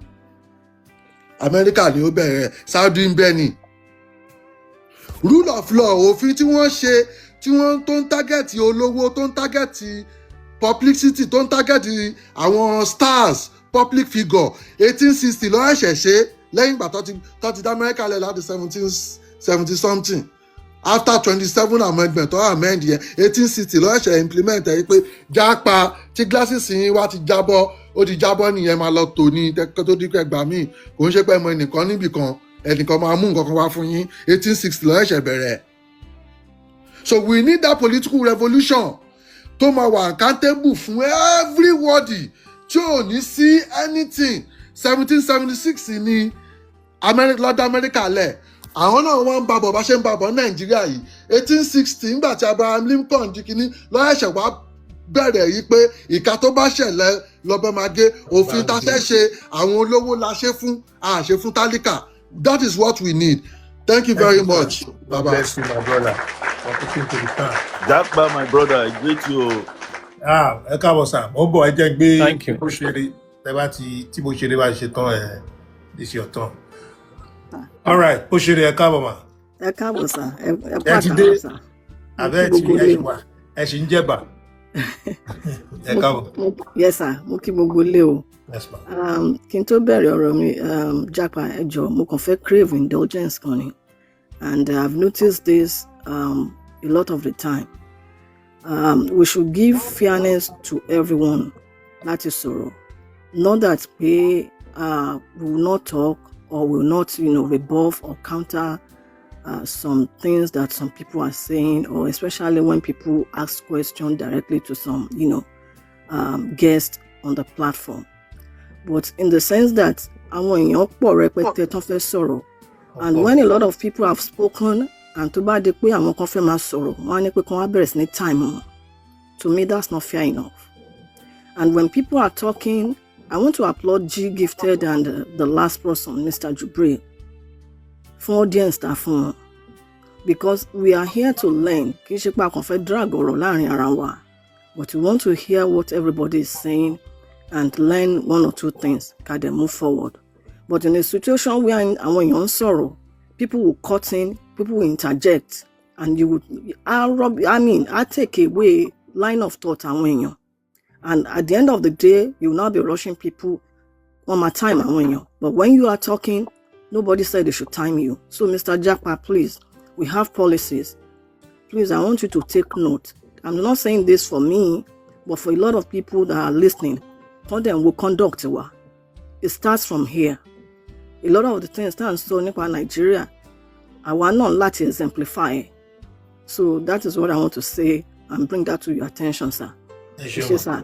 Thank you. Then, on the issue of so like everyone have said, I mean, kò sí ẹni tó máa parọ́, gbogbo wa là ń kẹ́kọ̀ọ́, gbogbo wa dẹ̀ là ń kọ́gbọ́n. And for the last two speakers, what I've deduced from them is humanity. Sherry, a lot of the things tí à ń sọ kì í ṣe pé a fẹ́ scapegoat to, I mean, let me say for me, kì í ṣe pé èèyàn fẹ́ scapegoat to any government. She understand, but only he will wear the whatever, bears the crown, or he will wear the crowns. Ni pé ìjọba tó bá wà ńbẹ̀, tí nǹkan bá ń rough, ìjọba tó bá wà ńbẹ̀ làwọn èèyàn máa dojú kọ. Kì í ṣe pé a lot of people fẹ́ pinpoint the president or àwọn tán wà ńbẹ̀. She understand, but the truth of the matter is that check all over the globe. Níbi tí democracy wà, even níbi tí military government wà, wọ́n máa ní state government, wọ́n máa ní àwọn governor and all that. But ìlú tó bá dá, even though kan tó appreciate governor state wọn, president ní wọ́n máa kọ́kọ́ dárúkọ. So I want us to have that in our mind. Wípé kì í ṣe pé deliberately ni a lot of us want try láti pinpoint ẹnìkan jáde. Gẹ́gẹ́ bí Mr. Jubril ṣe sọ. She understand. There has to be a revolution. And revolution tan so sometimes kì í ṣe pé dandan láti gbébọn láti jà. But it's an awakening of our consciousness. Pé what do we have to do to get it right? And my own question is this. Tá bá sọ pé nǹkan tí ń bàjẹ́ ó ti ń bàjẹ́. Tá bá ní America ó take wọn several years kan tó débi tán dé. Mr. Japa, the question is that ta ló fẹ́ set that pace? Who is ready to do it right? For example, I will, as much as, Baba Tinubu, when he was the governor, wọ́n ṣe wọ́n tán lè ṣe. But before he became the president, he said something pé àwọn ti dúró. He waited for a little while. And, if I face him one-on-one, my question will be to him, if he can stand and he can wait for this long, kí ni àwọn nǹkan tó fẹ́ put into place? Kí ni àwọn nǹkan tó bring into the office for waiting for 30 years? Tó fẹ́ sọ pé àwọn ló kàn tí wọ́n lè put to practice. Remember that about a year or two, ngbà tán gorí oyè, àwọn èèyàn fẹ́ protest, àwọn èèyàn ti ń pariwo, ara ní àwọn èèyàn kankan, especially in the first day tó assume office, wọ́n yọ subsidy kúrò. Kìíní yẹn dẹ̀ ní ripple effect tó ga gan. So these are some of the things that I will, challenge him for. That even though he has good initiative, he has good mind, But the thing is that for 30 years, what are the strategies to put in place? And not only wípé bóyá pé àwọn ni àwọn èèyàn tackle all the time, but because he's the head, òun ló fi ń dàbí pé àwọn èèyàn refer sí wọn or refer to the party because he belongs to the APC. Remember that it doesn't start as an APC man. They started as SD, AD and all that. Kó tó di pé wọ́n remain lórí APC. Now, our state governor, tí nǹkan bá bàjẹ́, Mr. Japa, kí ni ó dé tá fi lófin? We know that our aráàlú anílọ́wọ́ àdìsẹ́rù, no doubt about that. Me and you, we have our role, we have our part to play. But let's ask ourselves again, tí anarchy bá wà, kí ni reason tí òfin fi wà? Wọ́n ní ìlú tí ò sófin, ẹ̀ṣẹ̀ ò sí ńbẹ̀.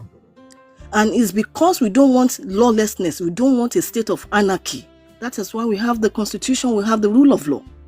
Now, taba wa pinpoint pé àwọn èèyàn náà ní lọ́wọ́ wọ́n ṣe gbá wọ́n ṣàwò.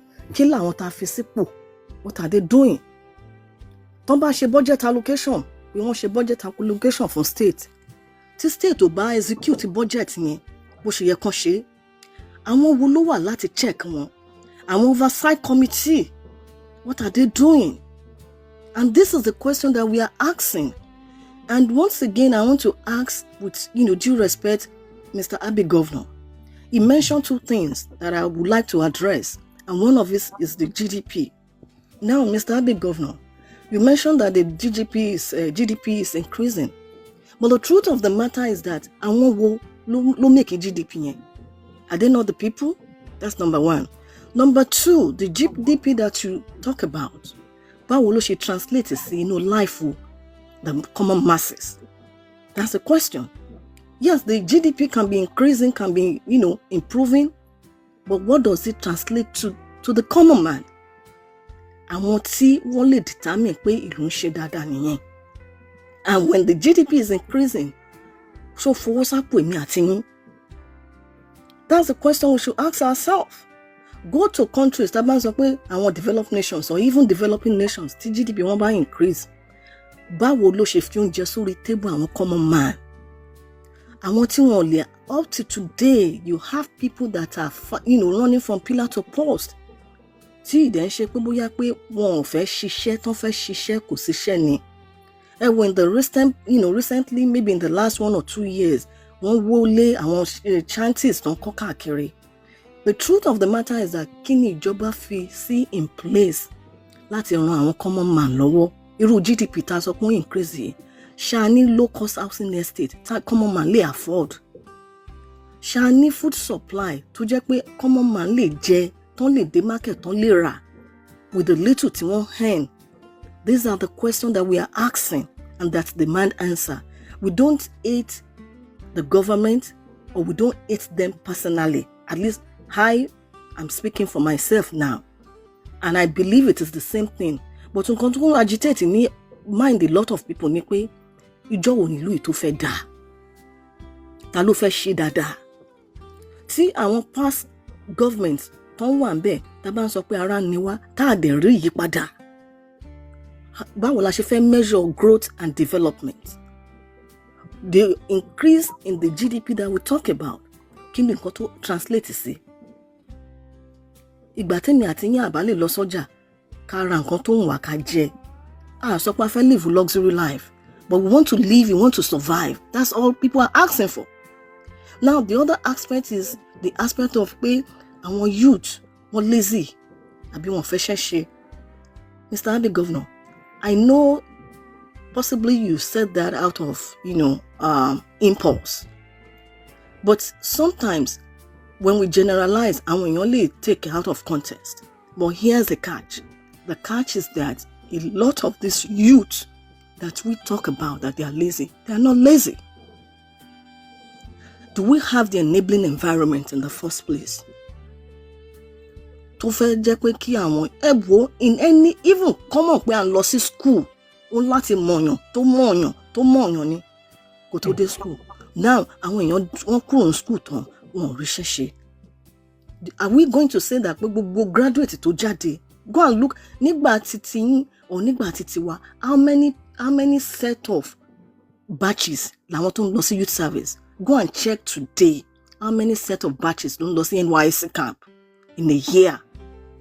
Then now relate it to the turnout of graduates that are produced every year in Nigeria. Now relate it to the available job opportunity that is available in Nigeria. Now, any youth tí ò ríṣẹ́ ṣe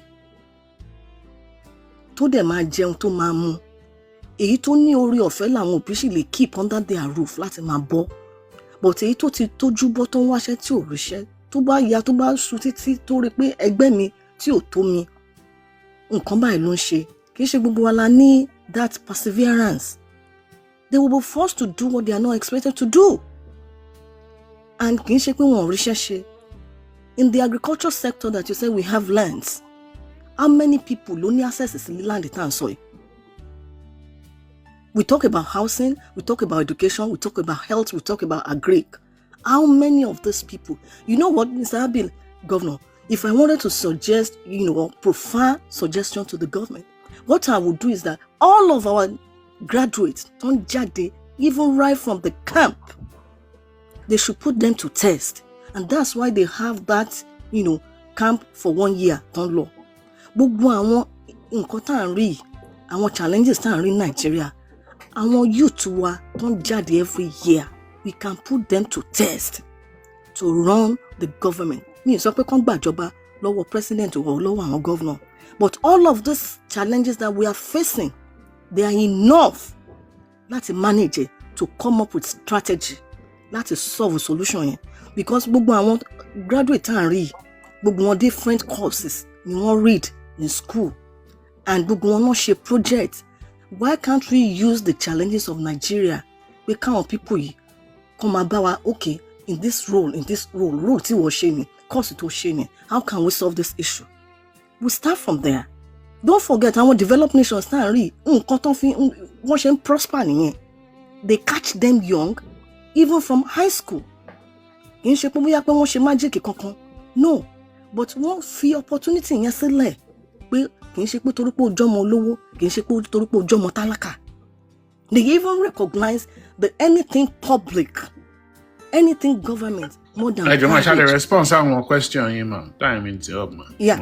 So okay. I would, Mr. JAPA, if you give me the opportunity, I want to respond. Otherwise, I want to, give other people to. So let me start by saying this clearly, and everybody can press the record. When I mean Nigerian youths are lazy, majority of Nigerian youths are lazy, and I'm going to analyze it from a public sector, from somebody that has data. Nigerians don't even, like Neo said, how many people in Nigeria look at our constitution? And we cannot hold governor, we cannot do Kineko, we cannot Kineko. Say President Nicolefedimo. On educational factor, the majority of the people that said Neo-Fund student loan is fake are Southerners. Majority of the people that have benefited from this student loan are Northerners.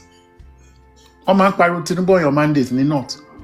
Because our Yoruba, our Southerner, Igbo, Yoruba, South, we believe, I too know, we don't believe in anything. Over education is our problem.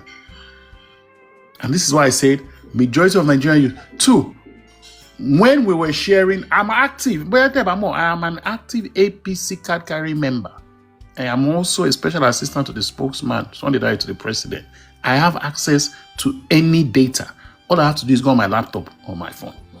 Majority of the food grains, agricultural produce, North benefited 87%. Southwest benefited 13%. Fellow Soko, I will not even though Shen Pawon, Boko Haram Shen Pawon, Elders farmer crisis in northern Nigeria, they still benefit from this agricultural produce. 3, because of the insecurity and the elders and farmers crisis, President Bola Ahmed created a ministry called Ministry of Livestock. Oh, you agree? You want to Ministry of Livestock? No, majority of Nigerians diaspora, even the Nigerians at home, don't even know there's a Ministry of Livestock. Billions were invested in that Ministry of Livestock. I put up a picture. My Oga posted something, and the whole media went ablaze. Since the 3 years of President Bola Ahmed Tinubu, we have been asking FAC to be giving us data of how much from each state governor. They did not release it until President Bola Ahmed Tinubu gave a presidential directive this month, August, You must start releasing facts. And that is when Nigerians knew governors have collected 34.5 trillion. I repeat, trillion, not billion. 36-day governors this year, last one, this August, and sorry, they released 3 trillion naira to 36 state governor. Imagine 3 trillion every month. Sometimes it goes above 3 trillion every month to 36 state governor. About divide 3 trillion divided by 36. Kò sí governor kan tó gba less than 100 billion lóṣù. Yes, kò sí governor tó gba less than 100 billion. That is federal allocation. Fact. This is security votes. This is local government tó ń gbà. Million, 100 million, 200 million, 500 million. So, if you're now saying is the president don't follow Nigeria, then I think people are being untruthful, and it is part of why I say Nigerian youths are lazy. Not lazy because of education, but they are lazy intellectually to think deep about the crisis in Nigeria. President Bola Ahmed Tinubu. I'm sorry to cut him, Mr. Japa. Please, am I linked to don't just cut him. Gifted. No, gifted. Let's learn how to be patient. Thank you. One more minute. I might add more minutes. President Bola Ahmed Tinubu said, and I quote, that this subsidy money removal will improve all sectors. Now, there's in Nigeria, there's even in America, in Canada, there's what they call separation of power and rule of law. President or the governor immunity. If you want, I know Neyo asked a question that time that Teba Feka governor Dani. If you want president to be checkmating a governor, then Kakukulo authoritarian society, Kamash democracy. So President Lima arrest, president to turn to a mini god. There's nothing a president can do. If I thought the account of Osun State, the president is bon pay. Kiakialoni FCC on freeze account. It is unconstitutional. So please, let's stop with that narrative. Now, let me move to the healthcare narrative. Do you know that there are over 3,000 women that benefited from cesarean section? I spoke to the Minister of Health, Professor Ali Pate. I said, Oga, there are so many things happening in the health sector. I mean, I did not know until Tobe documents le walore desire and what he achieved. And I was like, wow.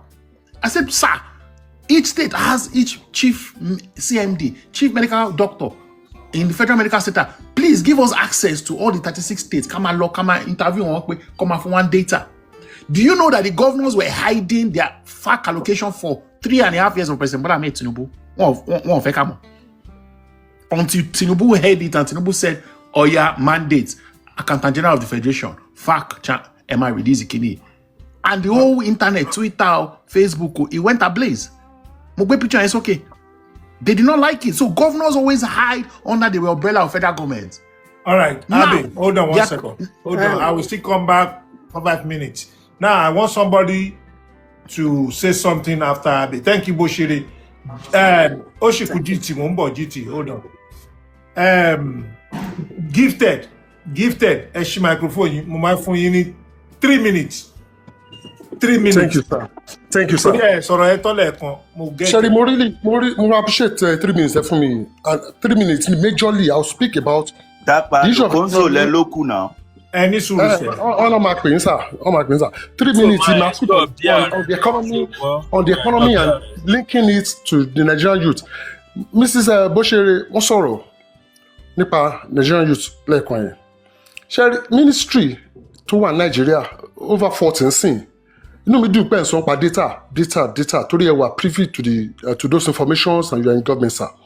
You will always give us data, but data should transform into actual facts, should transform into reality, sir. That's the first question. One. Number two, the Nigerian youth that we are talking about. Mrs. Bosheri said something about youth corps in India and in Israel. There is this agreement. Every lady, every boy, every girl child are trained, militarily trained. That's one policy. And that is the strength. Number two, they have agriculture, even with their small land. Now, this woman said, gbogbo Nigerian youth tó ń jáde tó ń graduate lọ́dọọdún. Tá à ń jẹ́ kí millions jáde ní àti Ẹdẹ àti Kaduna Poly àti University of Technology àti Medical Center àti gbákàkiri yẹn. Kí ni provision tó ń wà readily available for them? Mo appreciate in that fund. I have a child also in the university as I speak. But kí ni nǹkan tá ṣe pé okay, this is the first phase, second phase ní àwọn western world yìí and Asian countries yìí fóònù tó wà lọ́wọ́ mi yìí tó wà lọ́wọ́ gbogbo àtàfin sọ̀rọ̀ ẹ̀sìn woman yìí náà sọ àwọn ọmọ 12 years old ọmọ teenager not to set so many things in place for them catch them young kò ń ṣe ìgbà tó ń ṣe wọ university kò ń ṣe ìgbà tó ń ṣe gbá tó ń ṣe ṣàwo funniest thing most of these countries àwọn ọmọ wọn gò lọ sí university ṣé bá wà ní western world bá ń rí gbogbo ẹ̀sà agriculture tá à ń sọ pa yìí ẹ jẹ́ ká sọ basis of this thing ṣé estate tán ti ràjọ lọ́nà Lagos Ẹ̀pẹ́ Lẹ́kì Ìbẹ̀jú expressway ṣé èyí tí Ìtùnú estate lọ́tún Ìtùnú estate ló sì àbí ọ̀nà tẹ́ ń sọ ní Ṣàgámù tẹ́ ń sọ pé bóyá ilẹ̀ wà rẹpẹtẹ yẹn ṣé ẹ mọ̀ pé federal government allocated land ni ẹ mọ̀ pé àwọn estate company estate jẹ́ wọ́n ti ràjọ rẹpẹtẹ tẹ́ bá ka ilẹ̀ láti Lagos ti dé Ondo state ẹ̀yin rò bóyá free land ni ẹni wọ́n fẹ́ lọ sí agriculture ẹ jẹ́ ká máa mú business bí ẹ jẹ́ ká ṣe mú ẹ pẹ́ ṣe sọ́lẹ̀ kan ẹ̀ defend ìkọ́tẹ̀ sọ́lẹ̀ kan ìpa Nigerian youth or kí n sọ pé ẹ má rap ẹ̀ mọ́ Nigerian youth èmi I'm not here for any argument or whatever sa mo wá lẹ́nu náà ni. Real quick, somebody said I'm a graduate of agriculture since 2022. Since then I've been applying for job, nothing show till now. Ẹ continue mo kàn ká tí wọ́n á bè. ṣe ti pé ẹyọ kan péré nìyẹn báyẹn ṣe ẹ̀rọ ẹyọ kan yìí nsìn màá wá fẹ́ jẹ́ kẹ́ sample màá fẹ́ jẹ́ kẹ́ wo ẹyọ kan yìí sà ẹ rí 1 million other youth tó máa sọ̀rọ̀ eléyìí ok bí àmọ́ exaggerate sà ẹ rí 100,000 other youth tó jáde ní federal agriculture lábẹ́kúta àbí ní anywhere in Nigeria tó máa sọ similar thing ní náà. So tá bá fẹ́ sọ la máa ń blanket la máa ń sọ gbogbo ẹ̀ papọ̀ Nigerian youth are lazy ẹ̀ẹ́dẹ̀ defend nìkan tẹ̀ sọ tó rẹ̀ mo ṣe bí question ẹ̀ direct mo ṣe point ẹ̀ sí pé ṣe rí narrative yẹn má jẹ́ ká máa embarrass Nigerian youth mo tún padà sí bet naija tẹ̀ sọ yẹn sẹ́ àní ní UK ní àná tó bẹ̀rẹ̀ football premiership ẹ lọ wo iye tí wọ́n ti generate ní ọjọ́ kan lásán pẹ̀lú èní Saturday pẹ̀lú ọ̀la Sunday ẹjọ́ torí Ọlọ́run yes Japa má rẹ́rìn brother mi I know what I'm saying ẹ mọ̀ kọ́ tí mò ń sọ. àwọn òyìnbó kan náà tájù. ẹ wá sọ pé wọ́n jókòó wọ́n ta ajánsáré and I do man is devil's workshop wọ́n máa mi sọ pé bẹ́ẹ̀ ti jẹ́ devil's workshop because ó mèkó fáwọn kan náà ṣe get but ẹ wo youth kan tó sọ fún yín gba tẹ parí education tẹ sì jẹ gbèsè ní nel fund tó sì máa sanwó tí bàbá ẹ sì máa sanwó àbí ìyá ẹ sì máa sanwó tí ò wá ríṣẹ́ lẹ́sẹ̀kẹsẹ̀ láti máa san owó yẹn lọ ok bóyá ó lo 6 million or 3 million parí BSc program yẹn ó tún wá wò pé kò tí ì ṣiṣẹ́ jẹ́ kí n tún lọ fún master ó tún wá wò pé kò tún ṣiṣẹ́ PGD kọ̀ọ̀kan báyẹn ó tún wá accumulate debt jọ rẹpẹtẹ under the nel fund bóyá ó tún wọ bí 5 6 7 8 million ẹjọ́ sá ó ṣe máa ríṣẹ́ in the next 3 4 5 6 7 years ó ṣe máa ní 12 years kìnnìkan years experience 3 years kìnnìkan ẹ wá wo iye gbèsè tó ti wà lọ́rùn ẹ̀.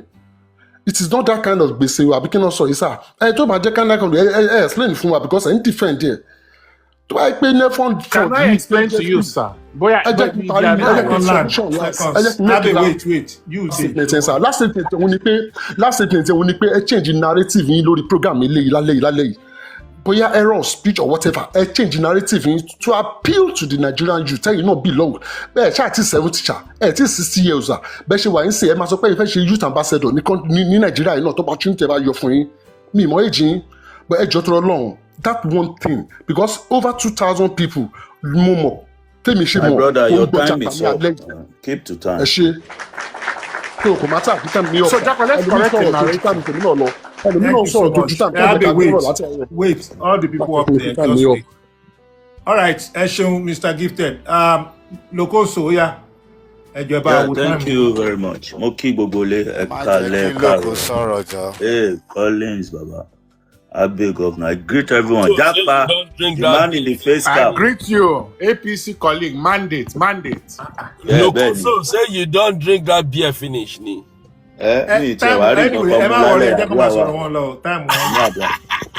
nǹkan tí mo fẹ́ sọ náà ni ẹ jẹ́ kó máa sọ̀rọ̀ lọ́hùn. So first, ẹ jọ mo máa mú àwọn èèyàn kan wá sílẹ̀ torí àwọn tó fẹ́.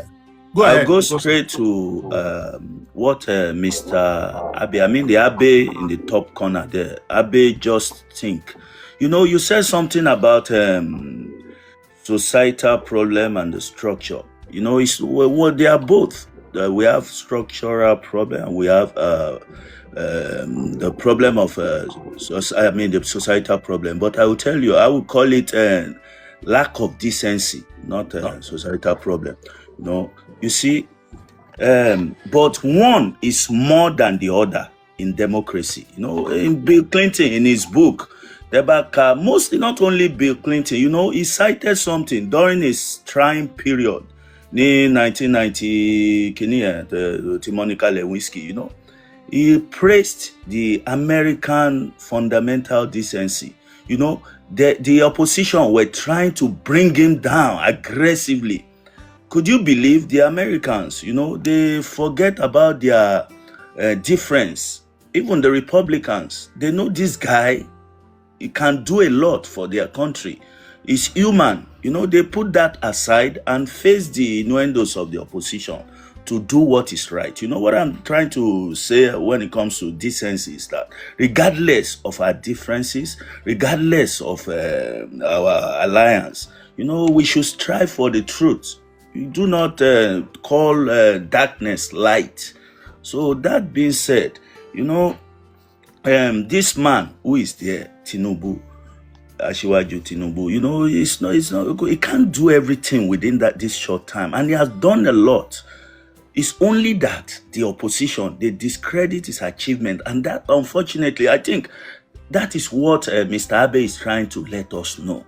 We don't even strive for the right news. We just take any news at the face value.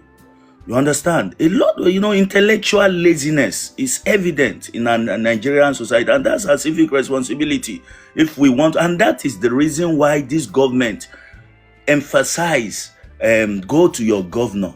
You know what it means by that? That is democracy. To bring governance close to the people. That's the essence of democracy. To let people know what is happening, to get you involved. Because it's when you are involved, the government can't do everything. Have you forgotten what Abraham Lincoln said during the trying period of America? He said, think of what you can do for your country, not only what your country can do for you.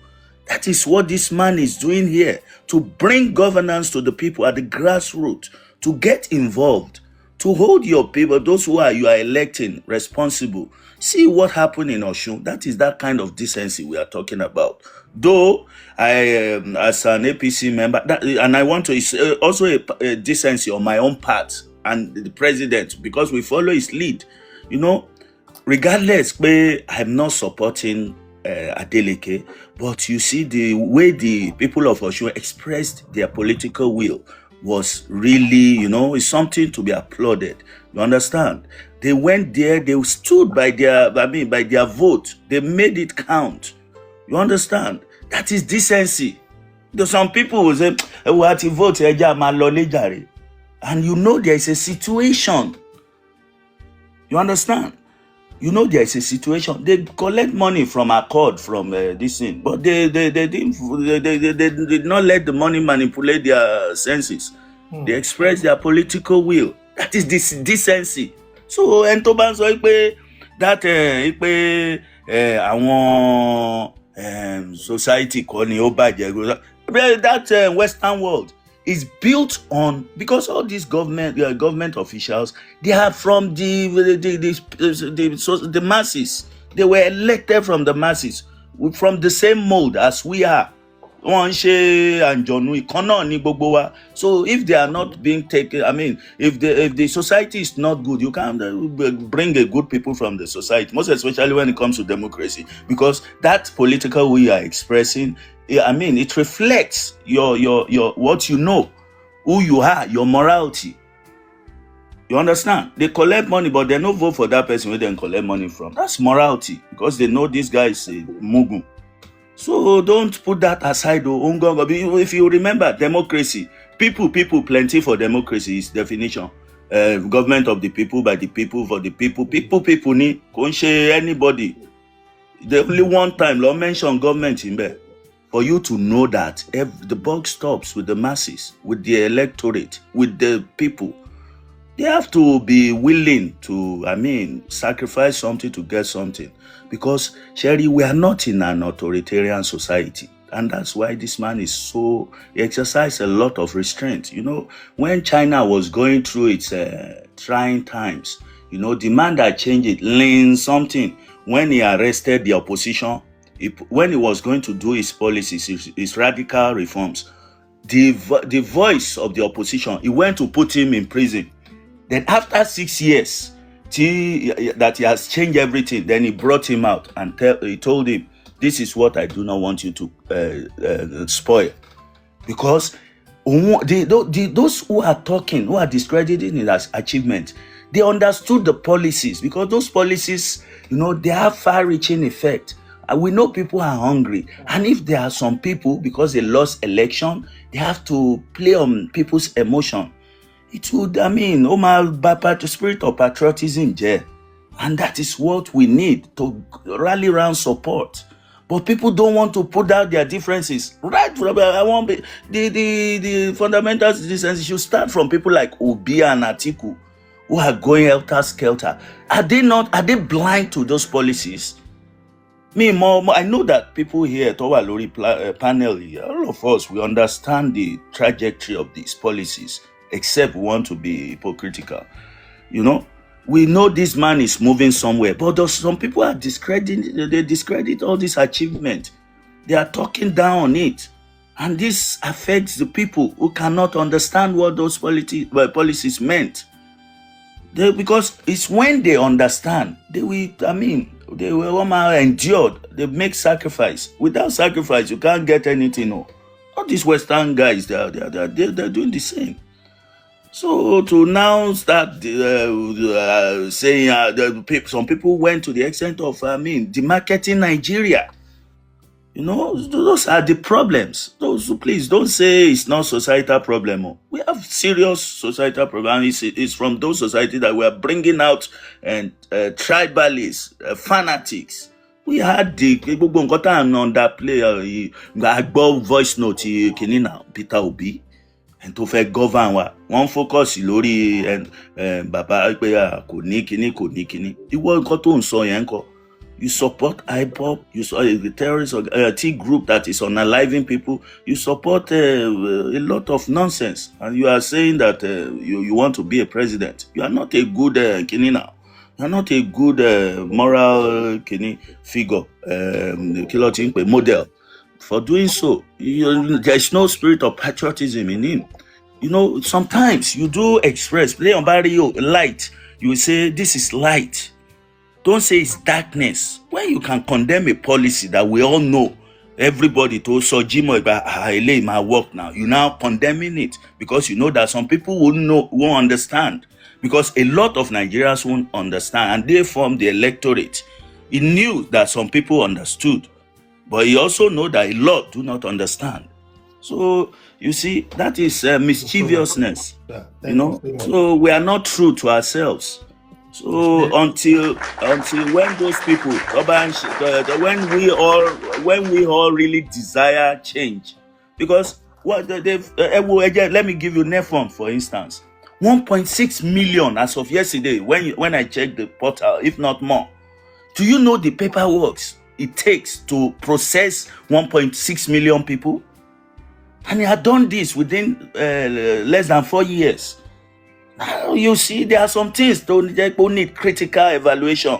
You just don't talk NEFON like that. Talk about those numbers. 1.6 million. Anybody to buy into company, what's it called? Official, this thing. You know what it takes to prepare 1.6 million people in a country that is not well digitalized. That is, it shows the efforts of that government. It's a message that he wants people, and someone was even saying, gbèsè, anti jẹ gbèsè, irọ́ ni kò ń ṣerú gbèsè bẹ́ẹ̀, mo kàwé ń bì nílùú ọba with owó kíní. They forgive some part of the decision, even mo ń gbowó yẹn. All right, time you up. See, don't let us lie to our people. Ẹ má ní gbèsè mọ́. It's kind of the mischievousness we are talking. They display it on this very panel. God bless Nigeria, God bless Yoruba, God bless Tinubu, God give him long life. God bless Nigeria. Observation. Thank you so much, sir. Observation. 5 star. 5 star, just 1 minute. Okay. Ọ̀rẹ́ mi nẹni. ó wá ń pariwo fún mi mo wá sọ kankan fún mo ní ó lọ bímọ kẹrin on a salary of 100,000. Ìjọ ni mo wá rí lórí platform kan tó ń sọ̀rọ̀. Mo wá ní when people are saying Nigeria are not good to Nigeria, some people think we don't like Nigeria or we don't like them because they are poor. Ní Western world, ibi tí character ti wà ní o, tá ń sọ pé character ó ń build the nation.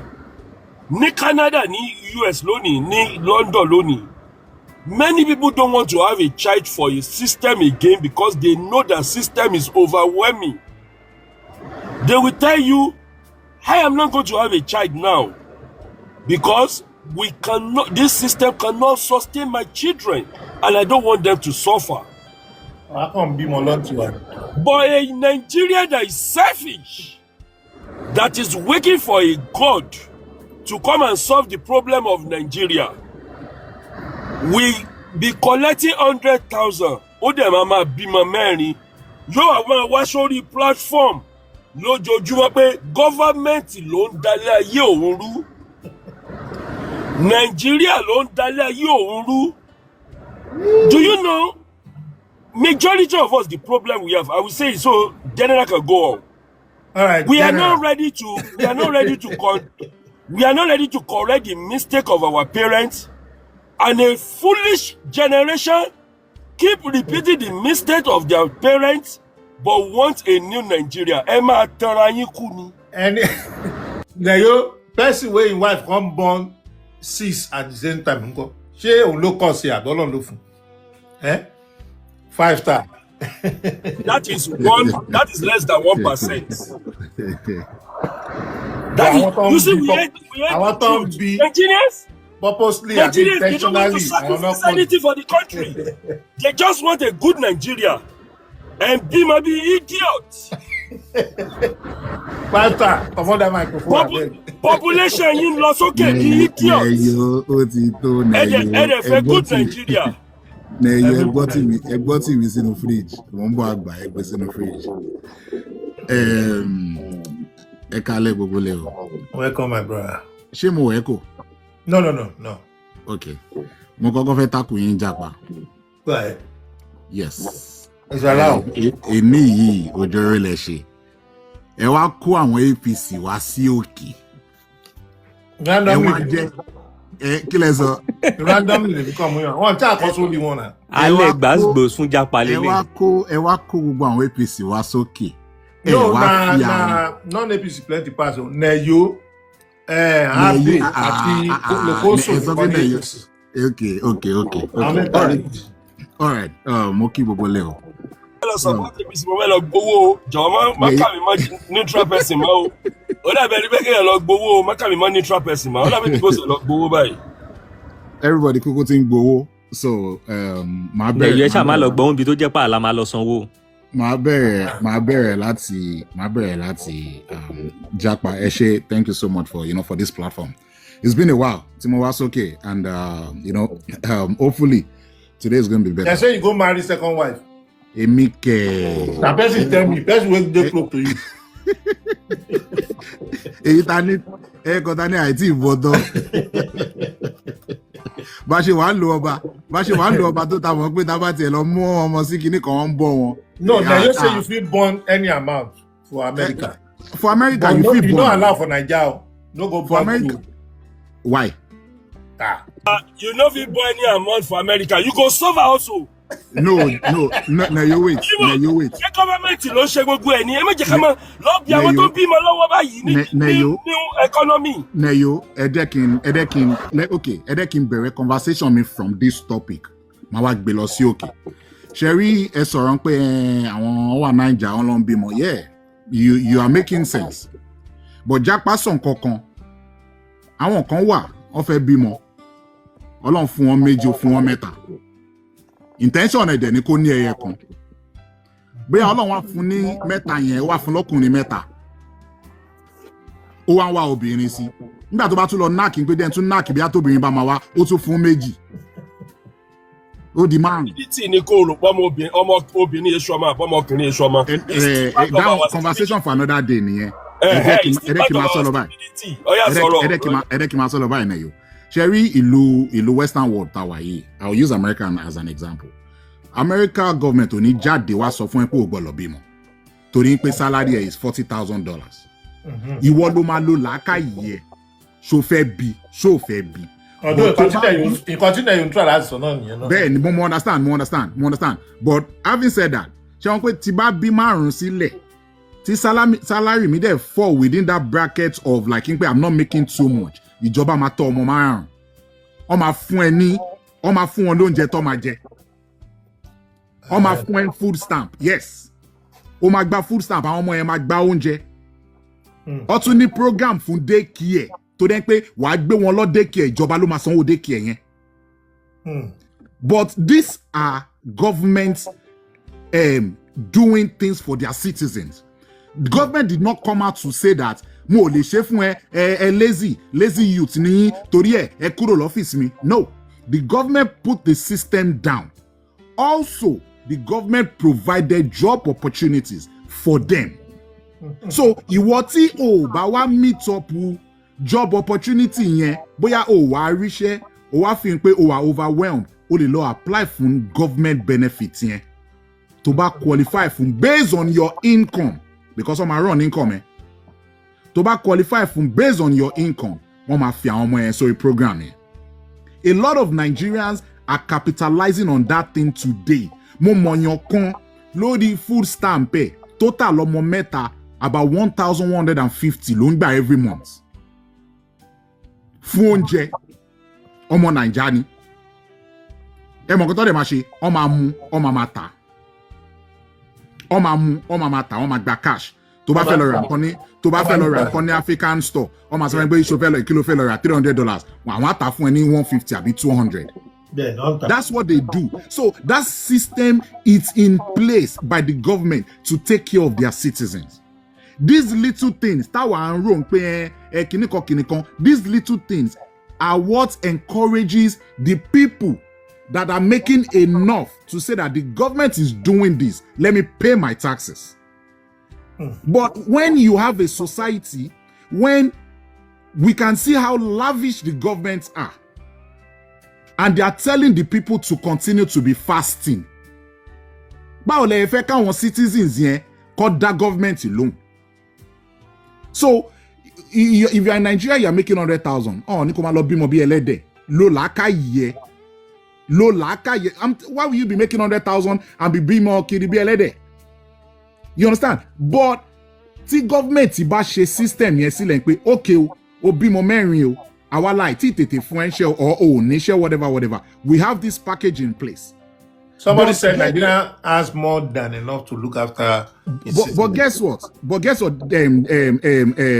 Japa, Nigeria does not have database of everything that is going on in Nigeria. And a country without the database can never develop. Let me repeat it. A country without a database can never develop. You will not develop based on prayers. You will not develop based on thank you, Allah. You will never develop based on that. Thank you. Now let me move on. Sherry, for those of you that are listening, that you are angry about what is going on in Nigeria, you have every right to do that. Sherry, a lot of people, majority of people, 95% of those supporting APC today, there are three categories. Number one is either they are tribalists, which is because it's Omowani, Kolishedi Bebere. Those are category 1. Category 2, àwọn tó rẹ̀ ń pé àwọn ló ń jẹ nídìí. Then category 3, àwọn tó rẹ̀ ń pé mo mọ ẹ̀gbọ́n mi ni PA2, ẹ̀gbọ́n mi ni dádì kìíní kan, tí bá lọ bá ó máa fún mi náà ní kọ báyìí. Ó fẹ́ ṣiṣẹ́, mo máa sọ fún ẹ̀gbọ́n mi, ó máa bẹ́ẹ̀ wáṣẹ́ níbi báyìí. Those are the 3 sets of people that are supporting this government. Because they know that one day it will get to their own turn. That's why they would come up here and be speaking outside all sorts of English on paper that is not is not transforming on the daily lives of average Nigerians. Go on the streets. See, if you want to launch a product, right? Let me talk from the business angle. If you want to launch a product, you are going to draft your strategy. You are going to draft your plans. You would have a marketing campaign. You would have a marketing slogan. This APC slogan there is light at the end of the tunnel. All this policy, you guys should suffer now. In the long term, àwọn ọmọ yín máa gbádùn ẹ̀. Because ọmọ pé long term tó ń sọ yẹn, ẹ̀yin tó ń bá sọ̀rọ̀ ń sìn, yálà ya yín ò ní ẹ̀ ní wà life láti rí long term yẹn. So kò sẹ́ni tó máa hold wọn accountable tó bá di long term tó ń sọ yẹn pé ṣèbẹ́ promise wa nígbà bye. So all those things are bullshit, BS. It's just their own marketing strategy so that everybody can lay low and pipe low and say that, okay, ẹ̀rẹ́ ká máa gbọ́ràn sí wọn lẹ́nu, wọ́n ní long term ni. Long time tí o sure Fẹ́mi àti yín tá ń gbọ́ news yìí tá wà lórí ètò yìí. I mean, make it make sense. Are you going to tell me that it's going to take 4 years for you to transform your people and we can feel it? Look at Osun, for example. Before this election, APC campaigned and said Adeleke did not do anything in Osun State. They fought everything, tooth and nail, near Osun. Over 28 people died in this election. Only because the people of Osun stood and said that, but boy, if not, they wanted to do. I was telling somebody in the program, APC's agenda, APC's goal is to make sure that they take the whole of Southwest prior to 2027 general election. Now, let me move to the next campaign strategy that they always use. Eloba governor yin kinikan àti fún wọn lówó eden béèrè question kan japa. Ṣé nígbà tí Tinubu débẹ̀ ni àwọn governor ṣẹ̀ṣẹ̀ ń receive FAC allocation láti jọ́ tó ti dá Nigeria lẹ̀? You get me? Kò ń ṣe pé Tinubu ló introduce FAC allocation o, right? Yeah, tẹ́ bá sọ pé bí ó bump it up. Nígbà bí a subsidy tó kọ̀ tẹ́ ó fi bump it up. But you are talking like these governors don't take FAC allocations before kí Tinubu tó débẹ̀. So nígbà tí Tinubu ń campaign ní 2014, any small thing ó máa ti lọ sórí Twitter, á ti lọ protest, á ti lọ ní hold your old Jonathan account. Ó fún Jonathan lọ́rùn pa báyìí kò fọ́rùn ẹ̀ lẹ̀.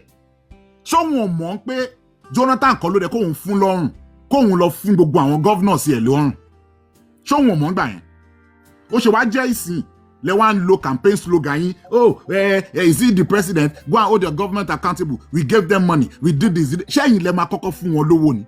When Jonathan was there, were they not receiving FAC allocation? Was things this bad? We went from bad to worse. Not that we went from bad to better. Bad to worse. As I speak to you today, Japa, Nigerians are more hungrier than they were in 2014. It's a fact. It's not on paper.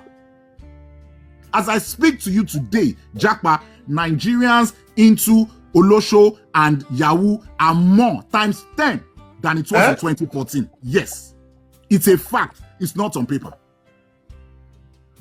The number, the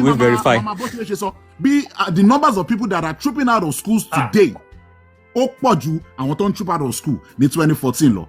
But yet, what is the job market saying? Is there any improvement in the job market? Are they getting jobs? You are saying they should go back to the farm. They go back to the farm, they get kidnapped. What do you do? What do you do? Tell me. Don't come and give us black and white paper GDP analysis. As long as the people are not feeling it, you are just speaking in parables. Forget, I don't care whether you are close to the president. And then something, D. Olusegun, D. Olusegun, to the special advisor to the president in sin. Èmi àti ẹ̀ pàdé ni wá tẹ́lẹ̀, mo ti gbé wá sórí radio show mi ní ìgbà tí mo wà Nàìjíríà. All these things, ibi tẹ́ everybody ti fẹ́ jẹ. Jubril Gawati àtọ́jẹ́ kìíní Sanwó-Olú ń sìn, èmi àti ẹ̀ 5 and 6 ni wá kó tó ní pé mo dá gbogbo wọn nù. Àjọṣe rally bá mo ti ìjàpá wá sí Amẹ́ríkà. Táwọn kọ́sì mi pè mí. Hold on. Sherry, round up, time up. Hold on. All the time in Kidobe No, I start when you start. So, so all these people is because they fall into those 3 categories. Those 3 categories, they fall into it. That's why they are supporting. It's not that because Tinubu is the best. This government has taken Nigeria to the worst place. And Nigerians are not fighting. Okay, just for one time. Yeah, also for me time in there. And Nigerians are not complaining. Ati complain. Adeti complaining here. Adeti shaking. Ati ni a new election coming. All Nigerians are just saying is, why not just allow people choose who they want fairly? If majority say they want Tinubu, ibi by Nimo Wajapa, ko say ito come, toba mu Tinubu, to de free and fair, shikena, so be it. I don't have any problem. But for you to now come here and be gaslighting us, Skinikon, I'm close to the governor, the president, we have the data at our hand, we are giving them FAC allocation, we are giving them FAC allocation, but one, they don't get 2,000 naira send. You are giving them FAC allocation, and you cannot even boast of a 24 hours electricity. You are telling them they are not paying tax. Go everywhere, lots of milk, lots of information, on the revenue. Tax bet then so want to toribo bet. For every ticket to win, government in liar winning ticket, yes, in Shemo. For every ticket to back claim ni bet Naija to back win, government is if no anything. But ticket is more lose unko. Are they going to give me money from it? You get what I'm saying? So all these things, uncle of milk, they all squeeze and one squeeze and one Nigerians, one fun one pa. And you then what? Sorry, social media. Torí pé ẹ wò pé ó máa kàn mí náà lọ́la or mo máa rí tánṣẹ́rẹ́ gbà lọ́la ẹ wá sọ yíbo ẹ sọ kíní kan. I mean, so please ẹ jọ̀ọ́ nítorí Ọlọ́run ẹ̀yin tẹ́ bá ń gbọ́ kíní, don't be discouraged by whatever the APC members are saying. They are paid, some of them, not all of them, they are paid to come and defend the government. They never paid you. Mi ò bọ́ na you. Oh, ẹ fi na you lẹ̀. Tí náà wá gbowó èmi máa mọ̀, wàláhì èmi máa mọ̀, ẹ fi na you lẹ̀. So most of them are being paid to come on here and come and gaslight us. But Nigerians will not be gaslighted. Nigerians want the basics. That's all we want. Just the basics. You get the gaslight wa ní ìsìn fúnra. But kí ni solution fún Nàìjíríà jọba Nàìjíríà kí ni solution. Ẹ bá gbọ́ full time yẹ jọ. Ẹjọ́ lè sọ̀rọ̀ ẹ torí Ọlọ́run. Ẹ máa sọ ẹ̀ẹ́dẹ́gbẹ̀rún ló kù bọ̀. Ẹ jẹ́ kí n sáré bi general nìkan. General. The last election. Yeah. Does majority of Igbo that supported Obi, did they support it because of competency or tribalism? Sefe, can I ask a question? Yes. I can't say because I didn't vote. I voted for my person. And I know the reason why I voted for my person. No. You said something. You know why I asked you that question? Okay, why? You said some people, because you give a lot of categories that some people supported APC because of tribalism. Right. And now I'm not throwing it back to you that the opponent of Tinubu, right? Does his people support him because of competency or because of tribalism? Okay, so let me answer that question. I'm very sure that we would have people that also supported him based on tribalism. I am sure. The majority of people.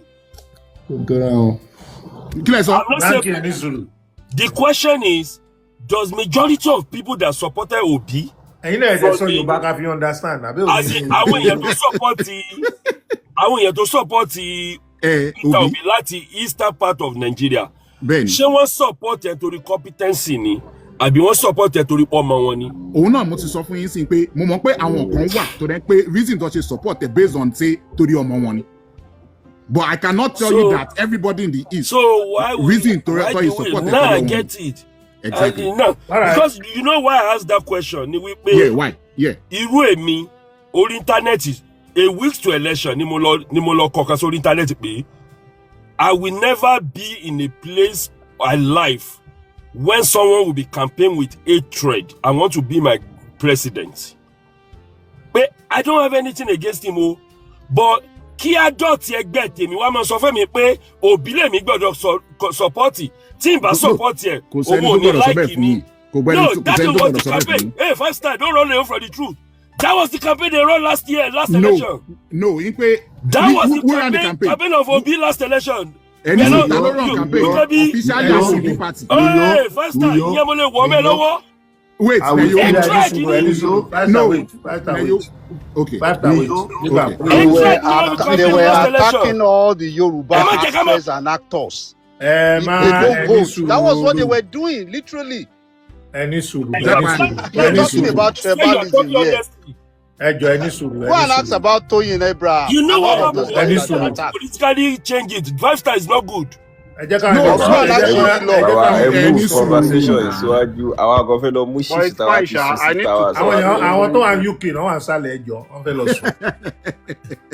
Mi dé ó yá ṣí microphone. Okay, ẹ ṣe gan. Àyè tẹ̀ máa keep to time náà. Àwọn bíi 5 star náà yóò náà keep to time. Yeah, that is it. Fún mi time mi. Mi dé jọ torí Ọlọ́run mo orúkọ mi jẹ́ èmi ò fún mi time ló wá fún mi. Ẹ bá yẹ kí jápa nǹkan tó sọ kó right ẹ̀dẹ́ka mute fún. Fún mi ní time. Yeah, yóò ní mute. Go ahead. Ẹ ṣe gan, mo kí starting from Chief Japa Neyo, brother mi 5 star and brother mi kan sọ̀rọ̀ kí n tó wọlé, but let me start with brother mi tán kọ́kọ́ sọ̀rọ̀ yẹn tán sọ pé bóyá wọ́n ṣiṣẹ́ pẹ̀lú minister something, so wọ́n máa restrict mi láti fire very hard torí mo máa need láti follow wọn so that kí yẹn má affect benefit mo fẹ́ ní London wọn tó bá jẹ́ pé nǹkankan wà tí mo máa benefit. Ṣé brother mi tó sọ̀rọ̀ yẹn ni Abe àbí ẹjọ́ Japa? Yeah, Abe méjì ló wà o. Okay, because ẹnìkan sọ̀rọ̀ pé wọ́n connect pẹ̀lú bóyá one minister or something, so mo fẹ́ follow wọn. So 5 star yeah, 5 star ló sọ bẹ́ẹ̀ náà. Okay, ẹ ṣe gan. Let me just start with wọ́n make a claim kan wípé Nigerian youth are lazy. Ẹ jọ̀ọ́ Abe ló sọ yẹn, Abe governor ló sọ yẹn. Ẹ jọ̀ọ́ Abe governor. Ẹ jẹ́ ká desist from that kind of statement. Maybe there are some region bóyá kí n sọ pé northerners tàbí bóyá any other part àwa tá wà níbí tá mọ 1 or 2 people to 1 or 2 youth. Can you tell me pé 80% of our youth tẹ́ mọ̀ wípé they are lazy tán bá rí nǹkan tán fẹ́ ṣe? The answer would be no. Many of them do not have any opportunity láti lo nǹkan tí wọ́n lè ṣe. That is number 1. Number 2, every one of us tẹ́ bá rántí the law of population, kí ni nǹkan tó increase population? One major factor tẹ́ bá rántí ìgbà tá ṣe economics ní college or university, one major factor to increase population òun ni poverty. When you have nothing, wàá resort to increase in birth rate. That would be one thing táwọn èèyàn máa lò láti máa fi múnú ara wọn dùn. But ẹni tó bá ní nǹkan, kí ni nǹkan tó bring all of us together tó jẹ́ ká jókòó ká rò ó? Because a ti ní resources, adẹ̀ orí wa ti pé dé level kan. In fact, many people tó wà labroad, do you want to tell me ipe fún àwọn ẹlòmíì gan tó wà labroad, ẹ̀rẹ́ ni tó bímọ 6, tíyàwó ẹ̀ bímọ 5, ẹ̀rẹ́ ni tíyàwó ẹ̀ bímọ 4, maybe due to illiteracy or some level of ignorance or something. So ẹ má jẹ́ ká ti attribute yẹn to that. Mo kàn digress into that ní kí n tó padà wá sí the real governance. Now, why do we elect people to lead us? We elect them because we believe they know more than us.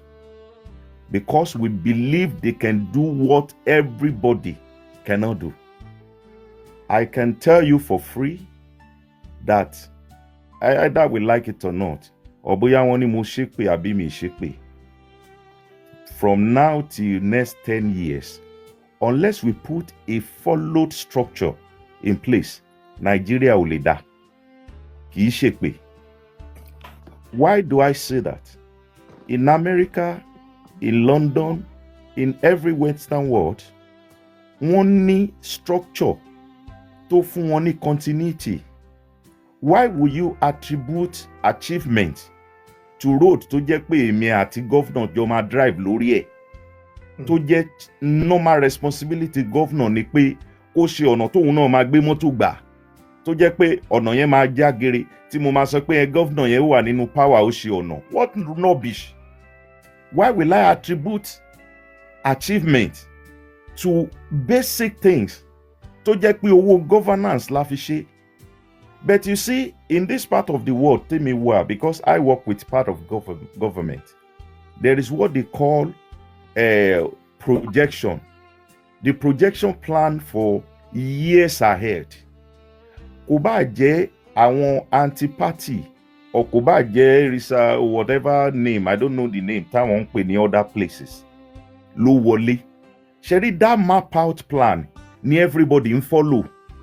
Kò ṣe pé ẹnìkan máa wá, ó ṣe máa rò wípé okay, òun fẹ́ come láti bring another formulation tó fẹ́ follow. And that is the problem I think we are having in Nigeria.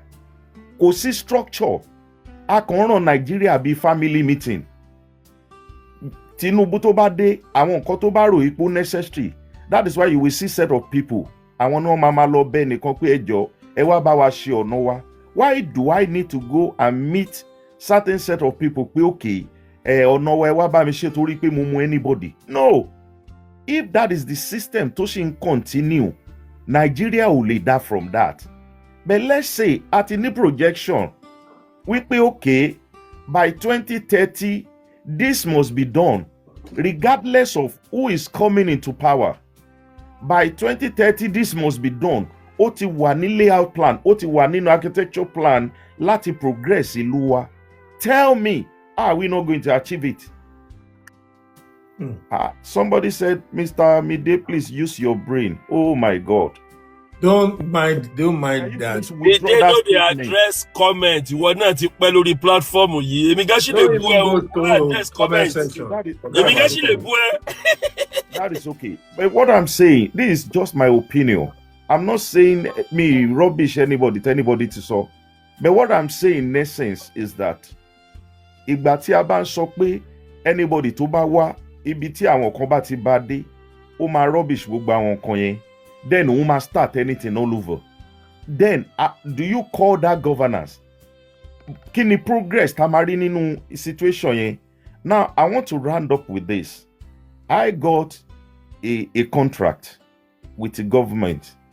I was in Nigeria. Mr. JAPA should be aware about it because I spoke to you when I was there.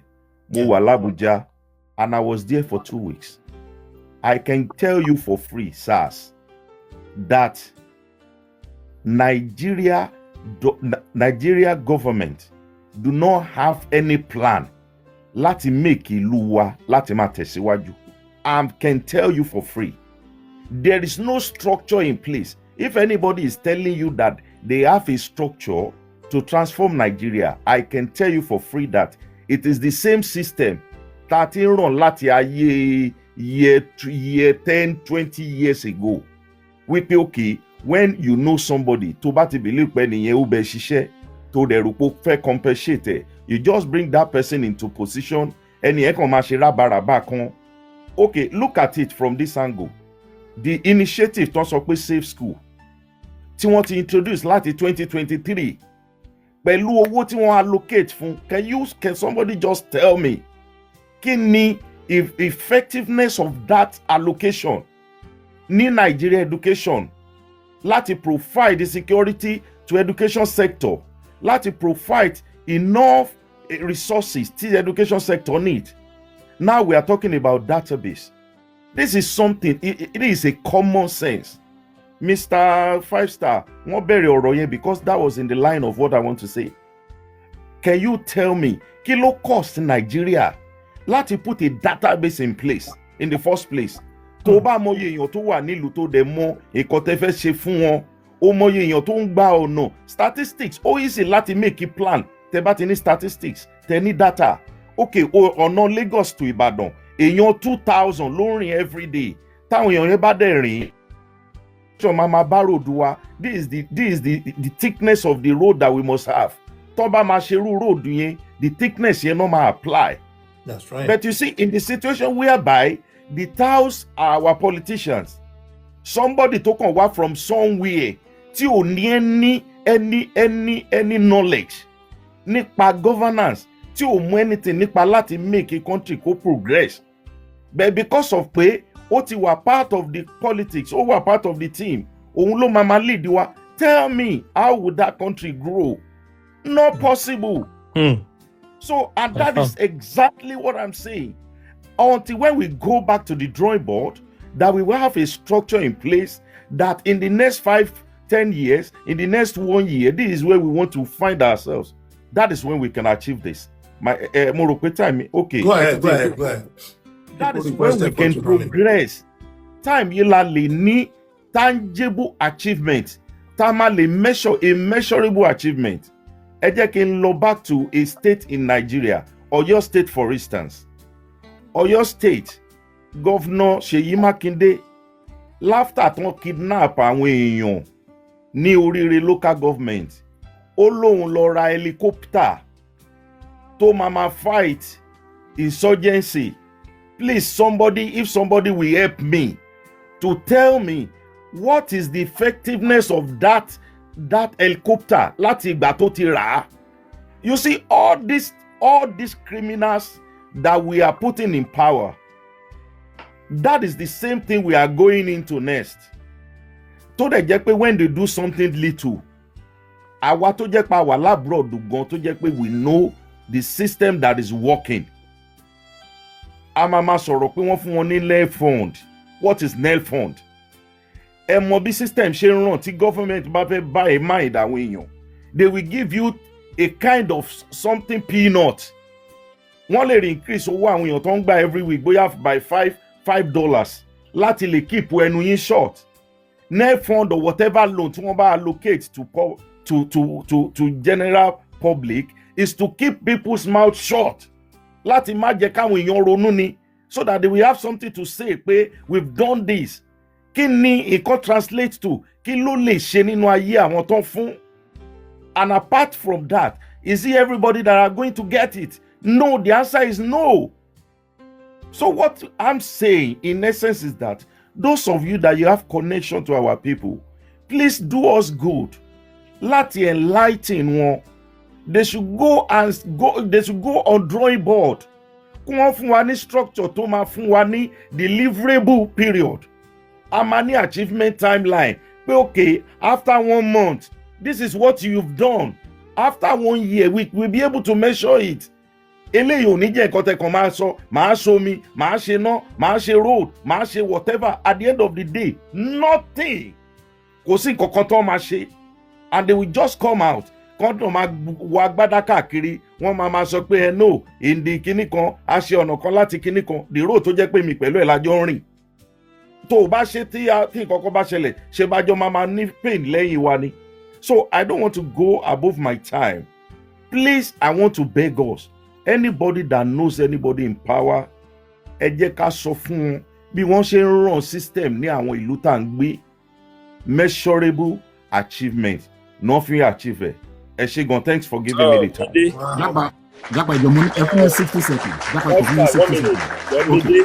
Okay. Mide, There was a time I approached a sitting governor of Oyo State that we can have something similar to what is happening in Canada. Service Ogbomoso, Service Okeogun, Service Ibadan, Service Ibarapa, Service Oyo. And do you know what he told me? He said once they do it, they won't be able to rig election again.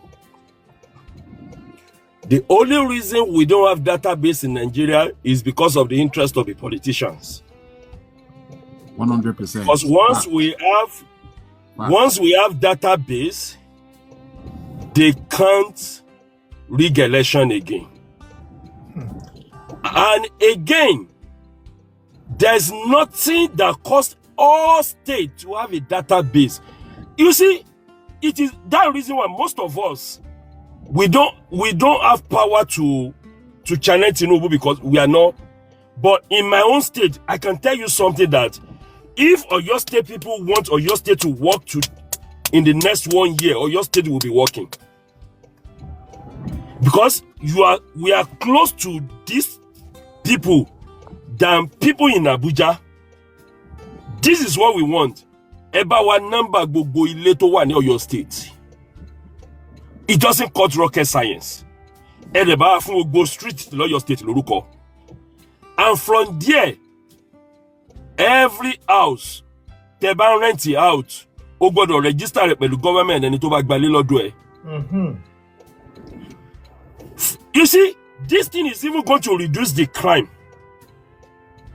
Because there is where you are going to know the number of people living in your state. Tó ṣe wípé ó máa, but data yẹn bá ti wà, lè ní 620,000 ní Ọ̀yọ́ state kẹ́ wá lọ máa gbé ìbò 1 million wá. People will challenge the system before it change. The system will not change when people don't challenge the system. If you want a better country, we need to start challenging them from grassroots. Okay, local government. Let me come into you from this place just said. For me 1 minute, JAPA.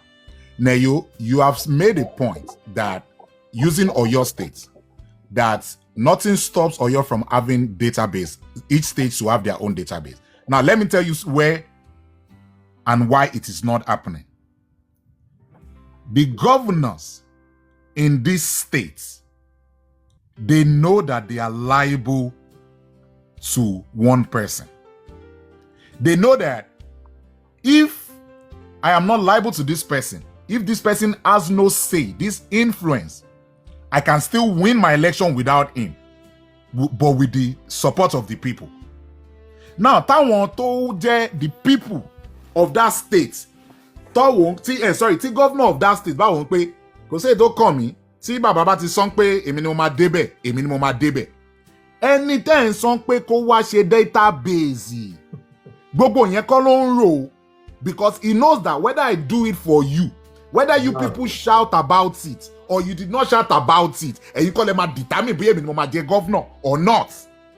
That is where I am going. That is my point. Until we stop this, if the presidency says this is the person, this is going to be the person that be the governor. Until we stop that, there can never be individual development, or the governors cannot sit up. But Lenny, 2026, town governors, okay, I'll use Tinubu as an example. I'm not saying that's what it is, but I'll use that as an example. 2026, Lenny, be Tinubu ṣe jẹ́ president. Town governors, tó bá mọ̀ pé ṣé bí Tinubu ṣe jẹ́ president yẹn o, ọmọ kò fún wa ní automatic guarantee o. Ipe Lagos State Sanwó-Olú máa wọlé next year kò fún wa o. Wà láìtàláì Sanwó-Olú máa ṣe kíni, ó máa jókòó jẹ́ ó máa wà answerable to the people of that state. But because they know that it's not about you guys, it's about them. So whether you shout, give us database, give us good roads, kò kàn wọ́n. As long as bàbá yẹn bá ti mi ọwọ́ báyìí pé ìwọ mo fà á lẹ̀, ìwọ ló máa débẹ̀. Àfi tá bá fẹ́ máa parọ́ tán ara wa nìkan ló kù. That's the reality of Nigeria today. Japa, that is the reality of Nigeria today. Mr. Mide sọ nǹkan kan lórí system. Ẹ jẹ́ má bẹ̀rù, Mr. Mide sọ nǹkan kan ṣẹ́rí ibi tí mo wà ní Texas tí mo wà yìí. When I moved in here, when I moved in here, Japa, it was a single road. It's a new development, new community to share and develop. It's a single road. One car going, one car coming. By my face, ara wa nìyẹn. Ṣé mo kọ́ tó ṣe? Time to time. Ẹ mọ̀ kí n tó máa fi ń read the number of cars tó ń gba àdúgbò kọjá. Bí òkun yẹn. Yes, bí òkun yẹn. Time to time, they keep bringing that thing there. That thing is not for decoration. No. It's for them to know at what point are we going to dualize this road. Vehicular movement. Nígbà tèmi kó débi báyìí, for example, I'll just use numbers. Maybe it's just 50 in a month. Ìgbà tó máa di the next quarter, ó ti wọ 300. Ìgbà tó máa ti the next year, ó ti wọ 2000. Wọ́n ti mọ̀ pé it's high time we dualize this road. Kí ni mo sọ? Bí ṣe ń bá yín sọ̀rọ̀ lẹ́nìí, that road is now dualized. It's not, so those are the little things. That's the system. But Nigeria has no plans. They don't. They don't. They come to this Western world. Japa. Kilo ma cost ẹ̀yin. Tó bá jẹ́ ẹ̀yin ni governor. Ẹ wá sí Texas lẹ́ ń gbé. Ẹ kọ́ ma kí ló ṣe Texas ni mo go bí. What will cause you to just walk into the Texas governor's office and be like, oh, I love this infrastructure, this street light, don't turn on blue, don't talk anything. Please give us the contractor's number. Mobilize those contractors to Lagos, give them money and give them the timeline and say, in 18 months, I want this replicated in Lagos State. I swear to God, they will do it. They will do it. But they don't want to do it because they know that they will not do it. They will take that money and nobody's going to hold them accountable. I rest my case. Wow, thank you so much. Excuse I just ṣe ẹ jẹ́ káwa obìnrin tí ẹ sọ̀rọ̀ díẹ̀.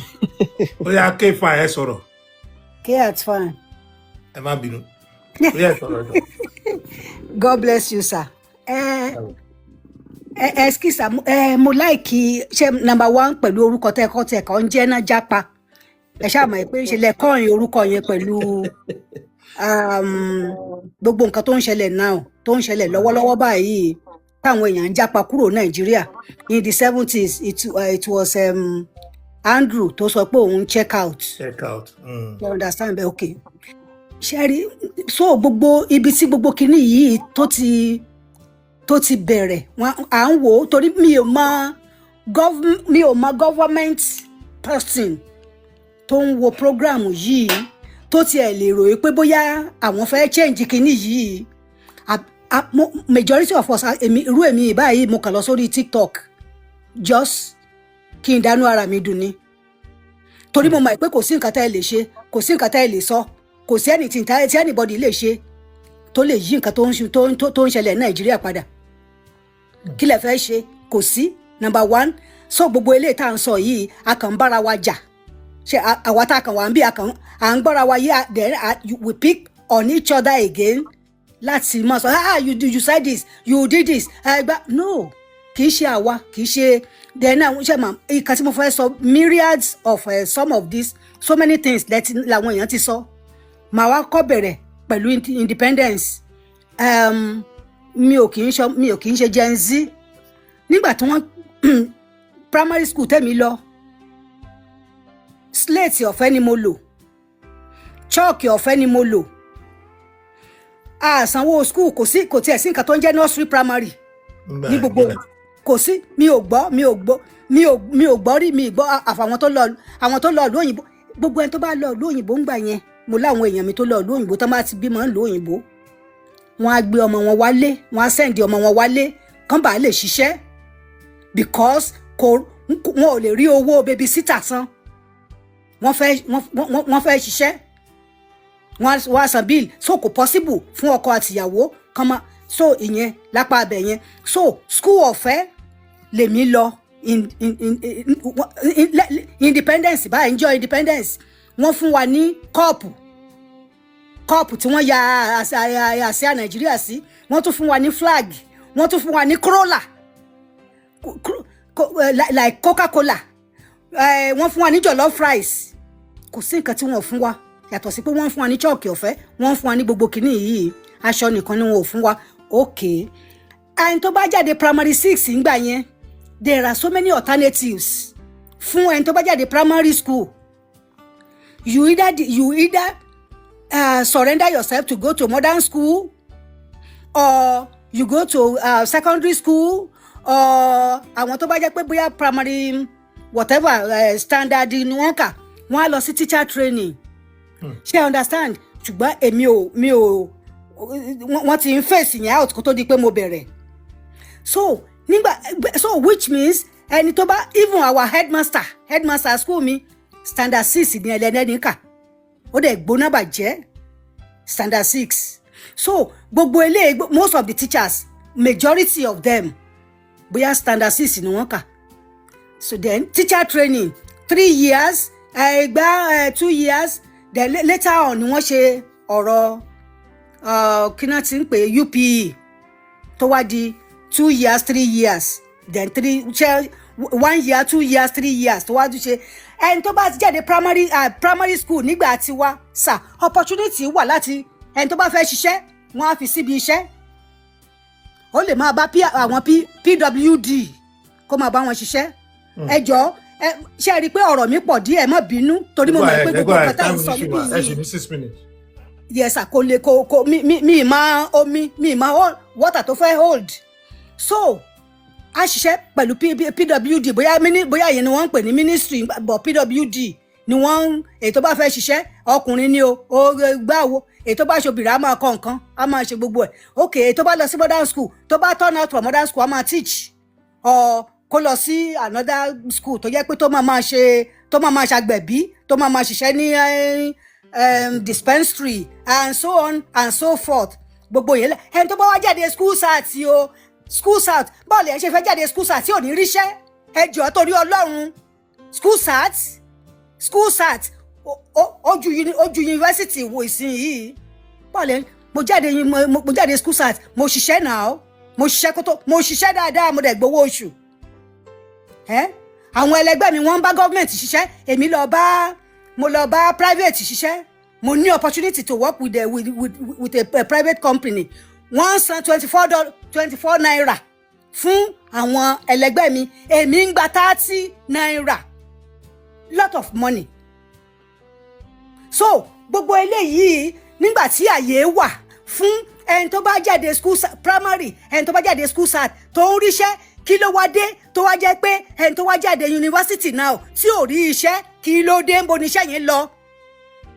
àwọn kọ́mpìnì ẹjọ́ náà ti sá kúrò ní Nàìjíríà ni.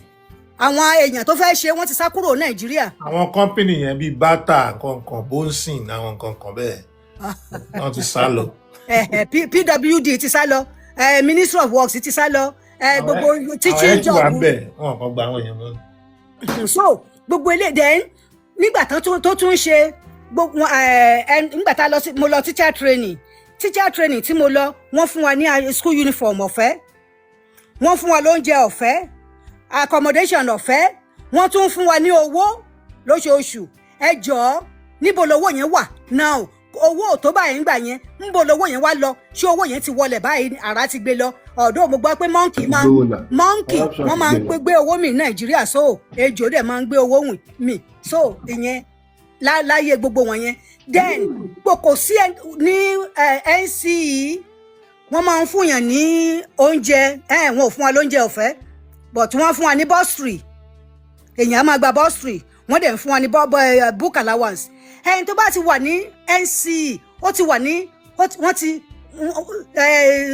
status tó wà university status ní as at that time ẹ jọ̀ọ́ ṣé gbogbo ẹni tó bá wá lọ sí NCE báyìí ṣé ó ní place in the society kò sẹ́ni tó lè ṣe grade 2 tán kọ́mọ̀ fi sí ibi iṣẹ́ ó wá jáde NCE kò wá ní ibi tó máa lọ then university kò sí ẹni tó lọ sí university tí ò gba bursary tí ò gba federal government allowance tí ò gba this tí ò gba that kò dẹ̀ sẹ́ni tó wá ṣe gbogbo wọ̀nyẹn tán tí ò ní ríṣẹ́ kí ló wá dé wọ́n dẹ̀ wá ń sọ wípé Nigerian youth are lazy ẹni tó kọ́kọ́ sọ yẹn Ọlọ́run kì í ṣe inú bíi ẹjọ́ èpè torí mo máa ṣépè fún wọn kì í ṣe inú bíi o Buhari ló kọ́kọ́ sọ ọ̀rọ̀ yẹn o ní àtúkútú ẹ̀ ní lágbára Èdùmàrè kò lè rọrùn wọ o kò tiẹ̀ rọrùn wọ̀ nítorí òun ló kọ́kọ́ sọ pé Nigerian youths are lazy Nigerian youths are not lazy ṣé nígbà tí wọ́n yẹn ṣé kò sí ẹni tó lazy ni ṣé èmi mo ṣe then there is opportunity for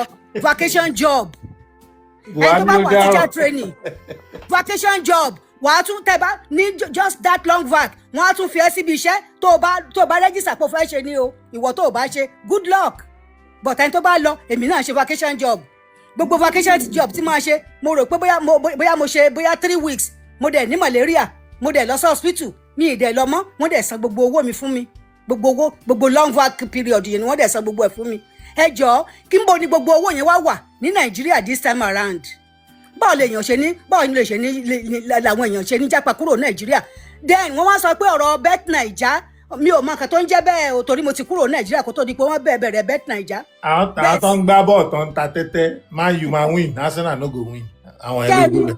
ní mo mọ̀ pé bọ̀dá kan sọ pé òun wà ní Texas ẹskísà ṣé kò sí nǹkan tó ń jẹ́ Powerball ní Amẹ́ríkà every week ni wọ́n win ni wọ́n ń ta tẹ́tẹ́ ní Amẹ́ríkà. mega kìnnì kan náà wà. ẹskísà tẹ́tẹ́ mega million ẹskísà tẹ́tẹ́ tí wọ́n ń ta lamẹ́ríkà ó kọjá bó ṣe yẹ ẹni tó bá wù ló máa ta tẹ́tẹ́ náà so ṣé ń gbà táwọn yàn orí ọmọ Nàìjíríà pé because wọ́n ìṣẹ́ ti ṣẹ́ ọmọ Nàìjíríà kọjá bó ṣe yẹ wọ́n dẹ̀ channel brain wọn sí ibi tó jẹ́ pé tó máa wù wọ́n. 1 minute more ma 1 minute. Yes sir, èmi gan tí mo sọ yẹn gan ti tó. God bless you. I love you so much. Ọlọ́run á dúró tì yín. Mami kí tó lọ àwa kan fẹ́ sọ̀rọ̀ fún yín o. Yes sir. Okay, màá dúró. Generation yín ló jẹ nǹkan tó dáa tó báyìí. Generation yín ló dẹ̀ bà Nàìjíríà jẹ́. Báwo ni irú mi ṣe bà Nàìjíríà jẹ́ ní generation yẹn? Ẹ̀yin kọ́ ló ń bá wí. Gbogbo wa tábà ti ẹ̀yin lẹ kọ́ bẹ̀ lálásì ló ń sọ. Ẹ ti sọ gbogbo nǹkan tẹ́ ẹ ẹ̀yin lẹ fẹ́ràn jẹun lásì. Ẹ enjoy rẹ̀ tẹ́lẹ̀ tó bà Nàìjíríà jẹ́. Báwo la ṣe mi ò sí níjọba mi ò ṣe ẹ̀yin kọ́. Ẹ ní láti wà níjọba kí generation ó ní mo ṣe lọ generation yín. Wọ́n ní àsìkò tí náà sọ yẹn. Àsìkò tí làwọn èèyàn fẹ́ràn jẹun lásì. Tẹ́ bá fẹ́ gbọ́ bí ẹ ṣe bà generation jẹ́. Bẹ́ẹ̀. Ṣé rí ibi tí gbogbo wa ń sá lọ nísìnyí? Bẹ́ẹ̀ sà. Ìgbà táwọn òbí tiwọn tí wọ́n ń fẹ́ràn pamọ́ tí wọ́n ń bí ìdùnnú wọn ẹ̀yin lọ ń dá chọ́ọ̀chì lẹ̀ lọ ń sọ pé Ọlọ́run ni ó build Nàìjíríà. Instead tó yẹ kẹ́ ẹ bá wa tó kí ìrànwọ́ tiwa náà lè bá nǹkan tí gbogbo yín enjoy. Àwọn tó dá ṣọ́ọ̀ṣì sílẹ̀ tí wọ́n fi bà ayé Nàìjíríà jẹ́ lè ní yìí lágbára Ọlọ́run tó bá kù díẹ̀ kan wọ paradíṣe iná nu àwọn ló máa jẹ́ ìdí ìdájọ́ lágbára Èdùmàrè. So ibi tá à ń sá lọ lónìí yìí táwọn òbí wọn bá ṣe bí àwọn òbí tí wàá ṣe ìlú tá. Ẹ bá a sọ fún mọ́mì pé àwọn civil gan kan ṣépè fáwọn civil. So generation yìí yẹn náà àmọ̀gbà tẹ́ ẹ lọ́sẹ̀ tí wàá bá. Nẹ̀yó tébù tẹ́ fẹ́ fọ́ yìí nẹ̀yó. Because ṣé generation mi ṣé wá rọ̀ mí lọ́rùn nígbà tẹ́mi náà sá kúrò Nàìjíríà ni. Bọ̀ ẹ̀yin ẹ̀ ládùúrú kan tẹ́ kálẹ̀ ní mọ́mì àwọn ò rí yẹn jẹ dáadáa náà. Ẹni tí ò jẹ́ ká ẹ̀rí jẹ lóye àwọn tí ò jẹ́ ká ẹ̀rí jẹ àwọn tó wá débẹ̀ táwọn ò jẹ́ ká ẹ̀rí jẹ àwọn nìkan ló wà bẹ̀. Ẹ̀yin náà ni. Àwakọ̀. Generation yìí ni. Rárá ẹ̀yin Gen Z ni. Yes sir tí wọ́n fẹ́ gbé yín sẹ́gbẹ̀ẹ́ kan ní ìsìn ẹ mọ̀ tí ẹ̀yin àti Tinubu bíi èjì kan náà lẹ́mọ̀ jìnnà síra yín o. mi mẹ́rin tó jù ló torí Tinubu já èjì ẹ̀ sílẹ̀ mi mẹ́rin tó jù lẹ́nu ẹ̀. Bọ́n kan tí mo kàn ń sọ ni wípé ibùkún tẹ bá jẹ́gbà tóun bá jábùrò bíi 3 years 5 years náà ló fi máa yàtọ̀ síra wọn. Sàwáwù náà ni. Ẹ ṣe nǹkan tí ò dáa o mọ́mí ẹ tó wá ń sá lọ. Nẹ̀yó you disgrace me you don't talk of civil defence àwọn civil workers. ẹ tó wá ń sá lọ mọ́mí. Ẹ jẹ́ tán ẹ tó wá sá lọ. Ẹ mọ̀ kẹ́tọ́ yẹ kí n sá lọ ẹ jẹ́ kí n sọ rísì tèmi fi sá. Ṣé ẹ rí nígbà ṣé àmọ́ pé mo sọ gbogbo ẹ̀yìn sìn yìí pé ní píríọ̀dù yẹn gbogbo nǹkan ọ̀fẹ́ ṣé àmọ́ pé ẹni tó bá ti rí ọ̀fẹ́ nígbà tí ọ̀pẹ ò bá ro mọ́. Ẹ̀skísà inú àtàmì o ẹ̀skísà as at the time tèmi wà ní school aago tí ìyá mi bá fẹ́ lọ sí Èkó aago 4 ni wọ́n wá ń gbé nílé public transport ni o títì wà o náà kò sí títì mọ́ as at the time àwọn sẹ́ẹ̀tì mi kan tá lọ ṣẹ́bẹ̀ pẹ̀lú ìjọba wọ́n bá water corporation ṣiṣẹ́ ẹ̀skísà kò sí nǹkan tó ń jẹ́ water corporation mọ́ ní Nàìjíríà náà ṣé omi ti gbẹ ni then right now every home ní Nàìjíríà ló ní borehole adẹ̀ wá ń gbọ́ àwọn ẹ̀kíná ti ń pè bóyá ẹ̀kíná ti ń pè ìwádìí tán sọ yìí whatever kílẹ̀ research wọ́n ń sọ wípé ilé ń wó lójijì báyìí ilé ń wó everywhere even in Ìbàdàn tí ọ̀nkú yẹn sọ pé ọmọ Ìbàdàn ni wọ́n ní ilé ń wó wọ́n ní gbogbo àwọn borehole tí wọ́n ti ṣọ̀ lọ sí ìsàlẹ̀ pátápátá tó jẹ́ pé gbogbo àwọn abẹ́ structures yẹn gbogbo pátápátá ló ti wà perforated. Ọ̀gá yẹn lọ wo orúkọ mi ọ̀gá náà yó mo mọ yín ẹ má wulẹ̀ wá mi lọ. Kì í ṣe ní mo ti irọ́ èmi ẹ̀ ń wo profile yẹn o irọ́ ọlọ́mọdé. Ẹ yóò kí n wo profile. Mo kàn dípẹ́ sáré kúrò ń bẹ̀ briefly.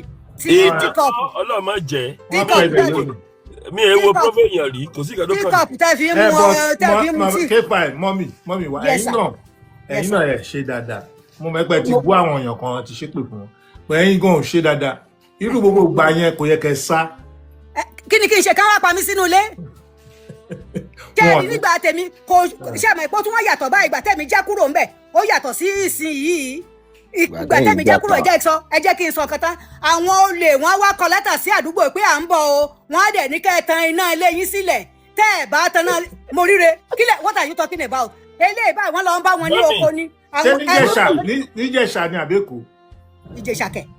mọ́mí ẹ gbọ́ ásẹ̀tì mi ní. tẹ́ bá fẹ́ ká sọ kan tó ṣẹlẹ̀ dáadáa gan tẹ́ fi táwọn ọ̀bẹ generation yìí ló ba nàìjíríà jẹ́. yes sir. ṣé rí gbogbo kan ọ̀fẹ́ ló máa ń rí repercussion. bẹ́ẹ̀ ni. gbogbo ọ̀fẹ́ tá a ṣe ní nàìjíríà ń gbà yẹn ó wà lára problem wa nísìnyí. Okay. Wọ́n ṣe labroad now. No, problem wa. do we pay tax like abroad for you to sustain it? My excuse brother, me, free education primary school. ṣé ọkùnrin ẹ̀yẹ ló sọ ní àbí bàbá prince? Táàsì mélòó la ń san nàìjíríà tó máa sustain nǹkan ọ̀fẹ́ nàìjíríà? Excuse ẹ jẹ́ kí n wá sọ kínní kan fún yín ọkùnrin ẹ̀yọ́ pẹ̀lú nǹkan tẹ́ ẹ sọ yìí. Excuse ṣé ẹ rí Saudi? Corruption ló pa Nàìjíríà. Excuse ṣé ẹ rí Saudi tí gbogbo àwọn èèyàn ń lọ Saudi táwọn èèyàn fi lọ ń lọ táwọn míì lọ ń kírun ní Friday every Friday láti Naija dẹ̀ tó jẹ́ pé wọ́n á lọ sí umura wọ́n á lọ sí hajj wọ́n á ṣègbà wọ́n á ṣàwo ẹskísà àwọn ọmọ ìlú wọn gangan àwọn ọmọ ìlú wọn gangan wọn ò kì í ṣe iṣẹ́ sà wọ́n ń fún wọn ní owó wọ́n ń fún wọn ní oúnjẹ. àràkótà ṣiṣẹ́ tó pa Nàìjíríà ni àtó máa lọ fún mọ́mí ẹ má sọ pé mo bẹ̀rẹ̀ lẹ́nu yìí o corruption ni. tẹ́ ẹ bá fún owó tí Saudi ní fún Lagos State Lagos State náà máa dàbí heaven population matter gan. ẹ má máa kọ tí mọ́mí sọ is very right. ẹ jẹ́ kí n sọ̀rọ̀ yẹn délẹ̀. ẹ jẹ́ kí mọ́mí sọ̀rọ̀ délẹ̀. ẹsikísà ṣe rí Saudi tí mo porúkọ yẹn tí mo mention yẹn kò kì í ṣe wípé ṣé wá rí àbùdànù tó wà ní Nàìjíríà táwọn bàbá tó sọ pé òun fẹ́ gbé àpótí kí lórúkọ Àtíkù ṣé ẹ mọ̀ pé ó ní girlfriend kan sí Amẹ́ríkà ń bí ní ìgbà yẹn nígbà ayé màmá mi ò mọ̀ pa yẹn mọ́mí mi ò mọ̀ pa yẹn mi ò sí bẹ́ẹ̀ mi gbọ́. síbẹ̀ ni mò ń sọ. àwọn náà mọ̀. ẹskísà ṣe rí nílé ọmọbìnrin yẹn New Jersey ẹskísà freezer mẹ́rin gbàngbàngbàngbàngbàngbà Amẹ́ríkà ò kì í lo freezer ṣe tó kàn wọ́n pẹ̀lú freezer àwa àtọ̀húnrìn wà la máa ń lo freezer àwa àtọ̀húnrìn wà la ń ra oúnjẹ pamọ́ sínú ilé kò sí ètò kan Amẹ́ríkà o kò sí ètò kan wọn. tó drain Nigeria ni one of those tó drain Nigeria ni. ní kíni. mo ní Àtíkù one of those people that drain Nigeria.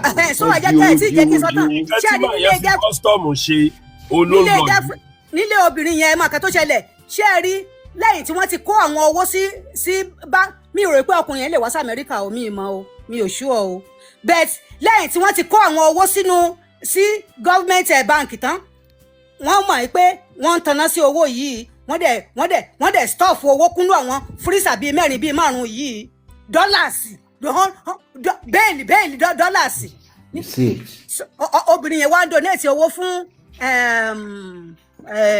ó wájọ kò dẹ̀ níṣẹ́. allegedly o mọ́mí allegedly. kò kàn mí ìkà tó wọ́n sọ lórí ó wà lórí tv nígbà yẹn tó pa ní ẹ̀nìyẹn kó tó pa nàìjà lẹ̀ rí. ẹskísà ó ti kúrò ní allegedly ó ṣẹlẹ̀ nígbà yẹn òun ni ò dẹ̀ jẹ́ kó lè wá sí Amẹ́ríkà mọ́ sà. ìbọn bá tọjọ́ track ẹgbẹ́ táìmù wọ́n fẹ́ gbé. ẹskísà èmi náà mo ń ṣọ́ ara mi nǹkan tó jẹ́ pé táwọn tí mo mọ nǹkan tẹ̀mí lè sọ nǹkan tó jẹ́ pé tí ò bá ní fact ṣàmì pé mo bẹ̀rẹ̀ tètè ní báyìí. mo fẹ́ invite yín sí ìnáwó ní Nàìjíríà o. ta. mo fẹ́ invite yín sí ìnáwó Nàìjíríà. tí ìnáwó. wọ́n ní kí wọ́n ṣe party Naija wọ́n fẹ́ invite yín. ẹskísà kílẹ̀ ń ṣe èmi gan fúnra mi mi ò ń ṣe party kílẹ̀ mi ń sà. ìkómọ wọ́n fẹ́ ṣe ìkómọ. kẹ wá lọ bá wa kátìkù Nàìjíríà ni. èmi kẹ. All right, Eshoma. God bless you. I enjoy your. God bless you, sir. Ẹ ṣé tẹ́ fún mi láyé o. Ojú òní tì yín o. Àwọn tó bá ẹ̀dẹ̀ wá gbọ́ bóyá wọ́n á gbọ́ gbogbo nǹkan. Bóyá bí mo ṣe kálòlò yìí tí accent mi bóyá ṣe lágbára yìí. Ara ló ń ta mí tí mo fi ń pariwo ẹ̀rí bí mo ṣe ń pariwo wọn ń pariwo. But èmi nìkan mo wà níbi tí mo wà kí ló kàn mí. Àwọn neighbors mi tán báyìí wà ń gbọ́ mi nínú ilé wọn. ògiri tèmi ó ní. Mami ẹ jọ ẹ má máa jìnnà sí wa o every Saturday ẹ máa wá ẹ má máa jìnnà sí wa. JAPA Connect. wọ́n ti fún yín special invitation. Patience ẹ fún wa ní joy lónìí yìí afẹ́ máa gbọ́ joy yẹn every Saturday. ẹ má máa jìnnà sí wa.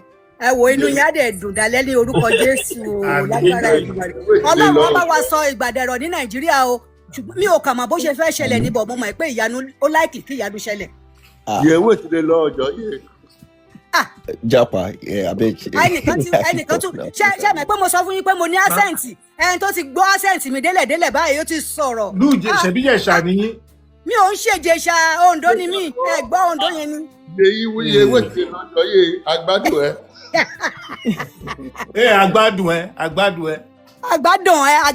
Dùn. Àgbádùn ẹ òun náà mo sọ. Àgbádùn ẹ. Ọmọ ìpè àgbádùn. Olùgbèdè yẹn fílẹ̀. Mo ń try ṣé mi wàá try ni bẹ́ẹ̀ ṣe sọ mo ṣe sọ náà. All right ẹ ṣe máa wá every Saturday ẹ máa kí wa lẹ́kọ̀ọ̀kan. Màá máa wá o mi ò dẹ̀ níṣẹ́ o mi ò níṣẹ́ mi ò lábọ̀ o. Ẹ máa wá bẹ́ẹ̀ ṣe entertain wa yà gbádùn ẹ rí pé àwọn èèyàn kọ́ bá. Àwọn tí ò jẹ́ kí àwọn èèyàn láyọ̀ ní Nàìjíríà Ọlọ́run máa ṣé ẹ rí gbogbo ọmọ wọn ni wọ́n dẹ̀ kọ́wọ́ sí náà ń kó lọ sí Amẹ́ríkà o gbogbo àwọn ọmọ tí wọ́n ṣé ẹ rí gbogbo Nàìjíríà ìbọn ṣiṣẹ́ fi ilẹ̀ wọ́n jẹ́ kí wọ́n rò pé wọ́n ń gbádùn ṣé ẹ rí àwọn tí wọ́n fi ilẹ̀ sí Nàìjíríà yẹn wọ́n á wá dènà de ọmọ wọn gbà táwọn ọmọ wọn tán bá wá rò pé bí wọ́n á dé àwọn ọmọ wọn ẹ wo ọ̀sán gangan náà máa kú.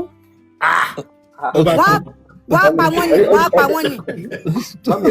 Olúwa mi ẹ̀rọ náà yóò. All right, ẹ ṣó máa ẹ jẹ́ kí Mr. It can only be get better. I mean, it can only get better. Because okay, Yawa ẹ ṣé adúpẹ́. Yeah, thank you. Ejo, I was just looking forward to a key takeaway, Mr. Abe, the governor, kan tó kúrò. Èèyàn méjì contacts wọn pẹ̀lú questions consistently, but he wasn't able to say it, which was about the victim in quote that you bought online the other time. So wọ́n sọ pé ṣé wọ́n lè fún wa ní words on. Number one, I don't know how close he is to the government, but you know when we come, everybody's So if he's that close to the government, ṣé wọ́n lè fún wa word on? Okay, we have found a victim that needs help, that needs rehabilitation. We found him through this platform, JAPA KONNEKT, and this is the story. And please, can your office relay with a state government and find a way to help this guy? Around Kota, they discussing by so consistently is about the mental health implication of this trauma. We have met people. I have my own twin brother that has gone through similar trauma. I have met people. I have a cousin sister that died after similar trauma. People need access to this. So when we have one or two, three people that have access to government, I think they should be able to come. Share ìjọba yẹn ò dé súnmọ́ wa ń sìn. Ṣé àwọn dẹ̀ yọjú sí TikTok wọn dẹ̀ wà kan ó yẹ kan tó lọ ó yẹ kan lè give words wọn. Okay, this is because if we say it's government of the people for the people by the people, now you have come here and you've seen this. Take this back to the government. Take this back. Go ahead. Take this back to the government, and at least JAPA tó yẹ pé nǹkan tí platform yìí achieve that are not substantially. After all of these discussions, there should be a take home and there should be measurable impact, and you know what I mean. So if this is what you can say at the end of the year, Bobo just seeing it be tabade real, bro, it's something for you forever. You know what I mean. Then before he left, he talked about Nigerian youth are lazy and I think he should be a little bit apologetic about that. He should have said, when people want to say, they say, I want to say this unapologetically. He should have said, I want to say this apologetically. Because if you know the stride, someone you share every day, don't put things together, don't strategize. You cannot imagine. I belong to a few communities of entrepreneurs, and I know what people are doing every day, thinking out of the box against all odds. In a land to make people strategize, the results, the potential results in Ejade, Okerigon, and people are still striving to make things. And you know, tax one bit to my jewe. Okay, mommy ton sọ̀rọ̀ ton se on so pé ṣé ìlú tó jẹ́ pé ó máa gbé plane lọ Jesuya ní Saudi. In my business space, I've gone to bank to pay the tax because were forced like this. So now I told you I'm not encouraged. To reason to me, she sunk to the business place, meaning pay. I'm not encouraged to pay. Now Moti Sonwoni Bank ain't lock up office me I was speaking to all of them. My wife was looking at me. I said, Bao lo no take by debi by or not take by deshe office me. Bao lo sheri. Bao ni street lights take by debi by bao lo sheri. So what is my courage? Kin dawo jo fun ke ko fun governor komo en lo fi gbe asewo ni Saudi ni one night ko de pada wa laaro ọjọ́ kejì. So go back to them and tell them this is what we're saying. I said it out. Then woman mi for gba mi leji ka pe àlàyé o to. Ta ṣe rí yín tẹ́ ṣe ngbe bon kiri tẹ́ nche. O nse wa bi ka kono bo boss yin be ṣe wa yin 18 tẹ́ wa nu eke ba lọ. So that they will hear the voice of the people. This is not encouraging. Báwo la ṣe máa dáwọ́ jọ táwọn kan máa lọ máa fi gbé olóṣó ìkànnà tó sọ pé àtàtà kọ́ ló pa yẹn sìn. Lọ́tún sọ pé orí ojókòó léṣo ẹ̀ ní okùn ìyẹn ọ̀gágun Abacha lọ́jọ́ kìíní àná. Ó wà náà fi ń gbá rìstọ̀. Ẹ̀yìn akàn wo. So where I'm coming is Nigerians are trying. I'm an entrepreneur. I've tried so many things. My business, mobile business, way back 2010. 19 states in Nigeria ni mo ti bá businesses dé tí mo ṣe wà tí mo kin before I finally gave up. Ṣé investment wà ṣe against all odds, you raise funds, all of that. And okay, at a time, money business into money farming. I'm a construction contractor, money farming business, money saloon, ni campus school kan, money construction business. So, when I delved into farming, mo wá ní okay, jẹ́ kí n tiẹ̀ gbin rice. I was supplying cash crops. Mo wá gbin rice ní year yẹn. Tí n ṣe ń gbin rice yẹn lọ́wọ́ làwọn àbúrò Fúlàní yẹn, Ọlọ́run dáríjì mi. I don't mean to be tribalistic, but wọ́n ṣe ń da màálù kọjá. Àṣé sign ni fún mi. I was supervising the farm on Bincon. Me mú 1 cup of rice kúrò ń bẹ̀ at the end of I was even away mo fa àwọn guys síbẹ̀ tó ń ṣiṣẹ́. Gbà harvest máa tó àṣé tí n ṣe ń wo harvest mi làwọn yẹn náà wò. Me mú 1 grain kúrò ń bẹ̀. Adé tún pa yẹn tì nìyẹn àfilẹ̀ yẹn lẹ̀ tó bá tán we left. So èmi nìkan wá kọ́ Nigerian youths are doing things moving from coast to coast, borders to border.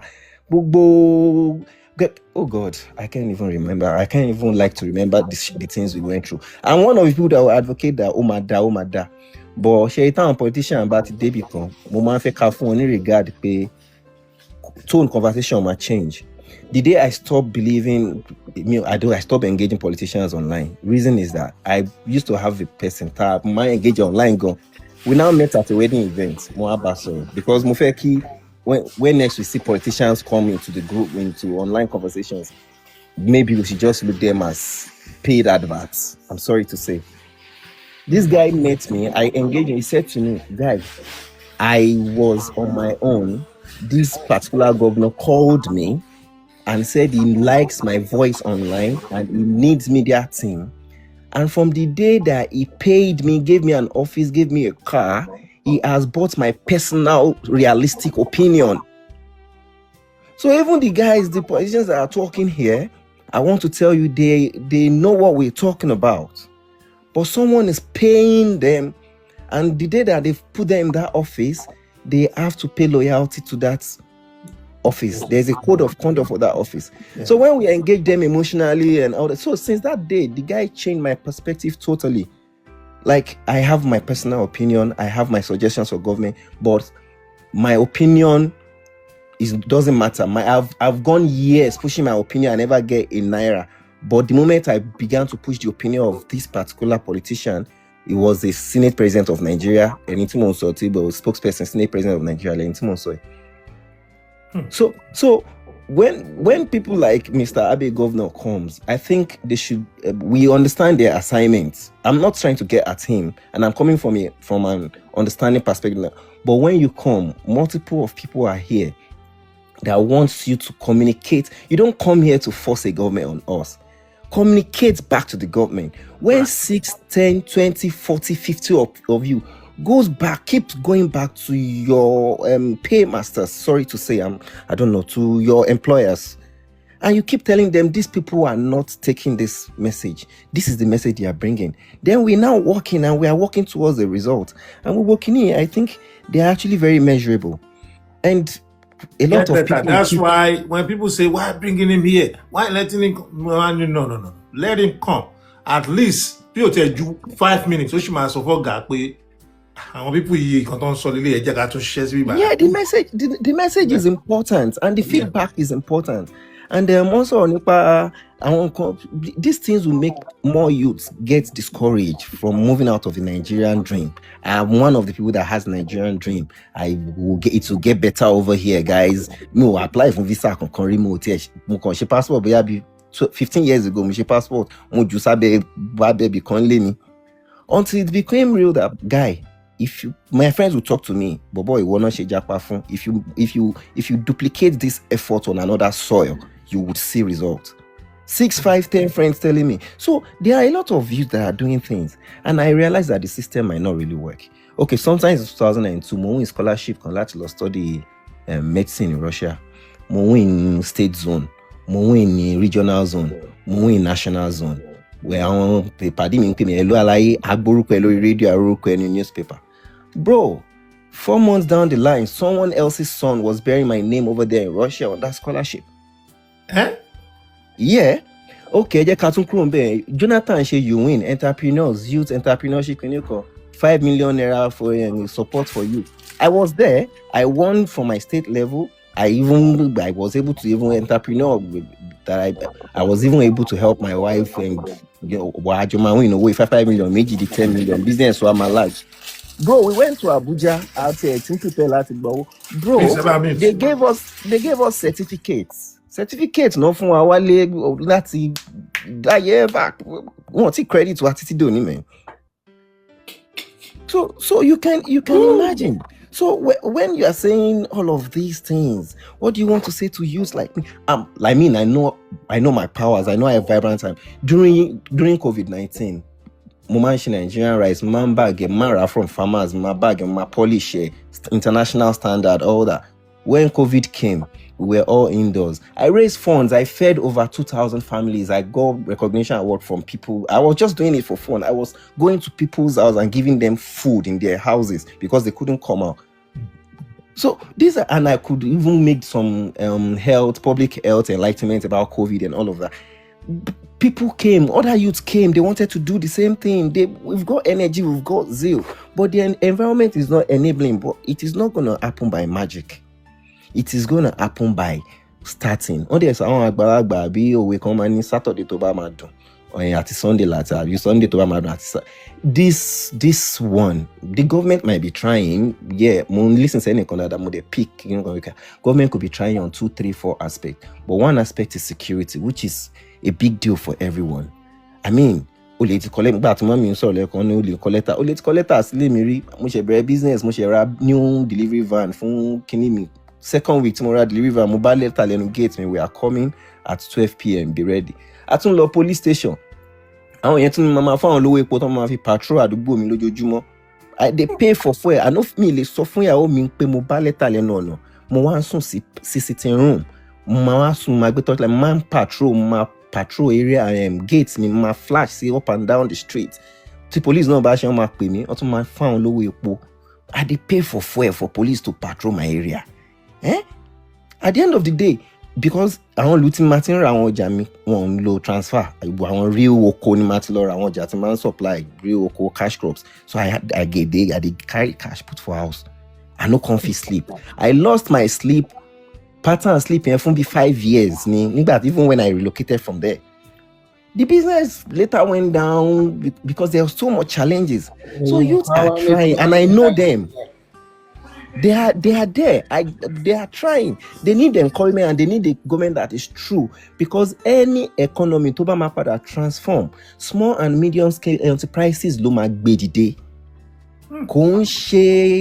Small and medium, check any economy in the world. Small and mediums, government puts out money, it goes down to the grass, it reaches where they want it to get to. Then it comes from bottom up, not from up to bottom. Up to bottom, so we need a system that works, and There is no sign. The government for today might be trying. Now, one more thing I want to say before because what I pay time on it, only pay. Each government keeps coming. One pay Sultan Sokoto, Igwe of Kinekan, Jaja of Opobo. One pay one Jonathan Kon, John Bayen, Bugwon Ati. Everybody came together. They channeled. They bought issues from the local government, from the grassroots. Jonathan Kremut Bagwen Kotoporoko program, they created a book. When he lost election, he said, even though he was going out of power, this book is handy for you, the next government. They dumped it. No one visited that. To buy power, intellectual people that respect, law to represent interest, conferences. Emir, Baba Adugbo, and council respect, not really law represent interest in conference. Then the next government, the agenda is Egbeko. Surely wait gbogbo watawa from the 6 years of Nigeria, that job produced by the past government. A follower is a roadmap. Okay, governments come and dancing, one call hospitals, one new Paris projects, one call water projects, one new Paris. Governments mean my day, one day dano. It was a project that was carefully thought for the interest of the people. So is the interest of the people not there anymore when you ignored and abandoned those projects? But our country has been thriving on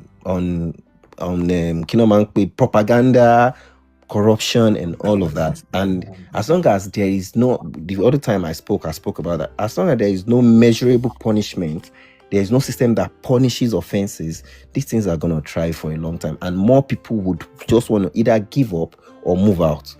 So, could you buy a sugar? Thank you so much. Get better. Japa ẹjọ mo ní nǹkan kékeré kan tí mo fẹ́ sáré sọ mo fẹ́ sáré share pẹ̀lú yín. Oh yeah, Mr. Banky for you. Thank you so much, my brother. I appreciate you, sir. I love that. Ẹ jẹ́ kí n sáré sọ nǹkan tí máa sọ. Ṣé Abe governor need to apologize to the youth. Ó máa padà wá apologize. Yes, èmi ní experience kan. Sherry, mo like him digress where I was working. Then I was working with financial institution.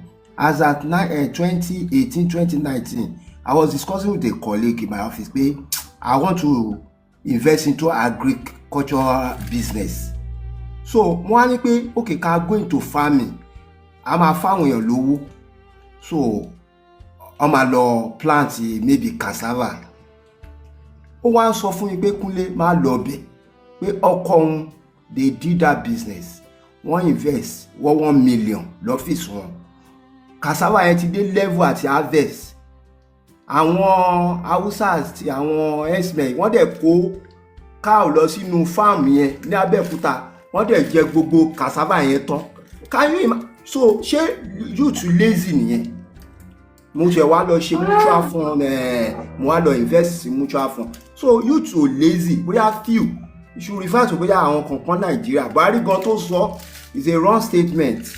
How will you say youth they are lazy? You need to come here and apologize to the platform Nigeria. That's my solution. All right. Eshegon, thank you so much. Prince. I will come here and we definitely apologize to people. We Nigeria, we the youth, he must apologize to us. All right. Banky. Yeah? Any youth today, after 50 years, Banky. Yeah, but the point you need, and that's about 50. Banky.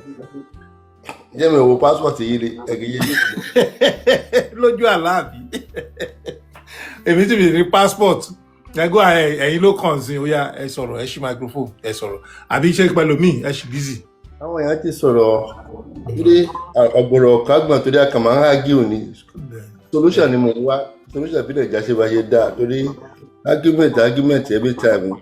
Be like a 5 star sọ pé everybody ń gba full stamp l'Amẹ́ríkà kì í ṣe gbogbo èèyàn àwọn tíṣẹ́ wọn ọba tó ṣe náà máa ń fún ní full stamp ẹ̀já àlá tábàdà ẹ̀ka ẹ̀pọ̀ òun ṣiṣẹ́ you will pay back.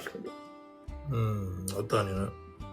So tí ẹ bá fẹ́ send the message information síta kó mọ information yẹn is it everywhere it's not everywhere. A sọ pé Nàìjíríà dáa but our government is supposed to try more. But 10 minutes on here. Thank you so much. Thank you so much. Our government need to try. government need to try more. We like last praise. Mr. GT, Mr. Larry, GT ti bọ́ sókè lẹ́ẹ̀kan. Network. Yeah, you're welcome. Yes, sir. Thank you. Good evening, everybody. Good morning. Eshe. Good evening. Please, I want to parrot what Taiwo said. I think his name is Ican, but he's also Dr. It's Taiwo. gonna get better. Yeah. Eshe. I want to parrot what he said. Mufeka, take our mind back to how today started on the platform. It started with somebody coming to say his story, and I mean, my heart broke for him. But I want to also bring our attention to something. If we are true to ourselves, the JAPA and everybody on the platform, about 85% of our discussion today did not even reflect his story. We went on and about talking about something else. What that tells me is that we did not show this guy empathy. We did not stand in the gap for this guy. I beg to differ. We did not stand. A few people spoke about him, but most of us started talking about other things. I am not saying what we said and what our discussion is irrelevant. That's not what I'm saying. But I'm saying someone has come to speak about his trauma. We did not stand in the gap for him. We did not hold his hand. Somebody who called himself a representative of our government, and I stand corrected because I went in and out, but I did not hear him say a word of empathy to this guy. I didn't. He possibly did. Lie. He never say anything like that. Yes. There was no word of empathy, no nothing. Now, this guy is not the only one that has been through it. As we are speaking now, people are being raped, people are being unalived, people are being taken from their family. And he said something that really broke my heart. Somebody said something and he said, please do not exaggerate it. Please, sir, how many is enough for us to get to the point of exaggeration? Taiwo spoke about his twin brother. That is one too many. The guy that came today spoke about himself. That is one too many. She Tabatini 10 people. I be 20, I be 30, I be 40. What number is enough for us to say, yes, when we get to that number, then you can exaggerate it. It's enough. One person is way too much. And we did not stand in the gap for this guy. We did not show him empathy at all. We started talking about government, APC, who is good, who is not good. We need to have empathy for ourselves. This is the reason they say people, especially men, do not come out to talk about their trauma. Why? When they come out and talk about their trauma, we disregard it, we move on. $1,000. I know this, I know us. We need to stand in the gap. We need to be empathetic. We need to be empathetic. Nigeria is not what it is. And, you know, I was almost afraid for you to call me after mommy of just now because I said, I'm not a funny person. How am I going to keep up with her energy? Because what I want to say is completely opposite to what she was saying. We had no empathy for this guy and it broke my heart. I want to see, I was expecting Mr. Governor, Abe the Governor, talk about establishing, enabling institutions that can help him. He kept talking about ministry of this, ministry of that. I want me lolo more existence of these things, of these parastatals. He kept talking about one fund or the other fund, one data or the other data. How many people have knowledge of this? If I am your wife and you buy me a Mercedes Benz, you don't tell me you bought me a Mercedes Benz. It doesn't matter how much you spend. You cannot go and boast and say, I bought my wife a Benz when your wife does not know about it. The only way you can be happy and your wife is also going to be happy is that she knows you bought her a Benz. You cannot tell me that you have institutions, you have data that have done this, that have achieved this, that have achieved that, when the people that you are supposed to serve have zero knowledge of those things. The communication does not go down to the grassroots. I am not saying people don't know about it, but if I go on the streets of Lagos, Imo State, Anambra State, Sokoto State, and call 100 people each, how many of them will say they know about these institutions or these funds that you have talked about? The communication is not there. The access to those funds is not there. Yes, we come on and we beat our chest and we are defending a government, forcing a government down our throats. I am not saying the government is good or bad, but this is not the time and this is not the platform to be telling us about the goodness or the badness of a government. This platform today especially was to handhold that guy and to say, this is how we are going to help you through your trauma. It is not even about raising funds for him. Funds is good. This guy can have $100 gazillion and he will not recover from his trauma if there is no medical intervention for him. That is what I expected, and that is why I stood in this platform today, that I needed to say this. We need to do better. We need to do better. We need to stand in the gap for people that are going through trauma, that are going through stress. This guy will never be okay if he doesn't have intervention. Same with Mr. Taiwo's twin brother.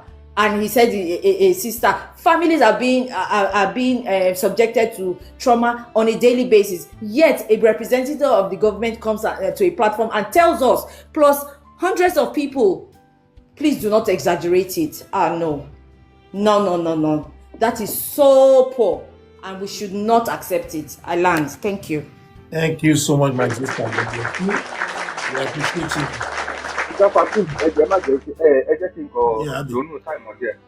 Yeah, in the time on to put there. Okay, so Mr. Abe, 3 minutes.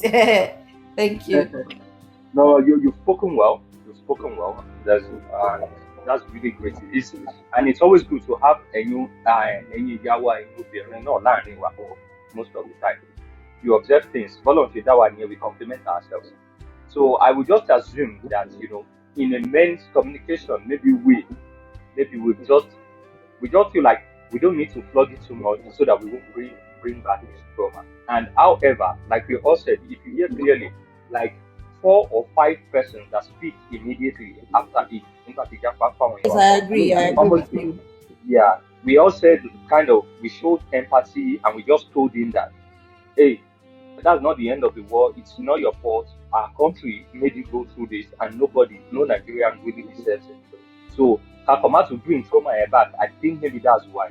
And one thing that I also agree with you is this man needs help, and we need to talk about it. I was going to even Abe also said it many times on this platform that he sympathized with the guy. He said it not even one time, not even 2 times, not even 3 times. He said Abe, it. I just think PC not said this Abe, it. Abe governor. No, I didn't hear him. You may not hear him, but he said it not even once, not even 2 times. In fact, for several times, if I address the guys, we are sorry for, really sympathize with you. He said it not even 1 time. 1 time. That's good then. That's good. Well, I didn't hear him. I didn't hear him. And there was no empathy in his voice. And let me say this thing before I go, even for the last couple of seconds that I have. Oh, GT, let me explain something. Mr. Nayo, please, let me just land. I can land fully, please. I'm not just talking about this guy. I'm talking about this kidnappings and everything that surrounds it. The rapings and co. is almost an institution in our country. Let's agree on that. But we do not have institution to help and rehabilitate people that escape from it. This guy did not get help from the government at all. His father had to find the money to rescue him. This guy did not have any governmental help. And not just him. People are being rescued on a daily. People are also losing lives. Their families, the people that are losing their lives are leaving behind. They are not getting institutional help. That is what I'm talking about. I'm not just talking about just the empathy or whatever. The institutional help to help them through their trauma, because this is a life-changing event that has happened to them. My father was kidnapped many years. I was very young. He was away for 1 week. He was found. I can remember, I was 5, 6. I remember the trauma. I could feel the energy. I was too young to know what was happening, but the energy in the house was wrong, right? And imagine if he hadn't come back, because not having a body to bury is a closure that a number of families are being denied today. Luckily, my dad was found. and you know, I lived a long life. He lived a long life with us. But I'm talking about institutional help. I'm not talking about just money. Institutional help, and if that thing is available, many of us don't know about it. I learned. That's the failure of the government. But let me try to talk about something that I want people to know on the live stream. You see, Nigerians is a country that is built on emotions and feelings. Even though majority of our emotions and feelings it is not always the solution to our problem. And I try to push this thing when I talk on live stream, that we are so built that we want to be like, the way I said it is right, the way you said it is not right. The way this person said it is not enough. This one doesn't have emotion. And along the line, we mix a lot of things that people react to things differently. And that one doesn't mean if this person react to it like this, because you don't react to it like this, that person is bad, I'm good. No! Even in a government institution, when they're anywhere in the Western world, when they are taking decisions when involve life, they put emotion, they put empathy, they put everything aside. They take decision that I was watching one documentary of US yesterday. They sacrifice some people for some people. Donald Trump took money to Iran, want to bribe Iran last week. It's all over the news now. If you can go and check it. It is, you see, all these Nigerians, we try to define our moral compass according to the way we will react to something. This is where I always have problem with majority of Nigerians. No, Sherry, everybody koloma dabi neyo, everybody koloma dabi JAPA, everybody koloma dabi GT. Someone like me, when you're talking about Nigeria, it doesn't move me again. Because I will say it, bad people don't deserve a good country. And anything that happens in Nigeria, I will not put emotion. I will not sympathize with anyone. Because there's no place people are behaving wickedly among themselves. They don't love themselves. They put religion in the front of evil, and you want a good country. It is not going to happen. And I'm not going to waste my emotion for anything that happened in Nigeria, because Nigerians don't deserve a good country. That is my opinion. So when I react according to my opinion... Can I take my turn, please? Yeah, 1 minute. Yeah. When okay, maybe Japa should time me, because... No, you use time already. If they time you now, that means you use double the time. You can even give me 5 minutes. Yeah, I don't. So I've not even used up to 3 minutes. So I don't know what you're talking. So if but it wasn't your turn before you even came in anyway. Mr. Lane, I've talked before. Both of us have talked before. You talked before too. But I talked once. I only talk with people talk. Yeah, I only talk once. I'm not here to explain what with you, Mr. Lane, please. And you've talked several times. You can give me time. If you want to talk, I can pause. Give you your time. If you want to pause, it's my turn. I don't want to have exchange word with you, please. Okay, it's my turn. So if you want to pause, please. It's not your turn. I'm still talking. I don't have time when I was talking. What do you mean it's your turn? Go ahead now. You said it was my turn. Time me. Japa, you should stop repeating this. It's my turn. It's my turn. It was my turn. Yeah, go ahead now. What are you going to do? There's nothing you can do also, Mr. Man. So what do you mean I should stop repeating it? What do you mean? Yeah, there's nothing you can do. So I just don't want to exchange word with you. Stop repeating it. Who are you? Abe, open the microphone there. I just don't want to exchange word with you, so I don't want time. I don't even have time for you either. Yeah, Abe. So, Japa, give me my time. If it is 2 minutes, 5 minutes. You are not listening now. You are just arguing. You keep talking, and I don't have time for. Go ahead. So, as I was saying, the way people react to things depends on how they have seen Nigeria. Someone like me, it was in my year 3 that I said, I don't see Nigeria good. And everything I do, according to Nigeria, I don't give FUCK about Nigeria. about Nigeria government because I know it is a system of a people that can never give good fruit. It is not possible. You cannot be planting evil. You cannot be planting greed. You cannot be planting selfish interest. Even I said to someone, I said, people like us in abroad, it's selfish interest. Oh, selfish people abroad, which is very genuine because we don't see any hope in Nigeria. But in a real sense, someone that meant well for the country will not run away from the country. But I wanna was selfish. Asalo, akeyepa eyaburuku ni wa o. But ba se bara wa ni bo se raise wa ni. But selfish interest wa fi raise ti wa. Èmi àtàwọn ọmọ mi ni o. Èmi àtàwọn ọmọ mi ni o. Èmi àtàwọn. It is always me and my family. Me and my family. Lafi ni wọ́n fi, and that is what destroyed that country. If you go and look at how we operate on greed, we operate on selfish interest, and we operate on deceit and lies.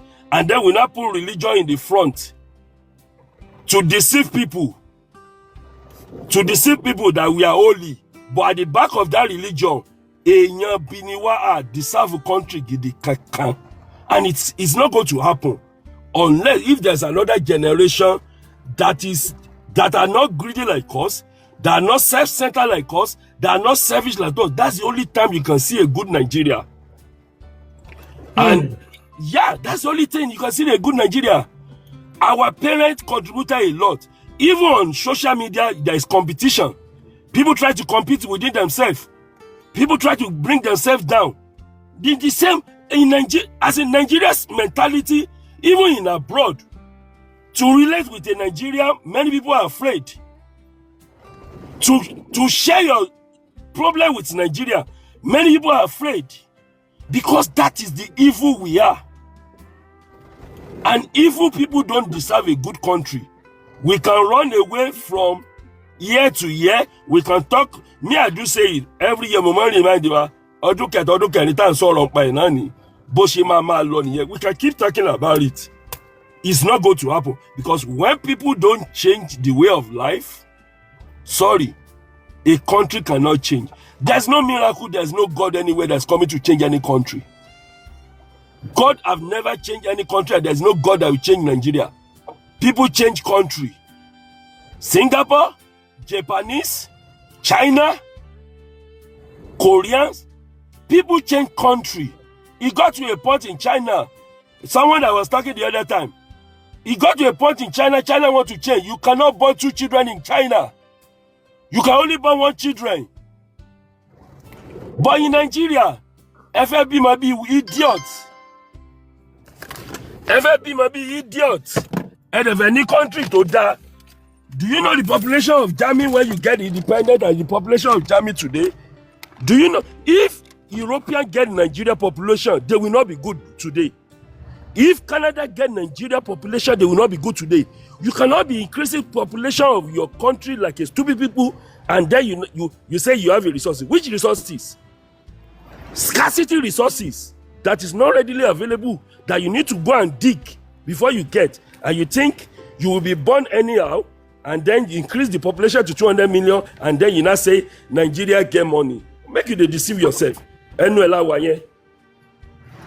right. Thank you so much. We are moving forward. All right, Mr. Larry. Yeah, there's been. Collins, we are heading. You see, when you're in a community, let's say, like we have now, this group, we say it's a community. When you are in a community, there are different kinds of people there. You can only know yourself, know the kind of a person you are. But when we're talking here, like the case of that guy, the victim, Moruko, I'm sorry, but I can only use the word victim. Along victory. Because everybody don't sorrow. A lot of people talk naturally the kind of a person they are, that is, if you are an emotional person, you will talk with emotion. If you don't have feelings, you will talk like you don't have feelings. But for somebody to say, "I can watch on the platform so with emotion and all that," it's wrong. It's very wrong. We all brought up differently and we faced life differently. Continue face, you might not face it. So when I talk, you don't know where I'm coming from. So we need to take that aside. Then secondly, talking about the guy that talked before the lady, tó sọ pé òun ti ní different business in Naija tí ò work àbí nǹkan bẹ́ẹ̀. I mean, it's a sad thing. But tíyàn bá ń sọ experience because you don't know him, you don't know what he's been through. Kí wọ́n máa kọ́ sórí comment pé he was lying. People were making comment pé irọ́ ló ń pa, but he's telling his story. You can't tell his story for him. Though àwọn èèyàn wà tó máa ń purọ́, but not everybody ló purọ́. Ọ̀rẹ́ mi ń sìn, mo lè tí mi ò lè ní mi ò purọ́ rí, I'm not a perfect person, but age tí mo wà yìí, I don't lie again. Torí ẹ̀ àwọn family mi, they know me. I would say like this: it's either you like me or you don't like me, because if you get to a stage in your life, jẹ́ pé wàá wò pé you're living your own life. You're not living your life for anybody. So you need láti purọ́. So in a situation like that, like the lady said about the Abiodun governor, whatever his name is, that guy, I will tell you, he only came here to campaign. So saying, he felt for that guy. Think about feel for you, there's a way you talk. When people mention, I'm sorry you had to go through that. That is not the way to say it. And to about human feeling, you talk differently, not to come here to defend the government. The government is bad, everybody knows. You don't need to come here to justify it. You only came here to render the service you've been paid for, that's all. So, I don't have much to say because, at times when you think about the way people react to things, whatever happens to that guy could happen to anybody. It's not about being perfect. That's right. And tell him about what don't sorrow with emotion. You don't need to have anything against him. You talk your own, let me talk mine. Whatever I put into it, be it emotion or no emotion, it has nothing to do with you. We are brought up differently and we have feelings differently. It's all about having conscience for whoever. This life is too short. So Ọlọ́run á ṣe gbogbo wa dáadáa. That's all I can say. Thank you so much, Mr. Larry, for your time. All right, let's move ahead. We are closing. We are getting to the end of the show. Collins, I know say you don't sleep. Open your microphone. Mr. JAPA, so the program, this one, just actually, American, maybe by this instead for. So the guy, I sympathize with the guy that came on board today. It's a very pathetic story that he actually narrated, and that's one of those problems that we have in our country, and it's a nation that's actually struggling on its own currently. We're battling insecurity, we're battling with a lot of things. You understand? Most nations that are within our age, that have now become a developed nation today, they also have their own fair share of this struggle. You understand? Before we started to mention them, somebody was saying about 90 years of America. I'm going to say about 150 years of America, they are still fighting civil war between themselves. It was a very serious one. But at the end of the day, they get there anyway. This is our 25 or 26 years of consistent democracy. I believe we're going to get there. And I believe with time, most Nigerians will start to understand what democracy is all about, because it's just a baby to us that is just being battered.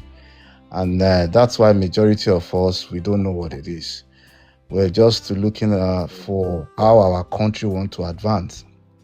We're not looking at how we actually wanted to be a contributor to the democracy itself, to make the nation a better place. Most of the nations that are great today, majority of the people participate in most of the democracy that are within their nations, and they make it a great nation, like the Americans. And I've always said it on this platform, majority of what you're seeing in America started in 1829 or 1827, starting from the Erie Canal, from the Carnegies, from the John Rockefeller, from all of those guys. Those are the men that built America that you're currently seeing. Getting into 1920, where you have all of those amenities that you're having. That means you have from 1776, July 4th, when America gained independence from Britain. That means for over 100 and something years or 200 years, America were busy fighting themselves. You understand? Struggling within the democracy that they created, because according to, they are the father of democracy within the whole world currently. They are the one propagating it everywhere.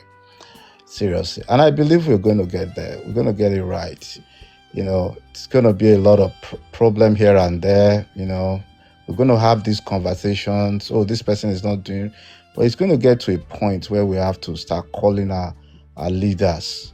Those leaders, those are sub-leaders that are directly, in contact with us. Those local government chairmen, we'll start to call them into order and hold them accountable for what is important that they need to do. Because I started to Google who is responsible for, I tell a lot of people, primary health care within Nigeria, the education system within Nigeria. It's the local government and the state government that are in charge of all of those things. You understand? We don't blame Tinubu for all of those things again. You understand? Until we start to understand democracy, I'm serious. We'll continue to change presidents, and there's nothing that is going to change at the end of the day if we don't learn how to hold this set of people accountable on a serious note. And I hope that most Nigeria are learning, and it's because it's new. You understand? We'll get there one day, and that's one of the things. Those conversations are important that we're having them. Majority are learning, we are evolving from, and I believe we are going to one day model our own democracy that will actually suit the people of Nigeria in a certain way that majority of people will benefit from it. You understand? So that's just my prayer. And again, there's something happened today. That guy, I don't know. I don't think he feels very happy because we turned the whole thing to politics. You understand? We're supposed to have talked more about his own situation more. You understand? And I felt really bad about that. But JAPA, if there's any other way, I'm not in your group anyway. So I don't know if there's any way I can reach out to whatever I wanted to do. And again, JAPA, I wanted to tell you to do something, something about how what's this thing called? How abroad or JAPA affect marriages, affect home in America, in abroad. You understand? It's important. We need to talk about that too. How it destroys homes and marriages. People can come and give testimony about all. We've done it before, though. You were not here. We've been doing it now. Yeah. Oh, yeah. I just showed you that. Yeah. Oh, okay. So I think I don't know. Maybe I have not joined you guys. Yeah. I think it's something we need to talk about, because a friend of mine, just lost it all some times ago. I think about 2 weeks ago. You understand? And it's not funny. So I thought to myself that, well, anytime I'm with JAPA, I'm going to tell him that you need to talk about it. Yeah. So JAPA mi ni dá sí because ẹ̀yin báwo ẹ̀yin tẹ̀lé kására Tinubu yìí bá sọ̀rọ̀ lórí tébù yẹn Collins. Ẹ̀ ń tẹ̀lé bó ṣe kásárà. ń Wá lọ ra ó ń ìbọn fún wa o. destroy as bó ṣe ń destroy ilé in fact bó ṣe ń buy a lot of things jẹ́. Ṣé ọ̀rẹ́ yín yẹn náà wọ́n lè gba wòtòwòtò ṣá? Kí ó ṣe pé mo ti ìyẹn tiẹ̀ worst gan. A lè tó sọ̀rọ̀ yín náà lára o tó bá lọ tá bá lọ notice no, pa it's wọn. gone already. So there's somebody that's so it's crazy thing, you know. It's Okay. something that it's a very crazy stuff. So Wow. and how sometimes some people need to be informed back home while they were waiting. Somebody is promising you that, well, I'm coming to pick you up, but you don't know where the person is going when you're going to come back. Those are things we need to start to discuss on JAPA Connect. JAPA, I hope one day when you wanted to have that topic, I'll be here. Yeah, thank you for the time, man. All right, thank you so much, Mr. Collins. I appreciate you. We're moving ahead to, we're going to be closing very, very soon. Mr. Abe. Mr. JAPA, thank you very much. No, I'm patient, I'm not worried. Yeah, so let me just say thank you, kudos to you for taking your time out, to anchor the show, tolerating different people. Tolerating Neyo. No. Mr. Neyo báwo, àwọn kan náà ti wá sókè straight tán wá attack yín náà. Wọ́n ti fún yín tí yín. Neyo gangan na yá mi àdé. Ẹ̀yin àti Neyo mi ò lè dá sọ́dọ̀ yín méjèèjì. Ọ̀rọ̀ yín dàbí ọ̀rọ̀ ọkọ àti ìyàwó ni. Kí n lọ dá sí kójó rí mi lẹ máa já lòdìlẹ̀. Ọlọ́run má jẹ́. So on that's all in immediately. So I know but you have the understanding, you are mature adults now. So as well, like anything incident in Chelsea, I will repeat the same thing I've said before. So it doesn't deserve it. Ẹni tó máa kàn láàmú, tẹni tó máa ṣẹlẹ̀ ti ṣẹlẹ̀. Ó gbé tiẹ̀ wá bí ni. Gbogbo nǹkan tá bá sọ náà àgbọ́n jùlọ. Kò ń ṣe pé ó gọ̀, kò mọ nǹkan tó yẹ kó ṣe. Ohun tó dé ló jẹ́ kó dẹni tó ọ̀rọ̀ ẹ̀ wá ń dọ̀rọ̀ social media ọ̀rọ̀ kinní kan. Any help you can offer it. Anything you can do it. Within my own capacity, I'm still going to do something as well. I'll reach out to JAPA. So àjọ àlórí platform mo ní number yín, so we will see what we can do ní side tiwa náà. So but the most important thing, màkàn ló ní gbogbo nǹkan tó ń ṣẹlẹ̀ yìí kò tí ì kàn ẹ́ ló ṣe ń sọ pé ìlú yẹn dá ó ṣe kinní kan. I advocate for Nigeria anywhere I go. Kò sí nǹkan tójú wa ò tí ì rí. A ti ta newspaper ní bus stop kó tiẹ̀ tó dín pẹ́ anything. Àti inú school campus à ń make a call. Kò sí nǹkan tá a rí, kò sí nǹkan tá a gbọ́ tán. You just have to be strong in Nigeria case.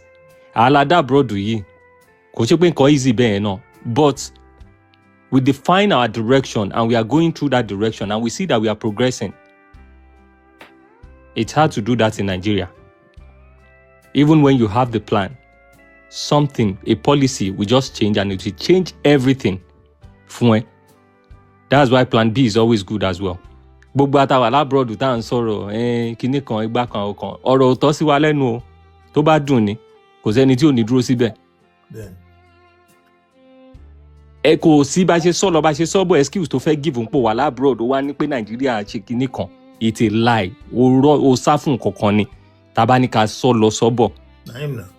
Nǹkankan ló gbé gbogbo akúrò. Tó bá dùn ni kò sẹ́ni tí ó fẹ́ dúró. Ó dùn fáwọn $10 náà, ọ̀ ní kúrò náà. Ó dùn fún Dangote, kò lè sọ pé òun fẹ́ kúrò Nàìjíríà náà. Àwọn ọmọ ẹ̀gan tó bá lọ kàwé níta wọ́n padà bọ̀ nílé. Àwọn ọmọ Tinubu torí lé dùn ni lọ́n ṣe padà lọ́lé. So one thing in that side as well, build yourself. Make your home. Ibi téèyàn ń gbé náà. Make sure you are comfortable. Investment in Nigeria is not as easy as that o. Tí nǹkan bá sọ fún yín pé kinní kan. I'm telling you the fact. Kò sí kọ́tà wà ó ṣe. A ti invest, a ti ṣe charity. The only thing I can put my money in Nigeria now is just shares. Ìjọ tí n bá ń lọlé, gbogbo profit mi tó bá alákàntì mi, mo lè má kó dání kí n ṣáà ná tèmi. So shares is not bad. Nigerian shares is not bad in my own opinion. My parents oti dàgbà gan, the same thing. That's how we do turnover and the money is there. Kò sí kò tí fẹ́ fi ṣe mo kó wá. Ìjọ tí bá lọ létí bá kó dání, owó wà nílé tẹ́ máa ná. But kí máa ní pé kíní kan, I may want to invest, but ẹrù ṣó fẹ́ lọ lẹ́sìn ìwọ tó fẹ́ máa complain pé òun send owó séyàn kó bẹ́ẹ̀ kọ́lé kó bẹ́ẹ̀ ṣe gbá kó bẹ́ẹ̀ ṣàwo ṣó ń consider time ẹni yẹn náà ṣó ń sanwó ẹ̀ ṣó ń consider responsibility ẹni yẹn nǹkan kan máa dé ó máa náwó ẹ̀ wàá blame ẹ o ṣó lè farada ibi tá a ṣe charity dé gan àwọn baálé àwọn ọmọ táwọn máa ní ká kọ́kọ́ san owó tiwọn ká tó lè help àwọn èèyàn ṣé tó bá jẹ́ yín ni ẹ̀ ní kó gbá yín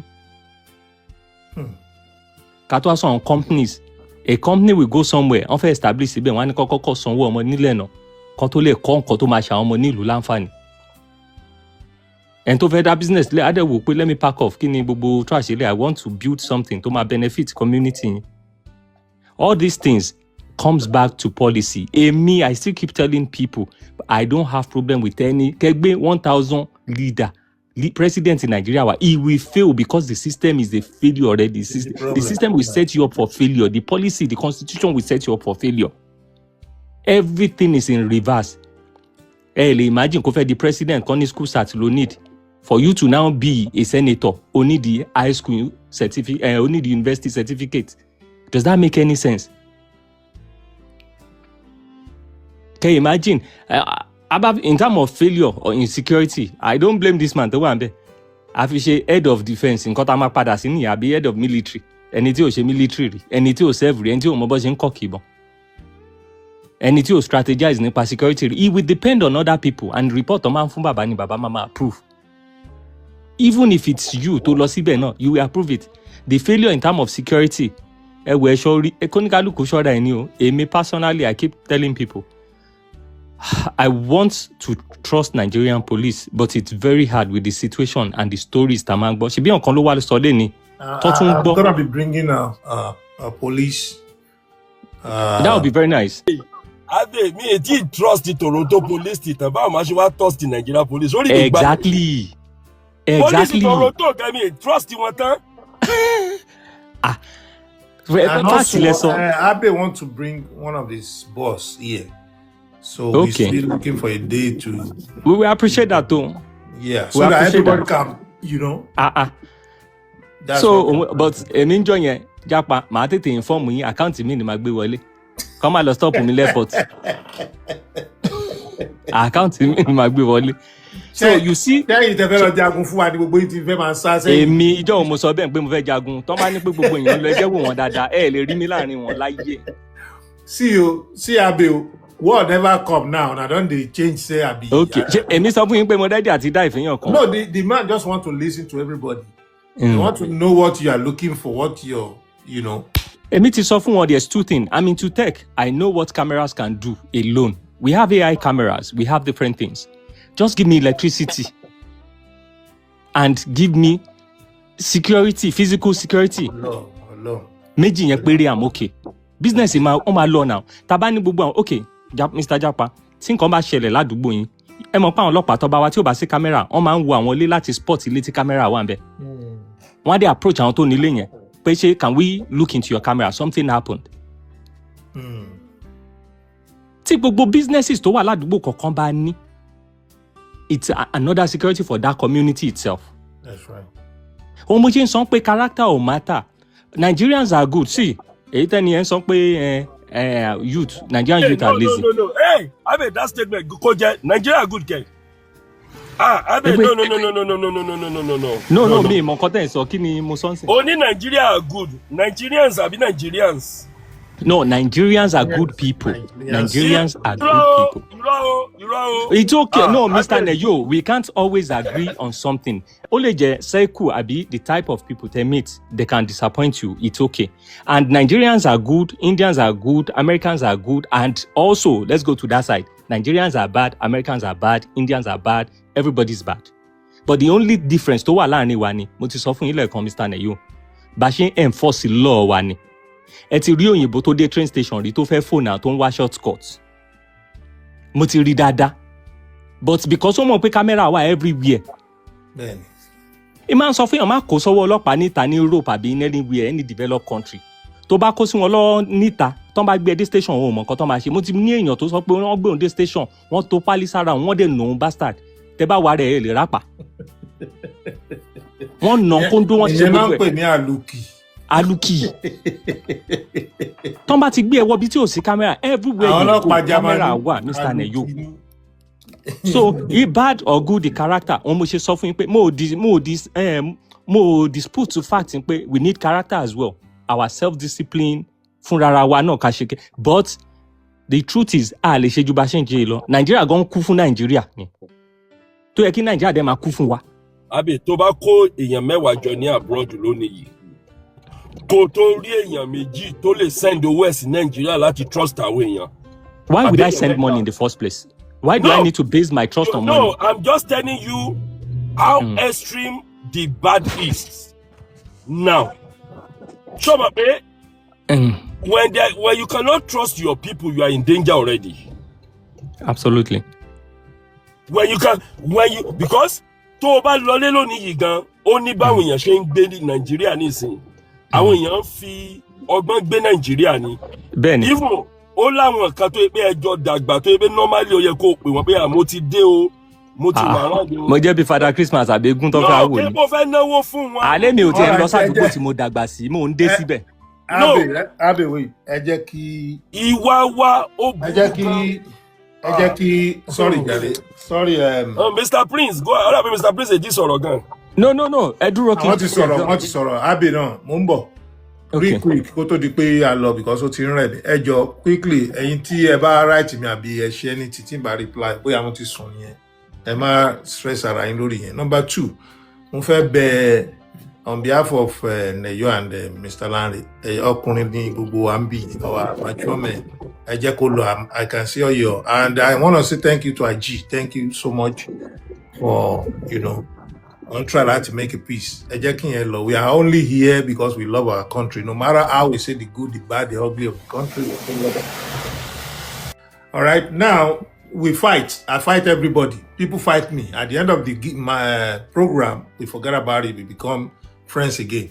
A kàn sọ gbogbo ilé nítorí bóyá inú ń bí wa sí government àbí ìtara ìlú wa pé ìlú kan ṣe. You can look at all these Caribbean countries gbà tí mo débẹ̀. Mo rí old Nigerian pé ó ga ọ àwọn ilé ìtàn tiẹ̀ tó ìmí ò tó Lagos State. You understand what I'm saying? I don't know. So gbogbo wọn tá à ń ṣe a kàn ń tara bó ṣe yẹ kó rí tí ò rí bẹ́ẹ̀ ni àwa kọ́ ló yẹ ká máa bára wa jà ń bí. Bẹ́ẹ̀ni. Abe tó dẹ̀ wá for people that say don't bring him here, don't, he's a politician, he's a this. Àwa ń ránṣẹ́ padà sílé ni so that one day I can tell you he's recording all these things. He's gonna show it to his boss. I'm telling you, that is the social media section or something like that. Ó máa fi hàn wọ́n pé iṣẹ́ rẹ̀ àwọn èèyàn ń bínú. Bó tiẹ̀ fẹ́ parọ́ gan pé inú wa ń dùn, ọ̀gá ṣàárí, ṣàgbọ́n nǹkan tẹ́ ń sọ. You understand what I'm saying? So at least wọ́n máa kàn wọ́n lára díẹ̀. So ẹ má jẹ́ kí ìyẹn jẹ́ problem. So Mr. Neyo, ẹ má bínú Mr. Lanre. Ẹjọ́ má bínú. Ọwọ́ dénú ẹjọ́ nítorí Ọlọ́run nítorí àwọn tó ń wò wá. Now that being said, ẹ ṣe gbogbo àwọn èèyàn tó wá bí gbogbo ẹ̀yin tí ẹ fẹ́ ran ẹni tí wọ́n jí gbé wọn ní jí wá gbé wọn ní jọmọ wá gbé o ẹni tó kàn ló mọ̀ ọ́n ajá tó lọ sílé ẹkùn tó bọ̀ tó bá dé nǹkan tó máa sọ gan ẹni tí ṣọ̀gbọ́n tójú ẹ̀ wọlé kò ní bá wọn bọ́ bá kò sùn lọ́rọ̀ tó wà nílẹ̀. Yorùbá náà ló tún wá ní ẹni ìjà ọ̀bá ló ń pè rẹ̀ lọ́kùnrin àwọn àtàgbẹ́ bí wọ́n máa gbẹ́ lómi 2 days wípé kọ́kọ́ máa jí gbé o kọ́kọ́ tọ́jú ẹ̀ sínú kọ́kọ́ nà kílẹ̀ fi mọ́ kílẹ̀ tó ṣú kọ́ tún nà díjọ́ kejì wàláì òun ló máa sọ pé yes